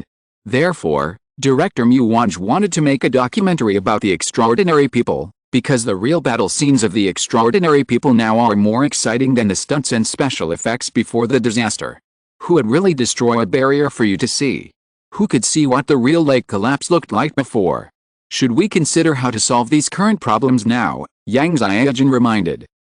Ren Xiaosu nodded. Wait a minute, I'll see what's going on. Ren Xiaosu was a little confused. There was no village or shop in the wilderness, so who would have nothing better to do than to chase Wang Konggang? Oh, they weren't just chasing him. Ren Xiaosu had already seen the fire logo on the off-road vehicle behind. It looked like they had chased him all the way from the holy mountain to here. What a sin. Ren Xiaosu muttered, there are a total of 7 off-road vehicles behind the steam train. They should all be members of the fire. Let's deal with the fire first. I feel that dealing with the fire has a higher priority than dealing with Wang Konggang. Okay, Yang Xiaojun had already materialized the black sniper and began to adjust the side of the scope. Switch to incendiary bombs and blow up the fuel tanks first. I'll take the last 4 and you take the first 3. No matter how powerful Ren Xiaosu is now, Yang Xiaojun is still the main force when sniping targets. Wang Konggang, who was fleeing, suddenly heard the roar of a sniper rifle, and after the roar of the sniper rifle, there was the sound of an off-road vehicle exploding behind him. Wang Konggang turned back and was overjoyed. He looked through the window of the steam train and found that the vehicles of the Spark Company that had been entangled with him for who knows how long were turned into fireballs one by one. Wang Konggang was almost collapsed in the past few days. At first, he thought he would be able to get rid of the pursuers behind him soon, but he found out that he was wrong. The determination of the Spark Company to kill him was much stronger than he thought. The off-road vehicle needs to stop and take oil from the trunk, but his ability is not unlimited, otherwise he would have 16 carriages instead of just 4. Then, Wang Konggang began to cross mountains and ridges, trying to rely on the terrain to get rid of the opponent's vehicles, but the opponent always had a new team to catch up, and even T5 was chasing him in the mountains. Wang Konggang was puzzled. Did I dig up your fire family's ancestral graves or something? Why is it so generous? Question mark. Finally, Wang Konggang had no choice but to run all the way south to Wang's territory. Your Spark Company's combat troops would not go to Wang's territory to make trouble, right? You think Wang would not agree? So there was the scene that Ren Xiaosu and Yang Xiaojun saw. At this time, Wang Konggang watched the vehicles behind him turn into fireballs one after another, and he felt very happy in his heart. I don't know where this hero came from. He actually saw injustice and drew his sword to help. As he said, Wang Konggang drove the steam train directly in the direction of the sniper gunshots, but when he was about to get close, he suddenly squinted his eyes, trying to see who was helping him. However, at this time, Wang Konggang's ominous premonition began to become stronger and stronger, until he saw Ren Xiaosu's outfit clearly. Fuck. Wang Konggang panicked. He was very panicked. Seeing the Spark Company attacked, he thought it was Wang's people who came and were already in Wang's territory. It was possible that Wang's border guards ambushed Spark here. But the moment he saw Ren Xiaosu, he knew that when all the fires died, he would be the next to die. Sometimes, the enemy of the enemy may not be a friend, but an enemy. The steam train in the wilderness turned left rapidly, and the sequelae of the turning and inertia caused the rear of the train to be thrown up. From a distance, the entire 4-car steam train seemed to be drifting in the wilderness. Spectacular. Ren Xiaosu exclaimed again. As he said that, he was ready to pull the trigger to blow up the last car in his target, but before he pulled the trigger, the car had already exploded. It was Yang Xiaojun who shot. So, it was originally agreed that Yang Xiaojun would shoot 4 cars and Ren Xiaosu would shoot 3 cars, but in the end Yang Xiaojun shot 5 cars. Ren Xiaosu muttered to himself, "This is probably the difference between the master level and the perfect level." But the next moment, a black shadow jumped out of the fireball of the last car, and the clothes on the other party were burning with flames, but he seemed to be fine. Ren Xiaosu frowned. "There's even T5. Eat a bite. There are 2 more chapters to come in the evening." End of this chapter. Thank you very much for reaching the end. Don't forget to like. Looking for more exclusive content and immediate access? Subscribe to our Patreon. Remember, every like, subscription, or donation encourages us to continue. Thanks to everyone. See you in the next video.